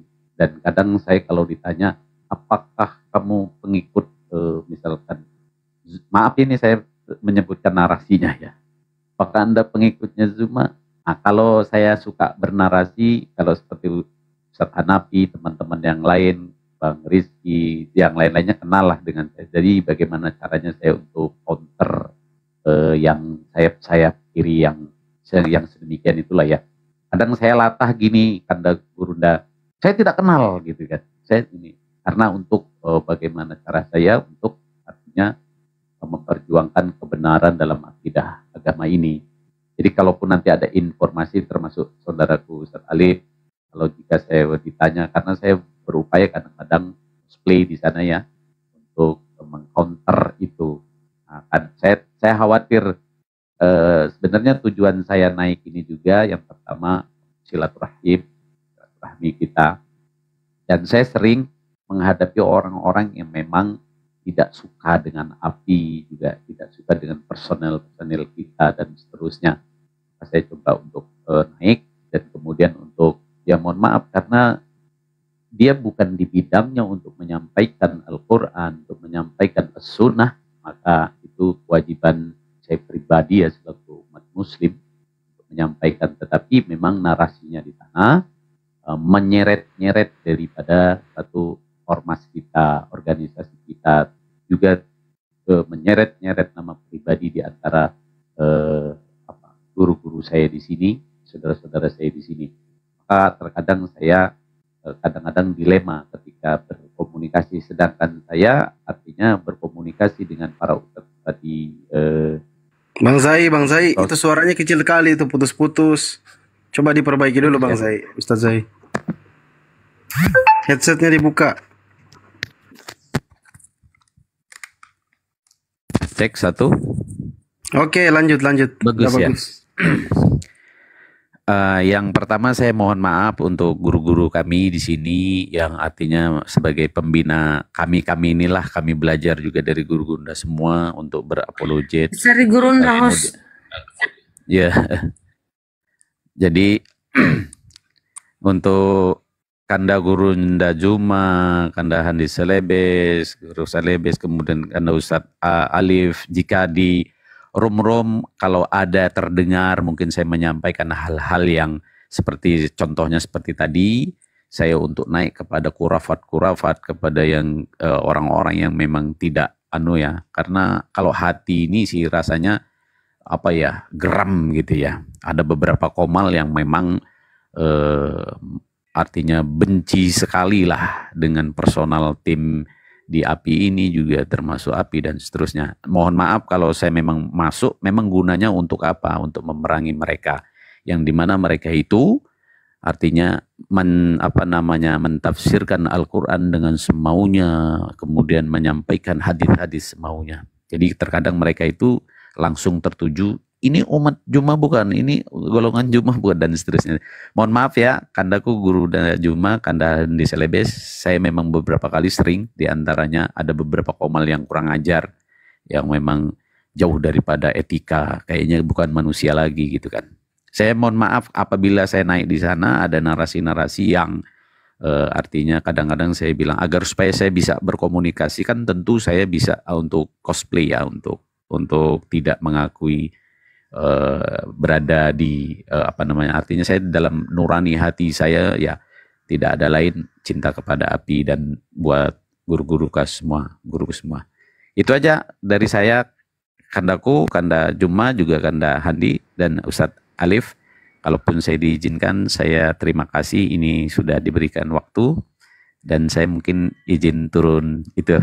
Terima kasih ya semuanya.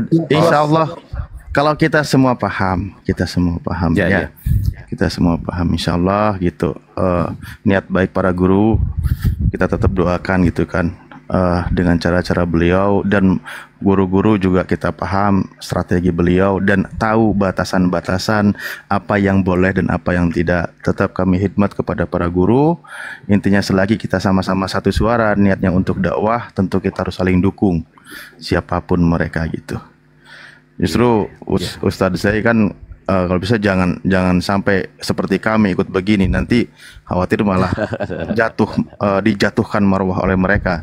Tetaplah para ustadz itu pada posisi mereka yang perlu dijaga perasaan umat yang lain, dalam artian yang kita hormati keilmuannya, jangan sampai kita mendengar dicemooh atau direndahkan oleh kaum-kaum kufar gitu. Kami sangat menjaga itu. Dan oke, insya Allah sehat selalu Ustadz. Ya, terima kasih Ustadz Alif. Saya izin pamit dulu. Terima kasih udah diberikan kesempatan untuk bersama guru-guru semuanya. Wallahu muwaffiq ila aqwamit thoriq. Wassalamualaikum warahmatullahi wabarakatuh. Saya izin turun ya Kanda semua. Waalaikumsalam warahmatullahi wabarakatuh. Insyaallah nanti aku ke sana Ustaz, kita ketemu. Waalaikumsalam. Ditunggu ya Ustaz. Siap. Baik.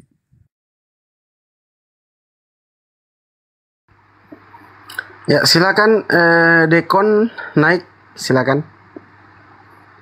Sarahman silakan kirim permintaan naik. Tunjukkan kepada kami siapa yang suruh kalian sembah Yesus. Gitu loh. Tapi jangan bohong-bohong kalau naik komal. Aku udah bosan, Ustadz Alif dengan aku ini udah bosan dibohongi oleh kalian ini, aduh. Ya makanya dia itu sekarang kalau ada guru kami itu memilih menjadi mustami, pendengar aja, menyimak, mencatat, lalu dia gali kebenarannya gitu. Kenapa? Nggak ada alasan untuk membantah apa yang disampaikan oleh guru kami. Makanya dia kadang-kadang seringnya itu sekarang lebih memilih di bawah gitu. Kalau memang pernyataan guru kami salah kan mestinya dibantah langsung, tapi kan memang nggak berani bantah. Itu membuktikan kebenaran yang disampaikan guru kami. Mereka catat, cari kebenarannya. Lama-lama sebulan kemudian hubungin, Bang bener loh dong disampaikan Bang Zuma. Gimana ya? Saya masih ragu nih mau mu'alaf nih. Gitu. Gimana nih? Nanti penghasilan saya berkurang. Mungkin bukan gitu narasinya Ustadz Alif. Bang Zuma aku nyerah, Bang Handi aku nyerah. Mungkin gitu narasinya. Narasi chatnya gitu. Sama Ustadz Alif juga, aku nyerah Ustadz Alif, aku mau sadar ternyata Yesus bukan Tuhan, gitu mungkin. Sebenarnya begini ya.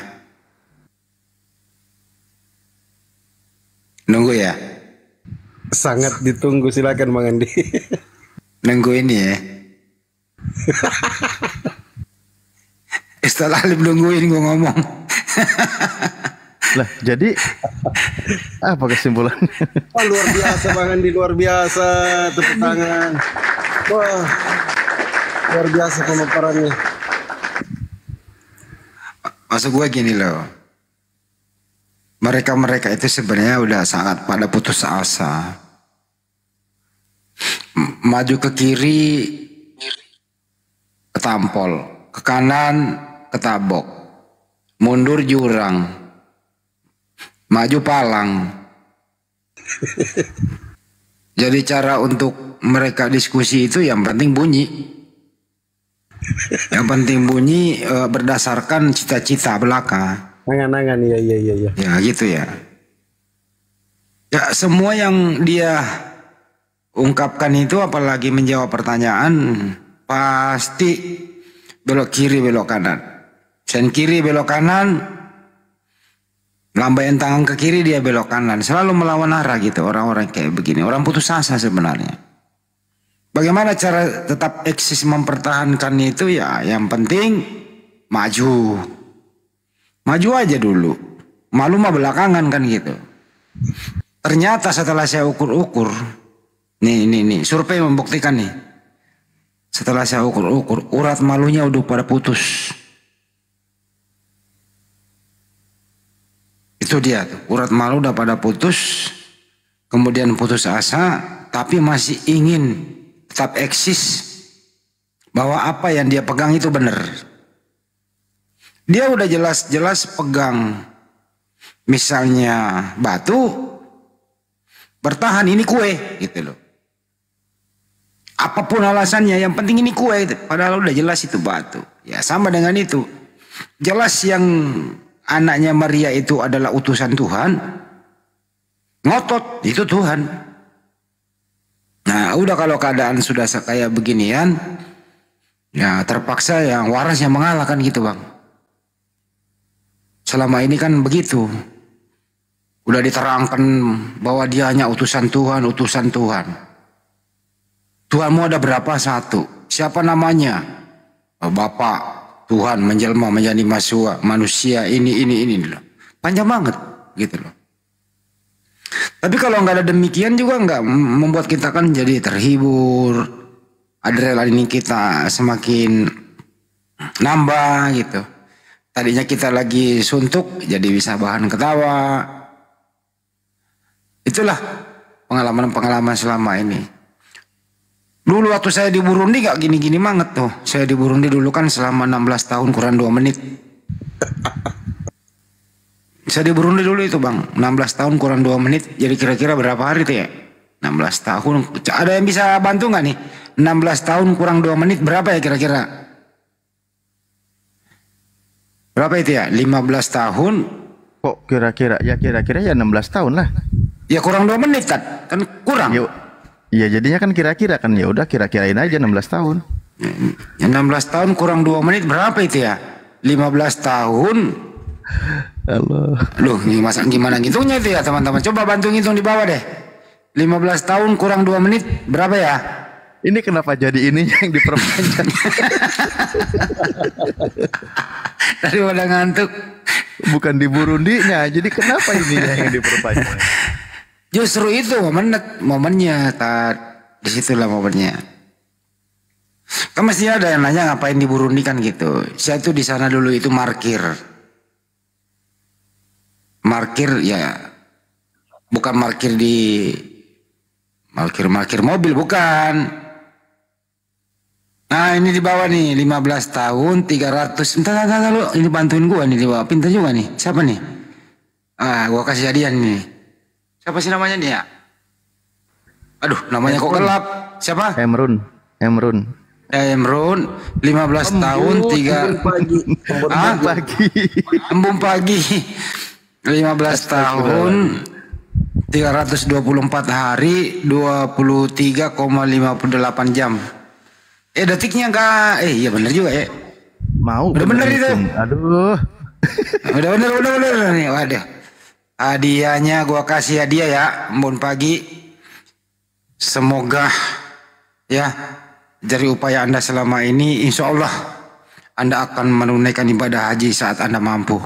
Itu hadiahnya. Naik haji bagi yang mampu aja gitu. Iya dong. Kalau nggak mampu kan enggak. Ya kembali ke topik ya. Kembali ke topik. Jangan lupa nanti di Idul Kurban di Masjid Nur Maulida Kabupaten Goa itu ya masuk ya. Sulawesi Selatan. Di Bolangi insya Allah akan kami adakan Idul Kurban. Bagi teman-teman yang ingin berkurban bersama Guru dan Juma ya silakan hubungi kami melalui rekening Yayasan Makassar Molab Center Indonesia di Bank BTN. Nanti ada bisa kambing, bisa sapi. Kalau sapi bisa patungan lah, 7 orang ya bisa. Kalau kambing ya terlaluan lah kalau patungan begitu. Tapi patungan bersama keluarga boleh gitu kalau kambing. Itu ya kira-kira begitu teman-teman. Oke, makasih Bang Andi. Ini ada Dekon, silakan Dekon. Silakan kemukakan cita-citanya, angan-angannya menuhankan Yesus, silakan. Oke, selamat subuh semua. Ya, selamat pagi. Ini sudah haji semua ya? Hah? Sudah naik haji semua ya? Belum Bang, belum Bang. Karena suara Anda kegedean sih jadi terlalu gede makanya. Aduh, kok Bang Andi belum naik haji aduh. Ya kan nggak wajib juga Bang kalau belum mampu Bang. Oh gitu toh. Tapi belum dibanggakan di Indonesia itu ya, pakai gelar lagi. Kenapa? Kok haji dijadikan gelar? Kenapa? Ya terserah orang, kan nggak menyakiti hati kamu juga kan? Artinya apa itu haji? Tamu. Loh, kok tamu jadi gelar?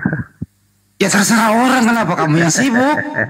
Daripada utusan Tuhan lebih parah lah, utusan Tuhan dikatakan Tuhan gimana itu Bang? Lebih parah kan? Oke sudah. Nah, kena lagi. Mana Zuma? Daripada utusan Tuhan lu bilangin Tuhan kan lebih parah Bang. Ayo Zuma mana Zuma? Abang ini kalau sakit lu jangan dibagi dong kemarin. Udah pagi kok masih sakit gitu loh. Enggak, ini Zuma mana ini ada suara. Jadi itu Yesus itu kan utusan Tuhan, anak orang. Dia dilahirkan oleh ibunya, disayangi oleh ibunya, dari bayi disusui, dirawat. Monitor. Gitu ya. Monitor. Tiba-tiba ada sekelompok orang yang tidak bertanggung jawab dibuatkan surat terus mengklaim itu Tuhan, anak orang gitu loh. Monitor. Nah ini cita-cita apa angan-angan apa gimana ini orang ini? Gitu ya. Sekali lagi ya, Bunda Maria setengah mati mengandung anaknya, merawat anaknya, saya sopan, melahirkan anaknya, merawat anaknya, disusui. Ya, tiba-tiba ada orang-orang yang tidak bertanggung jawab setelah orang itu nggak ada di muka bumi ini gitu. Kenapa dibuatkan surat bahwa dia itu Tuhan? Kok haji di? Nah ini orang-orang waras apa orang-orang tidak bertanggung jawab orang kayak begini-beginian nih? Bang Andi ini pintar ya. Kira-kira ini orang ini masih berakal atau sudah berakar gitu loh?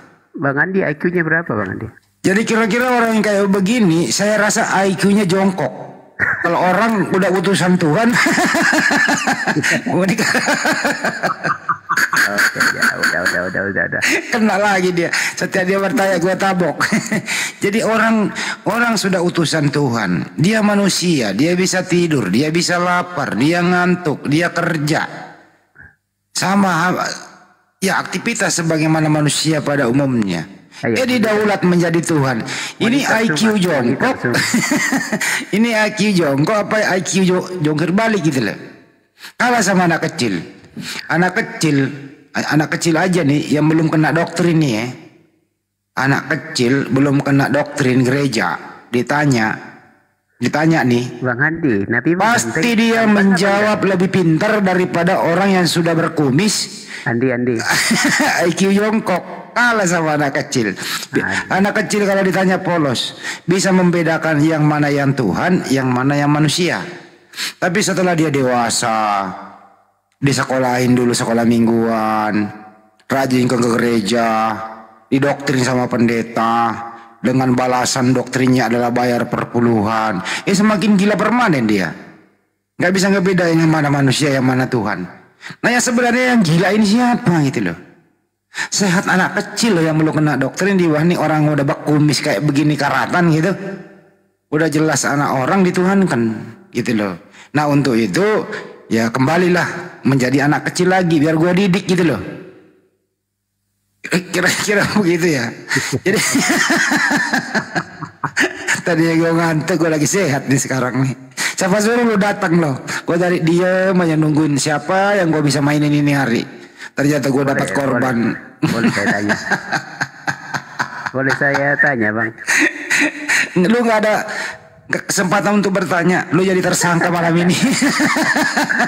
Siapa suruh lu datang main seruduk aja kayak bajai. Itu dulu Bang Andi, siapa yang suruh mereka sembah Yesus ini Bang Andi? Monitor rumah dulu. Bro, itu anak orang, siapa yang perintah lu nyembah dia? Itu anak orang loh. Nabimu tampan apa enggak? Jangan masalah nabi dulu. Ini anak orang. Ini anak orang, ya, aib kabur deh. Nabi Muhammad Shallallahu Alaihi Wasallam itu ya pasti ganteng lah. Semua wanita yang melihat dia melirik pasti tertarik. Tapi bukan itu yang kita mau bahas. Dibanding Paulus jauh lah. Paulus botak. Bahkan dalam sebuah riwayat Bang Andi, iya, kalau di total dari 100% itu kegantengan Rasulullah itu 50%-nya, Nabi Yusuf 25%, 25-nya disebarkan di muka bumi yang lain. Masya Allah. Itu perbandingannya Rasulullah. Orang kalau gadis-gadis perawan itu ngiris-ngiris bawang sambil Nabi lewat itu nggak berasa tangannya yang keiris. Kurang lebih begitulah. Yusuf.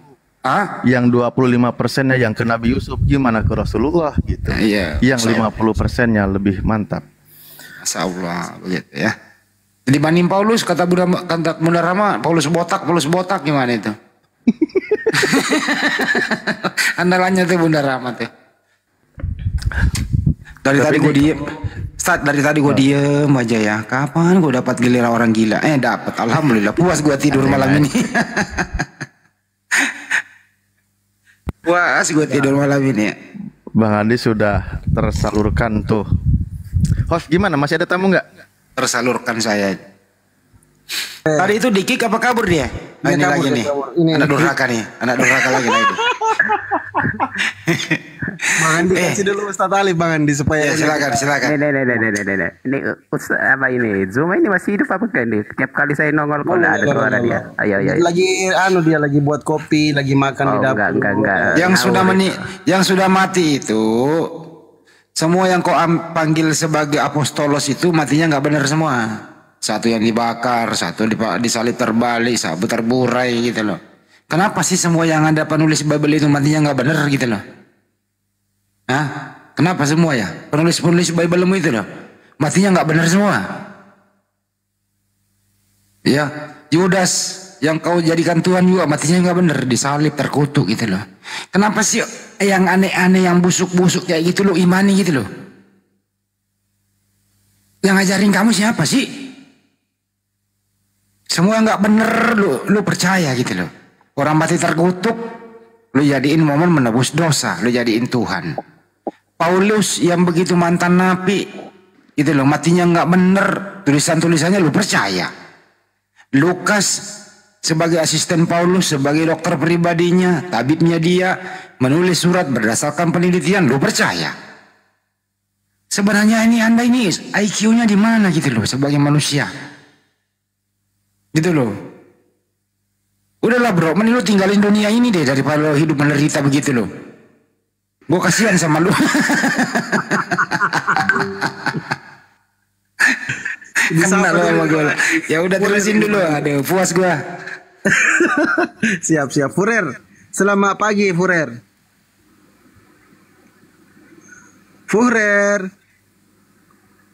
Halo.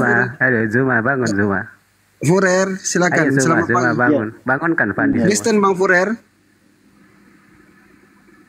Zuma, mana kau? Bang Furer, diam dulu dekor. Bang Furer Zuma Kristen ya? Pura-pura kalau saya ada di Zuma ini, aduh. Bang Furer.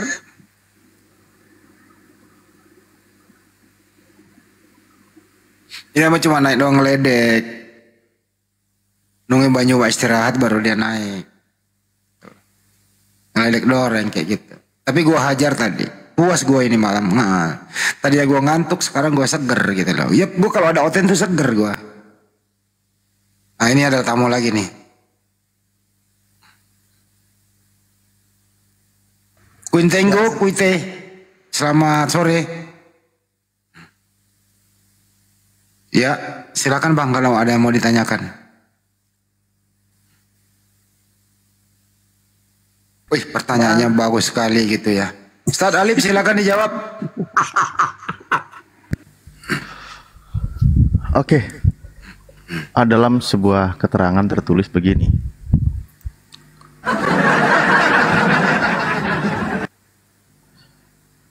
Nah itu, silakan.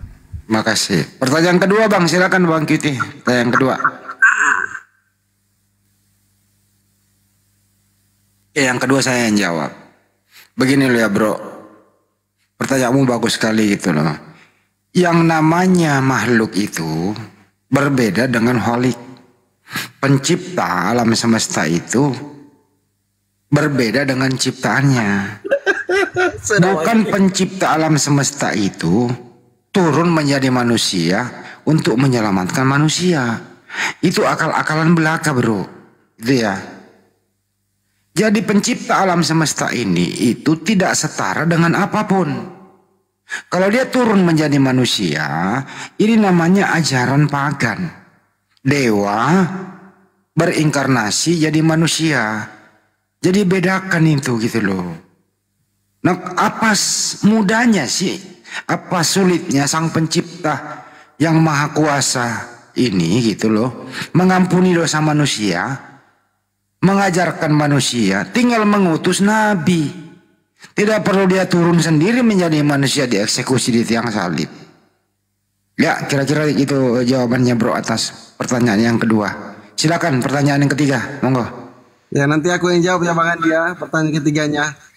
Ya, jangan diganggu dulu, diulang. Terganggu sama hostnya. Ya silakan Bang, yang ketiga udah. Oke, makasih Bang Git.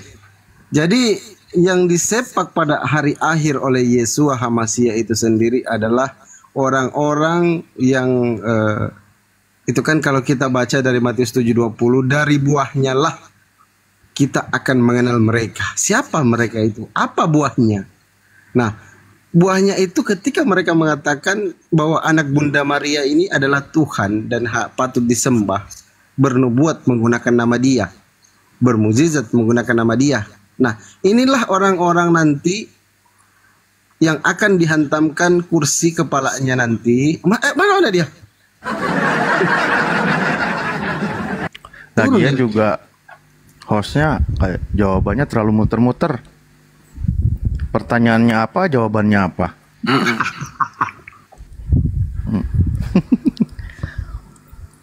Tadi nggak ada yang dengar pertanyaannya ya.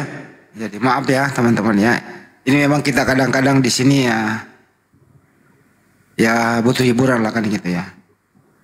Itu ada yang baru masuk, siapa itu? Kutuber Wiro Sableng. Assalamualaikum semuanya. Waalaikumsalam warahmatullahi wabarakatuh. Waalaikumsalam. Saya mau nyimak saya. Ada pertanyaan titipan? Nanti deh, saya mau ngedengar dulu. Oke. Sebelum Anda mendengarkan, Anda sekarang posisi di atas mana? Maksudnya? Di atas gunung apa di bawah gunung? Oh enggak, di bawah gunung. Di bawah gunung. Di kota apa di desa? Kota. Kotanya di Jawa apa di luar Jawa? Banten. Oh, bagus. Banten itu di Sumatera Utara ya? Oh bukan, makasih. Banten di Tangerang. Oh Tangerang. Tangerang itu kalau nggak salah itu Tangerang di dekatnya. Lagi ngedenger live, Mbak. Bandung Selatan ya? Iya di Jakarta, dekat Jakarta. Oh dekat Jakarta. Wah yang arah ke Lampung itu ya? Iya, perbatasan Lampung sama Banten. Iya. Ya ini Bang Andi banyak yang ini Bang Andi. Silakan. Bang Andre, Muslim, Kristen Bang Andre.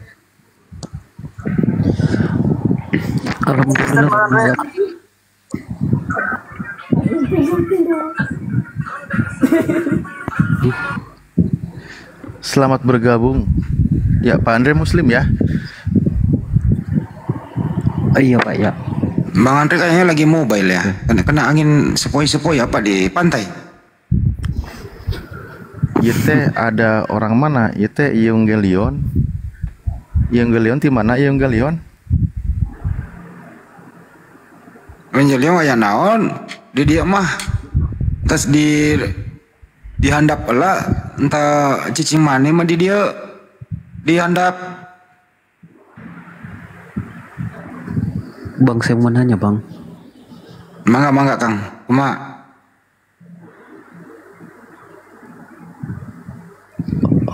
Bang boleh bertanya? Iya ditanya aja bang. Begini, Nabi Muhammad kan mempunyai sila-sila. Nah sedangkan Yesus juga mempunyai sila-sila. Dan kenapa beliau dianggap Tuhan bang? Itu aja. Ya yang menganggap Tuhan ada Yesus itu adalah Tuhan ya perlu dipertanyakan bang. Ini tanya aja nanti orang yang menuhankan dia gitu loh. Ya, ini cakap Bang Andi, bener. Ya. Dia bertanya kan, memerlukan jawaban. Maka kita kasih jawabannya kepada Pak Iunggelion. Silakan Pak. Ya betul. Halo Pak Iunggelion. Yang bersilsilah itu bukan Tuhan. Tapi ada yang lebih hebat lagi malah nggak ada silsilahnya, nggak tahu siapa ya ibunya. Tapi aneh loh kalau punya silsilah misalnya Tuhan punya om, iya kan? Tuhan punya adik, nah, nanti adiknya punya anak, Tuhan punya ponakan, terus ponakannya manggil dia, Om Tuhan, nah kan aneh bang. Itulah Bang Andre ya, jadi ya sudahi aja lah pertanyaan itu. Jawabannya sementara itu aja sih. Oke? Mudah-mudahan tidak paham ya Bang Andre ya. Oke Bang, oke. Makasih Bang. Pak Yung. Monitor Pak Yung. Halo Bang. Ya, monitor bisa berdiskusi. Bisa Bang. Ya baik, tadi itu ada pertanyaan, mengapa orang yang bersilsilah itu dituhankan gitu loh, yang punya silsilah. Siapa itu Bang? Kok jadi siapa itu Bang ya? Yesus. Loh, emang ada yang salah itu Bang? Justru ini pertanyaan, ada orang bersilsilah ayah, kakek terus. Nah dia itu kan keturunan tuh manusia punya silsilah, ada ibu, ada bapak, ada kakeknya dan seterusnya. Ini kenapa manusia ini yang punya silsilah ini kenapa dituhankan? Nggak bahaya tah? Wah harusnya itu kalau seperti itu Bang Alif, itu sangat berbahaya Bang Alif. Oh bahaya ya, menuhankan orang yang punya silsilah keturunan gitu ya, atau karuhun, apalah bahasanya lagi, apa sih, kakek moyang. Iya Bang, kalau tidak ada nubuat itu bahaya Bang. Kalau cuman mengaku-ngaku dari nasab ini silsilah ini itu bahaya Bang. Enggak, itu bahayanya itu untuk manusia atau untuk Tuhan sebenarnya sih ini? Justru ini kan ngebahas manusia. Manusia ini punya ayah, punya ibu, punya kakek lagi dan seterusnya. Nah, ini kan menunjukkan kalau dia itu manusia itu. Nah, kenapa manusia ini yang punya silsilah ini kenapa dituhankan? Kamu nggak takut dimarahin sama kakeknya? Loh, maksudnya ini bahas siapa? Nggak bahaya tah? Bahas siapa ini Bang? Yesus. Oh, kalau itu kan sudah dinubuatkan Bang. Silsilah itu kan dari Daud kan Bang. Dia kan namanya anak Daud itu Bang. Oh, kalau gitu berarti Tuhanmu itu punya kakek? Ya secara silsilah nggak ada bang. Tuhan itu nggak punya berdiri sendiri bang, dia bang berdiri sendiri. Esa bang, dia Esa Maha Kuasa itu bang. Lah, kan tadi udah percaya kalau Yesus itu kan Tuhan. Terus dia punya ayah, punya kakek dan seterusnya. Yaitu secara silsilah dia kan punya keluarga. Oh itu untuk menunjukkan itu maksudnya kan nasabnya bener lurus sampai ke Daud gitu loh bang. Masa nggak ngerti bang? Maksudnya kan secara nubuat memang benar gitu. Maksudnya dari anak Daud, dari keturunan Daud gitu loh bang. Dari kemanusiaannya bang. Oke, baik. Sederhanakan lagi begini. Menurut Anda yang dilahirkan Bunda Maria itu Tuhan? Yang dilahirkan adalah manusia bang. Masa manusia bisa melahirkan Tuhan bang? Itu kan enggak make sense gitu loh bang. Jadi menurut Pak Yong ini Tuhannya siapa?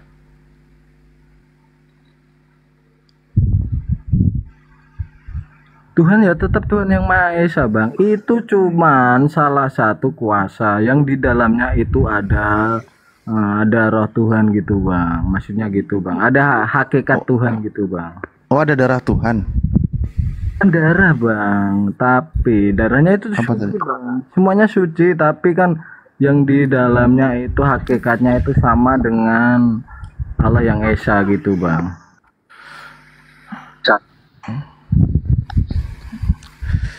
Ya ini Bentar, aja Ustaz bentar. tadi Panjaitan aja yang jelaskan, mungkin bisa ada penjelasan. Silakan Bang Panjaitan. Selamat pagi. Iya.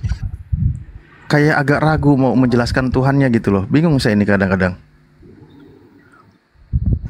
Saya kasih analogi bang. Halo? Oh? Ya silakan Bang Analogi apa? Panjaitan. Oh, silakan Pak Panjaitan. Ada Pak Panjaitan ini Ustaz Arif. Silakan.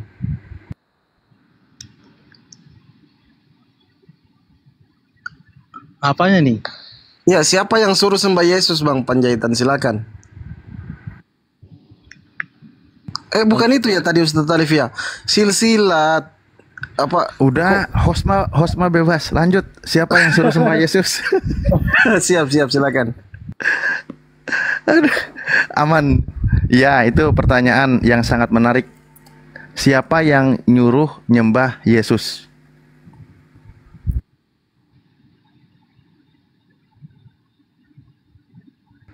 Bang Panjaitan silakan. Siapa yang nyuruh Tuhan Yesus disembah? Ya, siapa yang suruh sembah Yesus? Silakan. Pakai ayat ya. Pakai ayat. Gak terlalu paham saya. Bang Panjaitan Kristen kan Bang? Iya, saya Kristen. Iya, yang suruh sembah Yesus itu siapa? Silakan. Kan tadi udah bilang nggak tahu. Nah gini aja.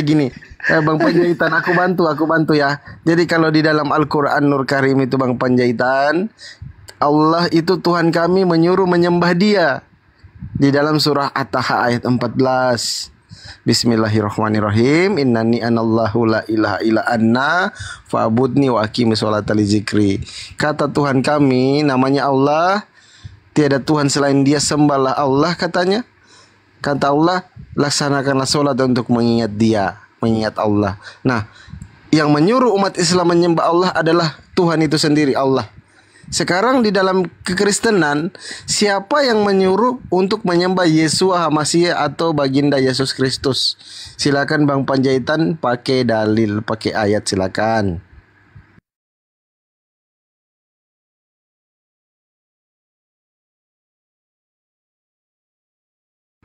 Bang Panjaitan, jangan di-mute, ambil Bibelnya Bang. Bibelnya diambil, terus dibawa, dibuka, cari ayatnya yang menunjang ketuhanan Yesus, supaya jangan dibilang Yesus itu hanya cita-cita ketika dituhankan, hanya angan-angan semata. Seperti itu Bang Panjaitan. Silakan Bang Panjaitan.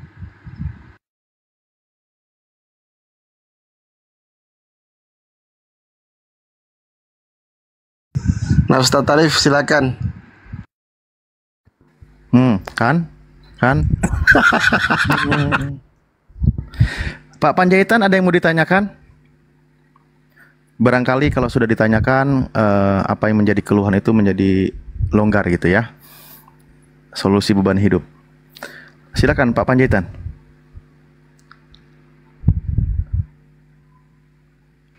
Itu mute-nya dibuka Pak Panjaitan. Kok minta naik baru? Aduh, gimana sih?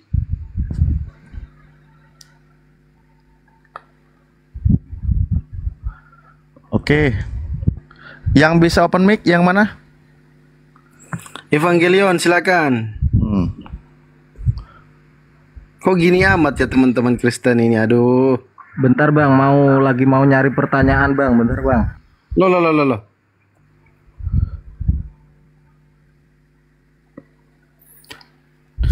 Oke.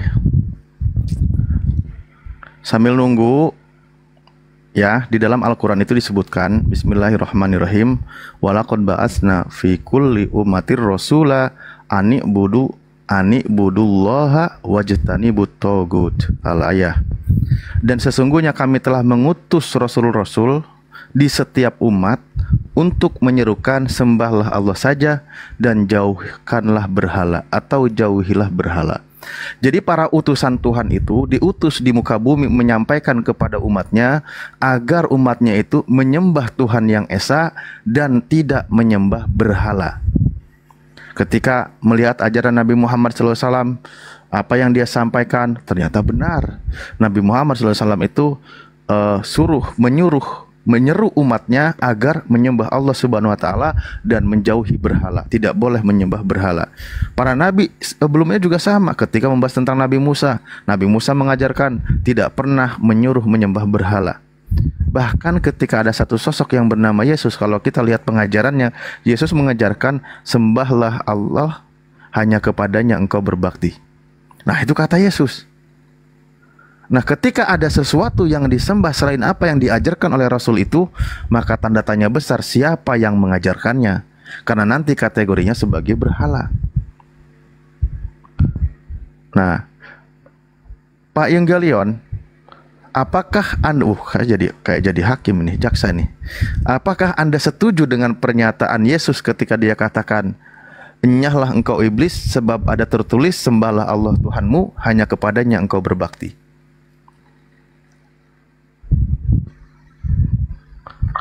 Setuju Bang. Setuju, cakap. Baik, terima kasih. Nah, artinya memang seorang utusan Tuhan itu menyuruh kepada umatnya, kepada siapapun mereka. Bahkan ketika Yesus sendiri dicobai oleh iblis, dia katakan dengan tegas, sembahlah Allah saja, hanya kepadanya engkau berbakti. Maka ada pertanyaan, dari mana perintahnya menyembah utusan Tuhan?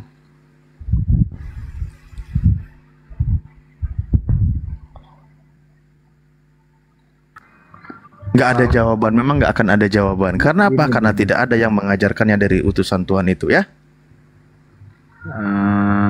Iya Bang, seperti itu Bang. Nah, Bang Alip, saya mau tanya nih Bang. Siap.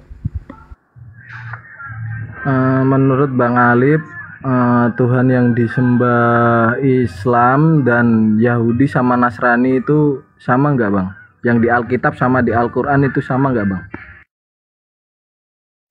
Oke, kembali kepada dalil yang tadi yang disebutkan di surah An-Nahl ayat 36, bahwa Allah itu mengutus para utusannya, diperintahkan agar menyembah Allah saja dan menjauhi berhala. Jadi para utusan Allah itu semua para nabi, baik Nabi Isa, Nabi Musa dan sebagainya, mereka itu mendapat pengajaran nabinya agar menyembah Allah saja dan jauhi berhala. Berarti para nabi itu mengajarkan menyembah Tuhan yang sama berdasarkan rujukan dari ayat Al-Quranul Karim. Jadi Tuhannya para nabi itu sama karena mereka mendapat wahyu dari sumber yang sama.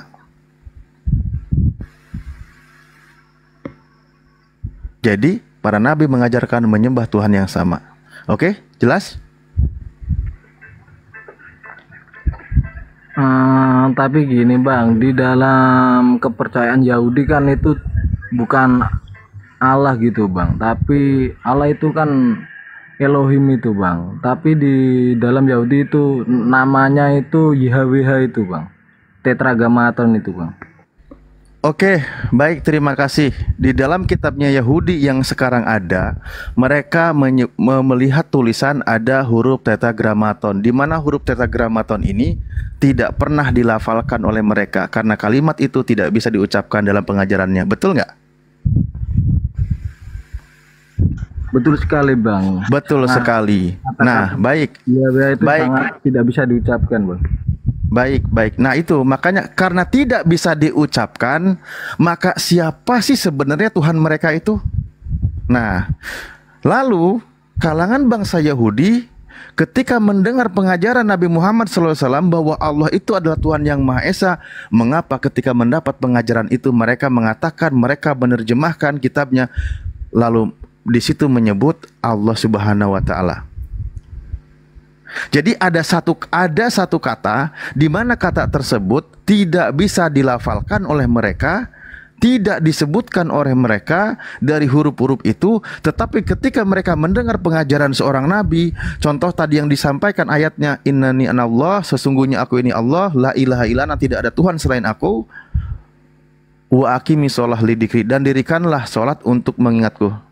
Fa'budni ya, fa'budni maka sembahlah aku, wa aqimi sholah lidikri.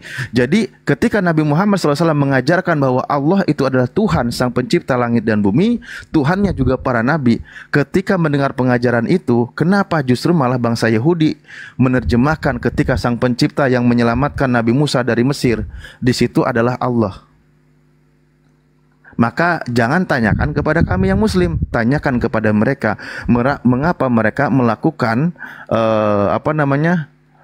terjemahan bahkan bahasa Ibrani dengan tulisan bahasa bahasa Arab, kitab mereka yang menggunakan tulisan bahasa Ibrani, mereka di situ mencantumkan kata Allah, dan Allah itu adalah Tuhan yang menyelamatkan Nabi Musa dari Mesir, dari kejaran Firaun.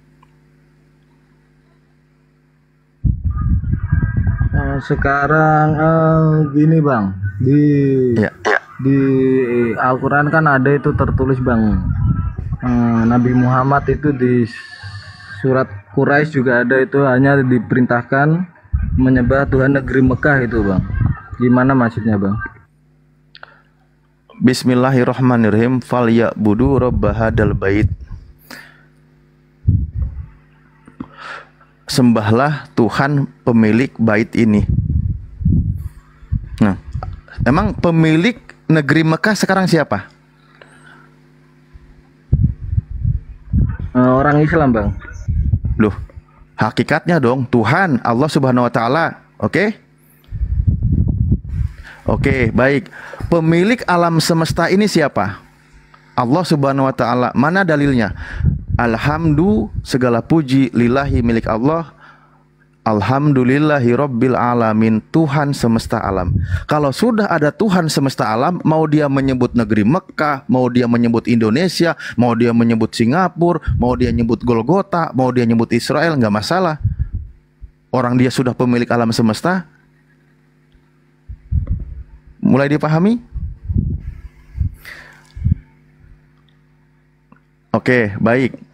Sekarang tapi gini bang, perbedaan. Aku mau nanya tapi nggak tega, soalnya kayaknya nggak ada ini. Iya makanya kan aku yang tanya bang, biar ngerti bang. Oke bang. Ya terus.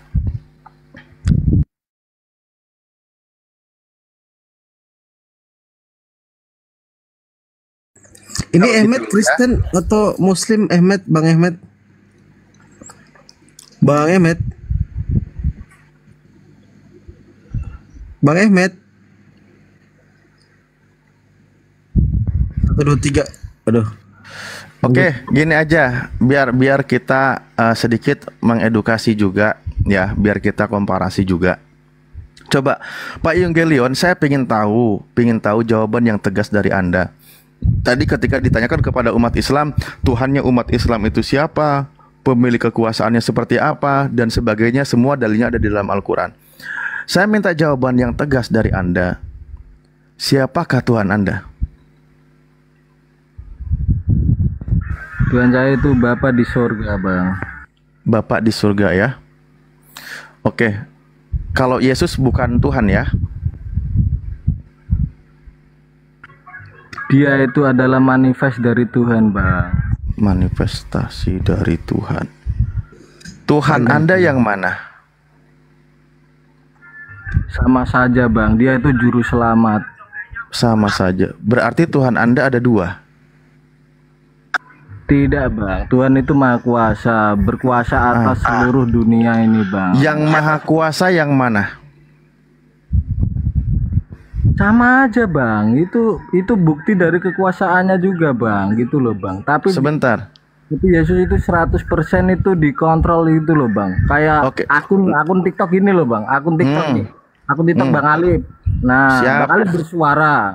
Nah, itu suara Bang Alif atau suara siapa ini? Coba, Bang. Kok malah jadi main TikTok? Seperti akun TikTok, Bang. Ini kan akunnya Bang Alif. Iya kan? Ya. Kembali aja langsung ke substansi aja biar kita nggak makin banyak makan waktu ya. Iya, jadi Yesus ini yang dikontrol oleh Bapak gitu. Iya, Bang, 100% dikontrol, Bang. Karena kan dia itu udah bilang, aku tidak buat apa-apa dari diriku sendiri. Nah, baik. Ketika Yesus berkata, aku tidak dapat berbuat apa-apa dari diriku sendiri, apakah dia itu Tuhan?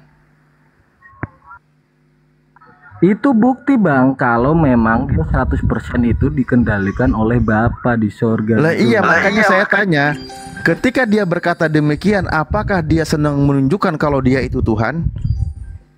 Secara tidak apa, Bang, bahasanya, Bang. Secara tidak langsung dia itu menyatakan dirinya, Bang. Tapi tidak gimana sih gitu loh, Bang. Tapi enggak secara ketika langsung, Yesus berkata, biar manusia ini biar mengerti gitu loh, Bang. Lah iya, makanya biar ngerti. Ketika dia berkata, aku tidak dapat berbuat apa-apa dari diriku sendiri. Nah, pernyataan Yesus seperti ini sedang menunjukkan kalau dia itu Tuhan atau bukan Tuhan?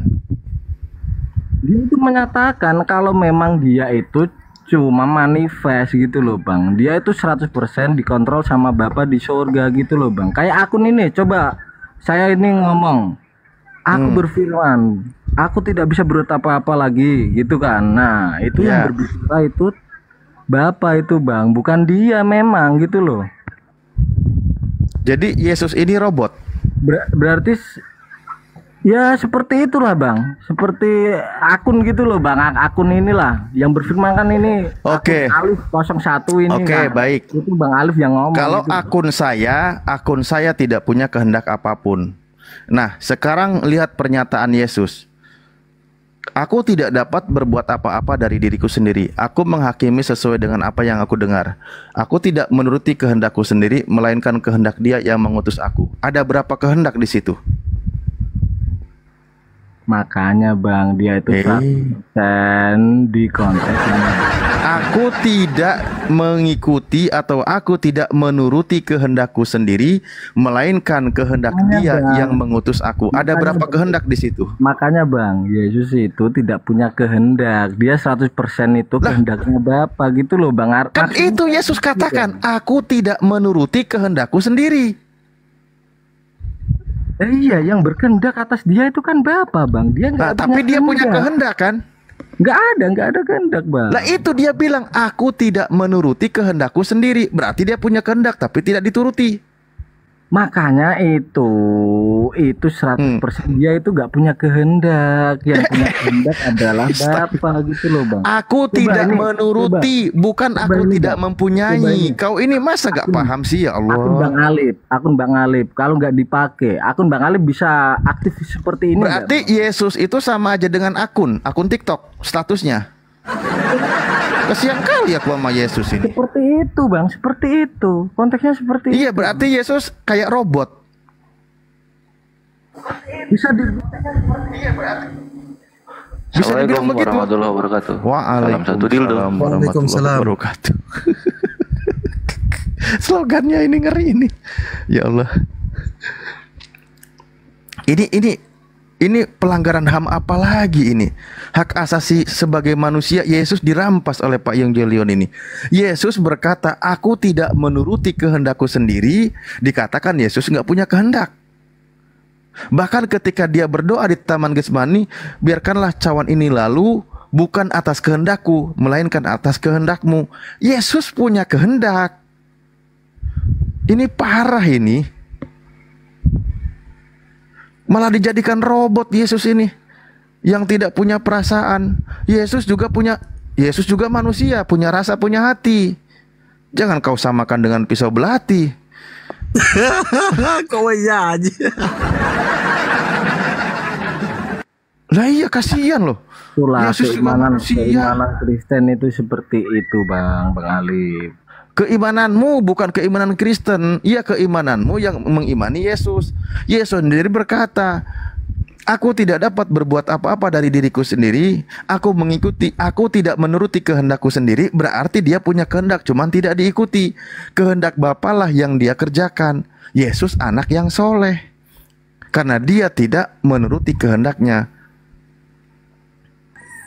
Masa Ustaz nggak paham? Ustaz, Ya. bisa diulang tidak tadi? Yesus juga manusia, punya mata, punya hati. Jangan samakan Punya dengan... rasa, punya hati. Oh, oke, siap. Jangan Oke. disamakan dengan pisau belati gitu loh. Siap. Tadi disamakan dengan robot, disamakan dengan akun. Ini kita jadi pembela HAM di sini sekarang ini. Hak asasi manusia dihilangkan itu. Katanya Yesus 100% manusia yang sempurna. Masa rasanya nggak ada, kehendaknya nggak ada?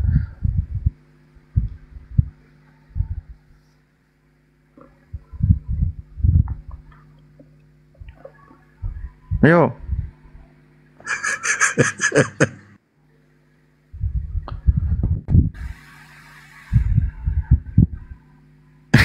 Kenapa jadi terdiam ini? Ya itulah kenapa makanya bertuhan bukan sesuai dengan ajaran yang diajarkan seorang rasul atau utusan Tuhan gitu. Ketika Yesus katakan, berkali-kali ini kan kita sebutkan, berkali-kali kita narasikan apa yang diucapkan oleh Yesus, apa yang diajarkan oleh Yesus. Kalau Yesus mengajarkan menyembah siapa, dia menyembah Bapa. Bapa itu siapa? Satu-satunya Tuhan yang benar. Di dalam Yakobus 1 ayat terakhir dikatakan ternyata Allah itu Bapa kita. Jadi Tuhan yang benar itu Esa, satu, itulah satu-satunya Tuhan yang harus disembah, yang harus diikuti. Bahkan Yesus pun berdoa, beribadah, menyembah kepada Bapa. Kalian menyembah apa yang kalian tidak kenal, kami menyembah apa yang kami kenal. Yesus menyembah, beribadah kepada Tuhannya. Makanya dia itu dikatakan sebagai anak yang soleh, karena dalam hidupnya dia itu berdoa, memohon, menangis kepada Bapa. Itu kan dia berkehendak tuh melakukan sebuah tindakan kayak gitu. Dia berdoa, memohon kepada Bapa, dan karena Yesus soleh, maka doanya didengar oleh Tuhan. Nah, ketika ada yang mengajarkan manusia ini dituhankan, ini ajaran siapa? Orang dia nyontohin bukan nyembah dia.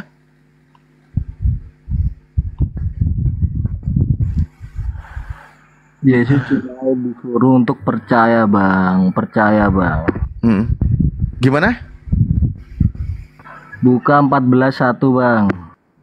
Buka 14:1 apa maksudnya? Yohanes 14:1.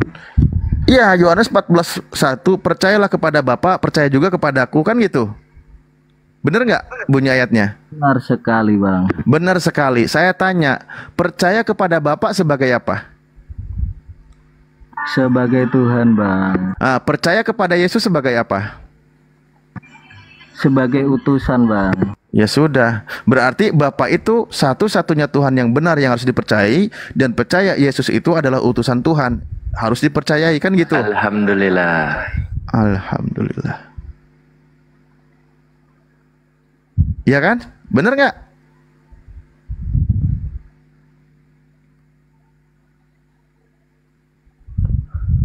Aduh. Kok mute-nya dibuka. Aduh, kok kadang-kadang berapa kali kan Oten itu kan bawa dalil ya, bawa dalil.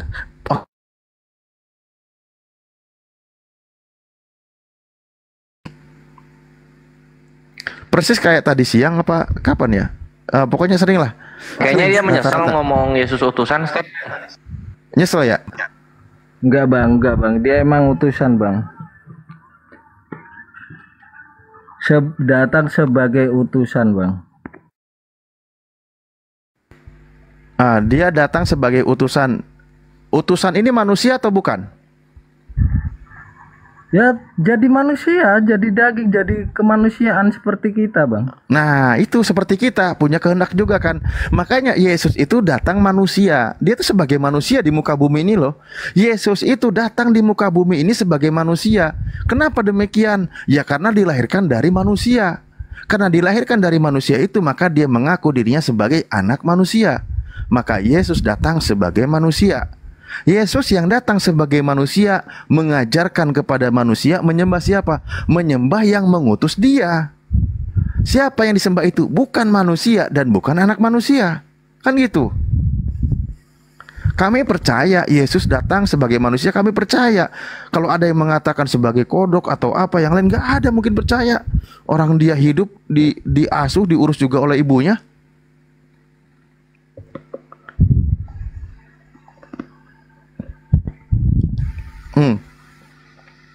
Saya dan Anda percaya Yesus itu manusia dan anak manusia. Betul gak? Betul apa benar? Setuju bang. Betul apa benar? Setuju. Oke, sip, cakep. Nah, Yesus yang manusia ini mengajarkan menyembah Tuhan yang mengutus Yesus ini. Benar gak? Benar. Betul sekali. Itulah yang dicontohkan oleh Yesus.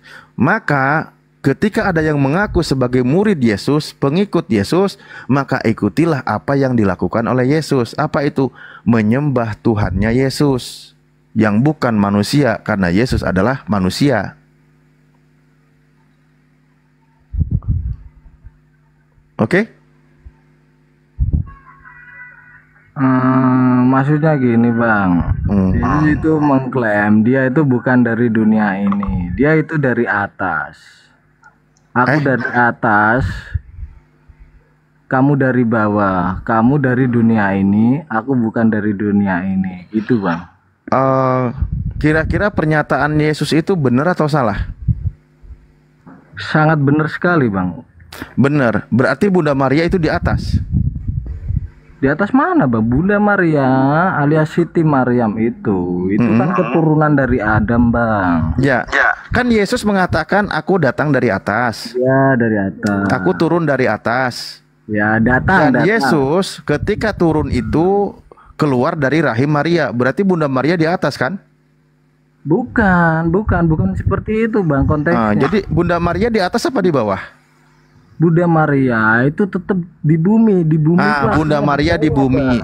Yesus ketika lahir dari mana? Bukan masalah dari mananya bang. Dia ini itu datang dari surga. Maksudnya dari atas itu dari surga terus turun ke bumi gitu loh. Yang dari bukan dari dunia ini gitu loh bang. Kalau manusia hakikatnya itu dari dunia ini, seperti Nabi Adam sama Hawa itu dari dunia. Dia itu dari nggak usah kemana-manain, ke Yesus aja fokus. Ya, berarti ada daging turun dari surga ke perut Maria gitu. Bukan daging bang. Sekarang saya tanya ini sama Ustadz Talib ini bang.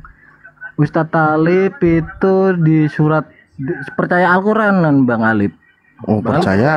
Oh sangat percaya, siap. Wajib Al-Quran kebenaran kan bang Alib? Iya, yang mutlak ya. Sekarang Bang Alib buka An-Nisa 171 Bang Alib. Betul. Bismillahirrahmanirrahim. Ya ahlal kitab la taglu fi dinikum wa la taqulu Allah illal haq. Katakanlah wahai ahlil kitab, janganlah engkau berlebihan dalam agamamu.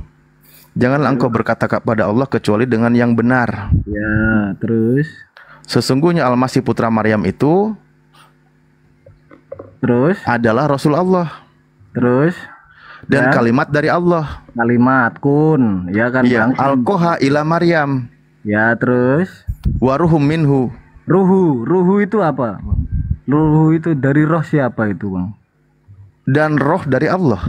Nah, itu bang kebenarannya dari situ bang. kebenaran itu loh bang. Jadi bang, gini loh bang, semua ciptaan bang itu ada bahannya bang, bang Ali. Manusia itu dari tanah, terus menciptakan Hawa. Hawa berhubungan dengan Adam, itu kan dari sel sperma kan bang, itu turun menurun. Jadi kalau Siti Maria, ya sebenarnya kalau lari ke Al-Quran kayak lagi bikin galian sendiri, nanti tinggal saya tutup aja gitu loh.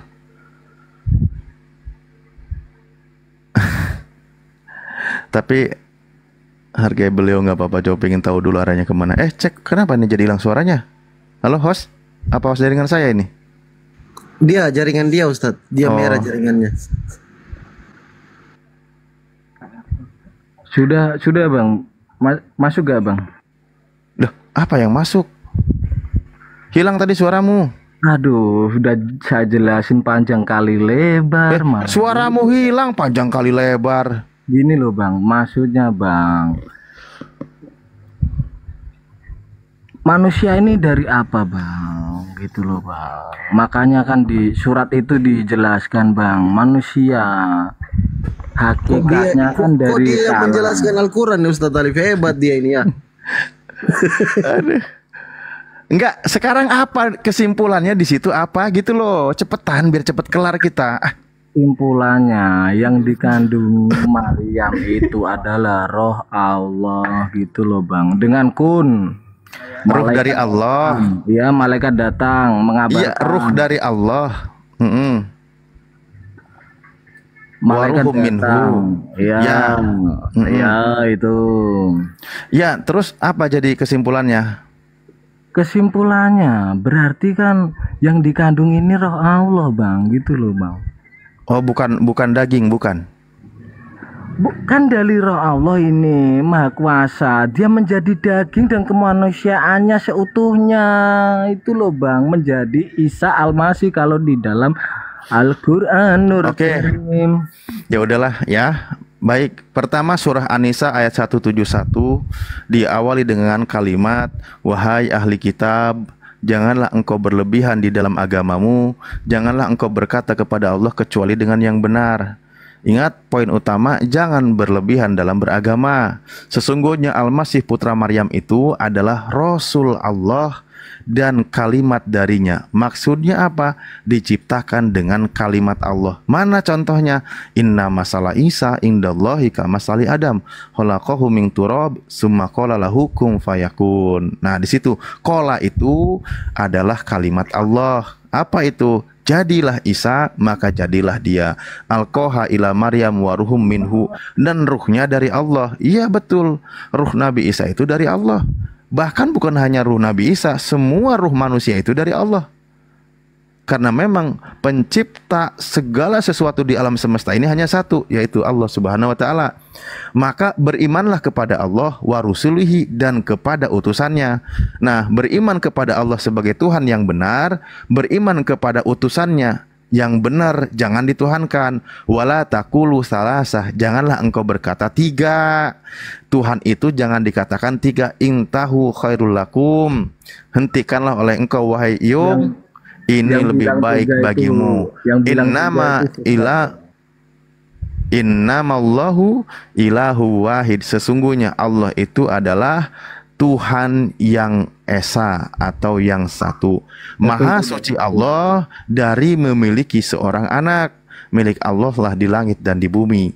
Nah, jadi jelas kalau Nabi Isa alaihissalam di dalam Al-Quran itu sebagai manusia ciptaan Allah. Umat Islam tidak ada yang bingung memahami ayat Al-Quran ini. Nah, kalau membahas tentang kitab Anda yang tadi dikatakan silsilahnya, justru silsilah Yesus ini terhubung sampai ke Adam, terhubung sampai ke Tuhanmu. Jadi Yesus ini kan anak Eli, anak Matat, dan seterusnya sampai nanti ke manusia pertama, anak Set, anak Nuh, dan seterusnya nanti anak Adam, anak Allah gitu. Loh, ternyata Adam juga anak Allah kau ini. Gimana?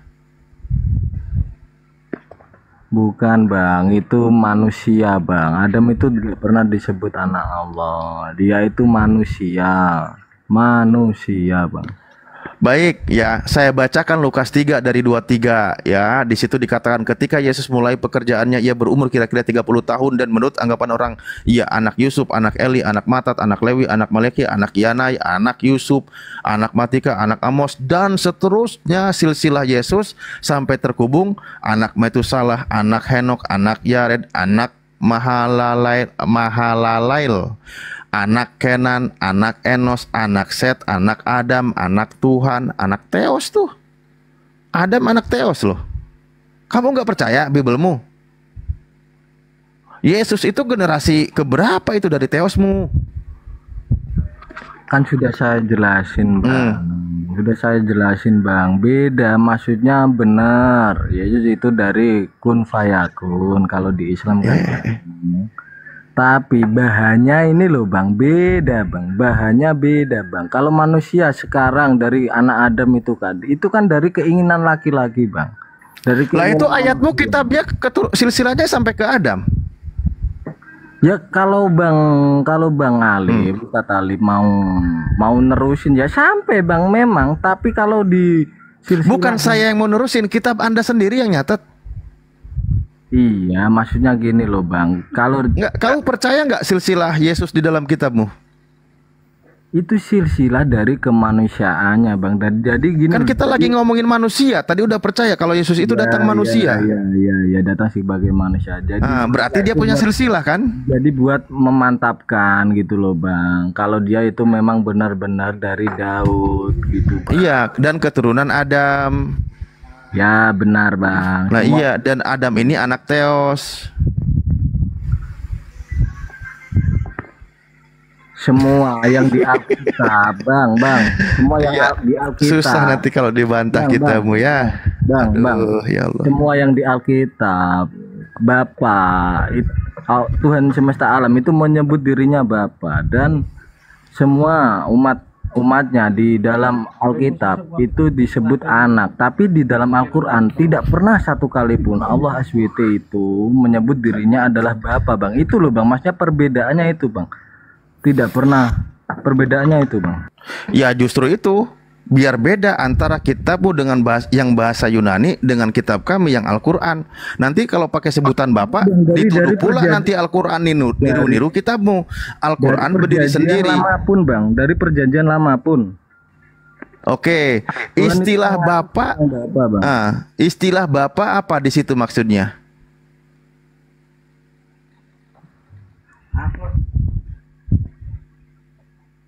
Bentar bang.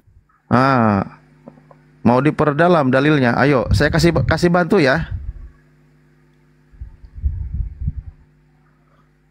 Saya kasih bantu.